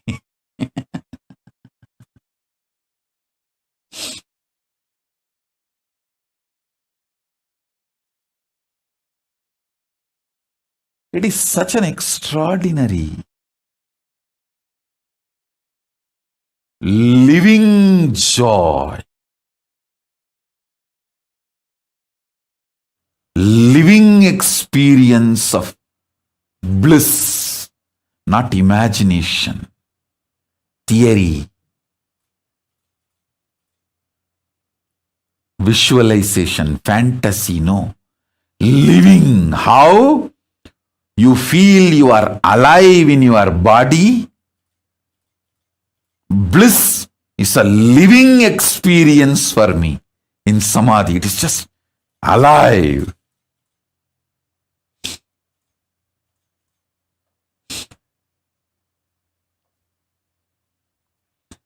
Anything infuses that bliss, alive, as living experience in you is sattva.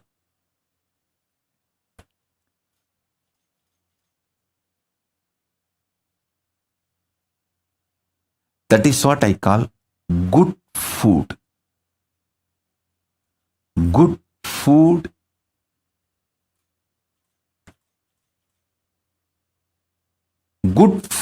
is sattva. Sattva is the good food.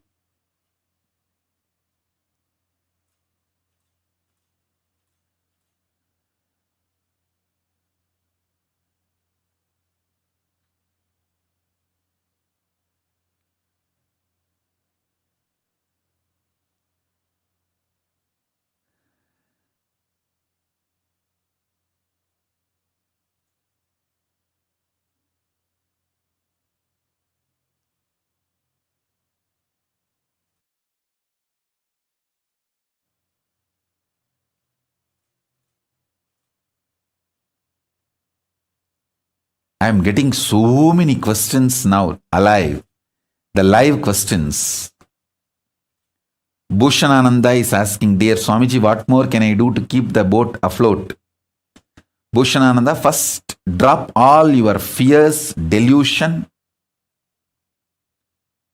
Go back to Adi Kailash. Decide your life is to keep the collective integrity, sincere decision, intention to keep the collective integrity is enough. That will inspire everyone. Please understand, anyone who lives in my Kailasa, all over the world, whether it is a Adi Kailasa or Salem or Biddi or Tiruvannama, anyone who lives in my Kailasa, naturally, they have declared their individual integrity to me. They don't need to be inspired.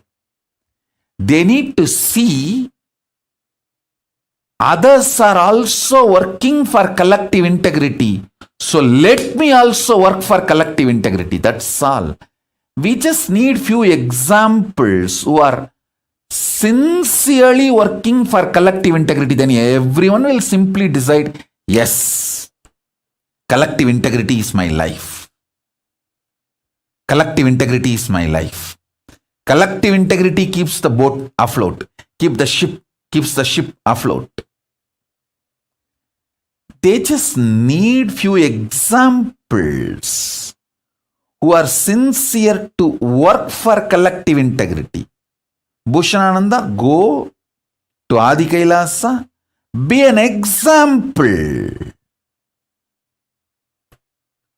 Through your sincerity, show that you want everyone to come to collective integrity, constantly holding the space, talking to everyone, reaching out to everyone, inspiring everyone, educating everyone about the collective integrity and how only collective integrity is going to make the ship afloat. Individual integrity alone is not enough to keep the ship afloat. You realizing and making everyone realize, that will only make the ship afloat. Bhushanananda, I know you are integrated to me individually, but you need to work for collective integrity. That is what is the real leader. Leader is a person who works for collective integrity. Not just individually integrated. As I said, I have many people who will just be happily ready to donate their kidney for me, but cannot go around and inspire others, ask others, work with others, and make others also integrated and make the collective integrity.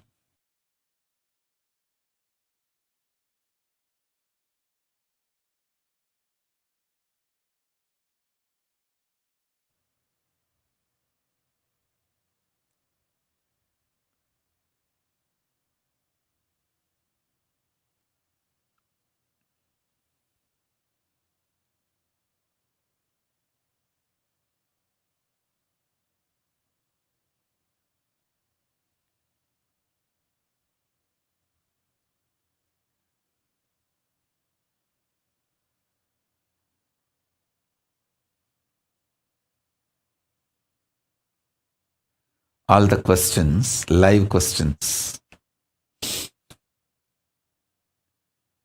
Everyone is asking, how can we make the collective integrity happen? Actually, there is no manual for it. You need to start working with people. You need to start listening to people. You need to start bringing completion with yourself and with people. You need to start building team. We have a clear process.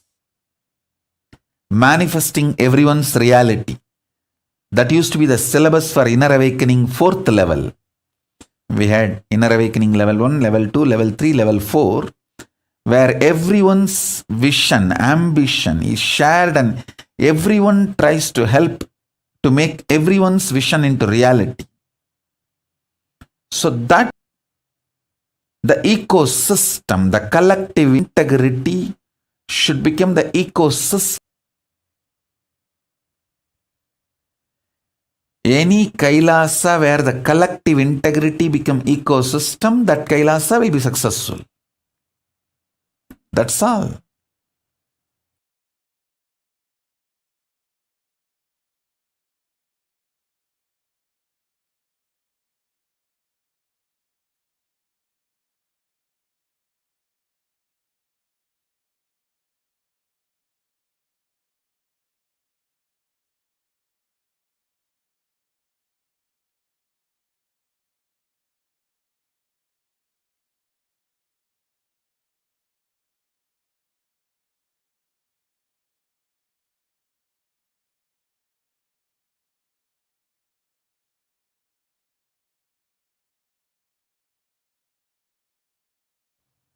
Maybe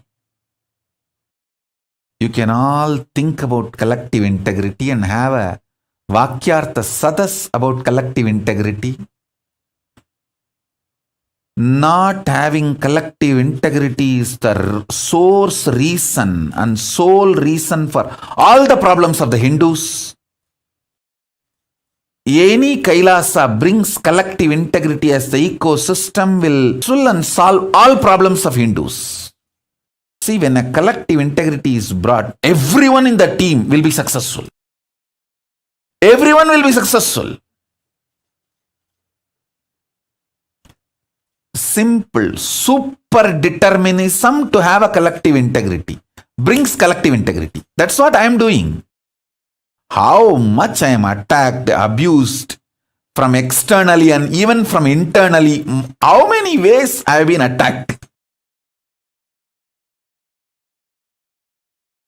But super determinism to keep the collective integrity, that made the Kailasa successful. Kailasa happened. That is making the Kailasa stay afloat and successful. Let's do Vakya Sadas on this and bring all your questions. I'll answer all those questions tomorrow in the next satsang live. The next live satsang. I don't want to say tomorrow. Next live satsang. And also we will start the Parashakti, Paramashakti, Devi Bhava Darshan and Akashic readings.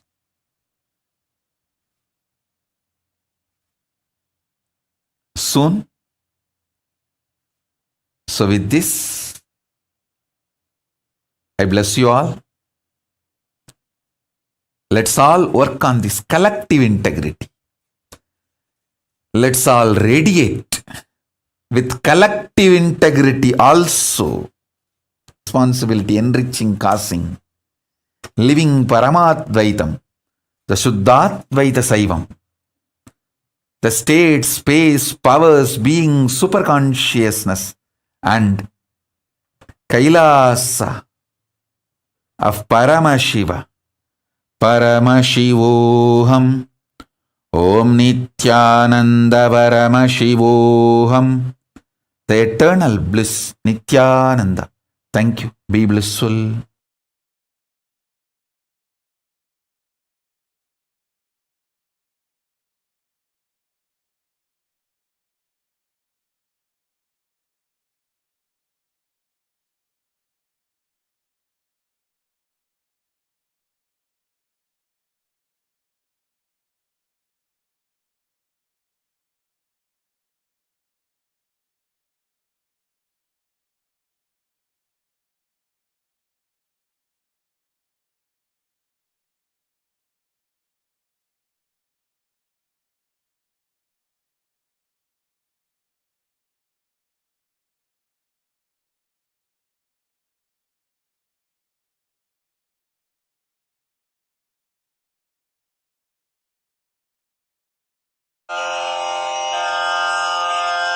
श्रीकैलासोन्नतद्वादशान्तश्यामला पीठारूढ श्रीनाक्षि सुन्दरेश्वरा भिन्नस्वरूप परशिवपुत्र Ratna Kumar गुरुमण्यतुलवरुण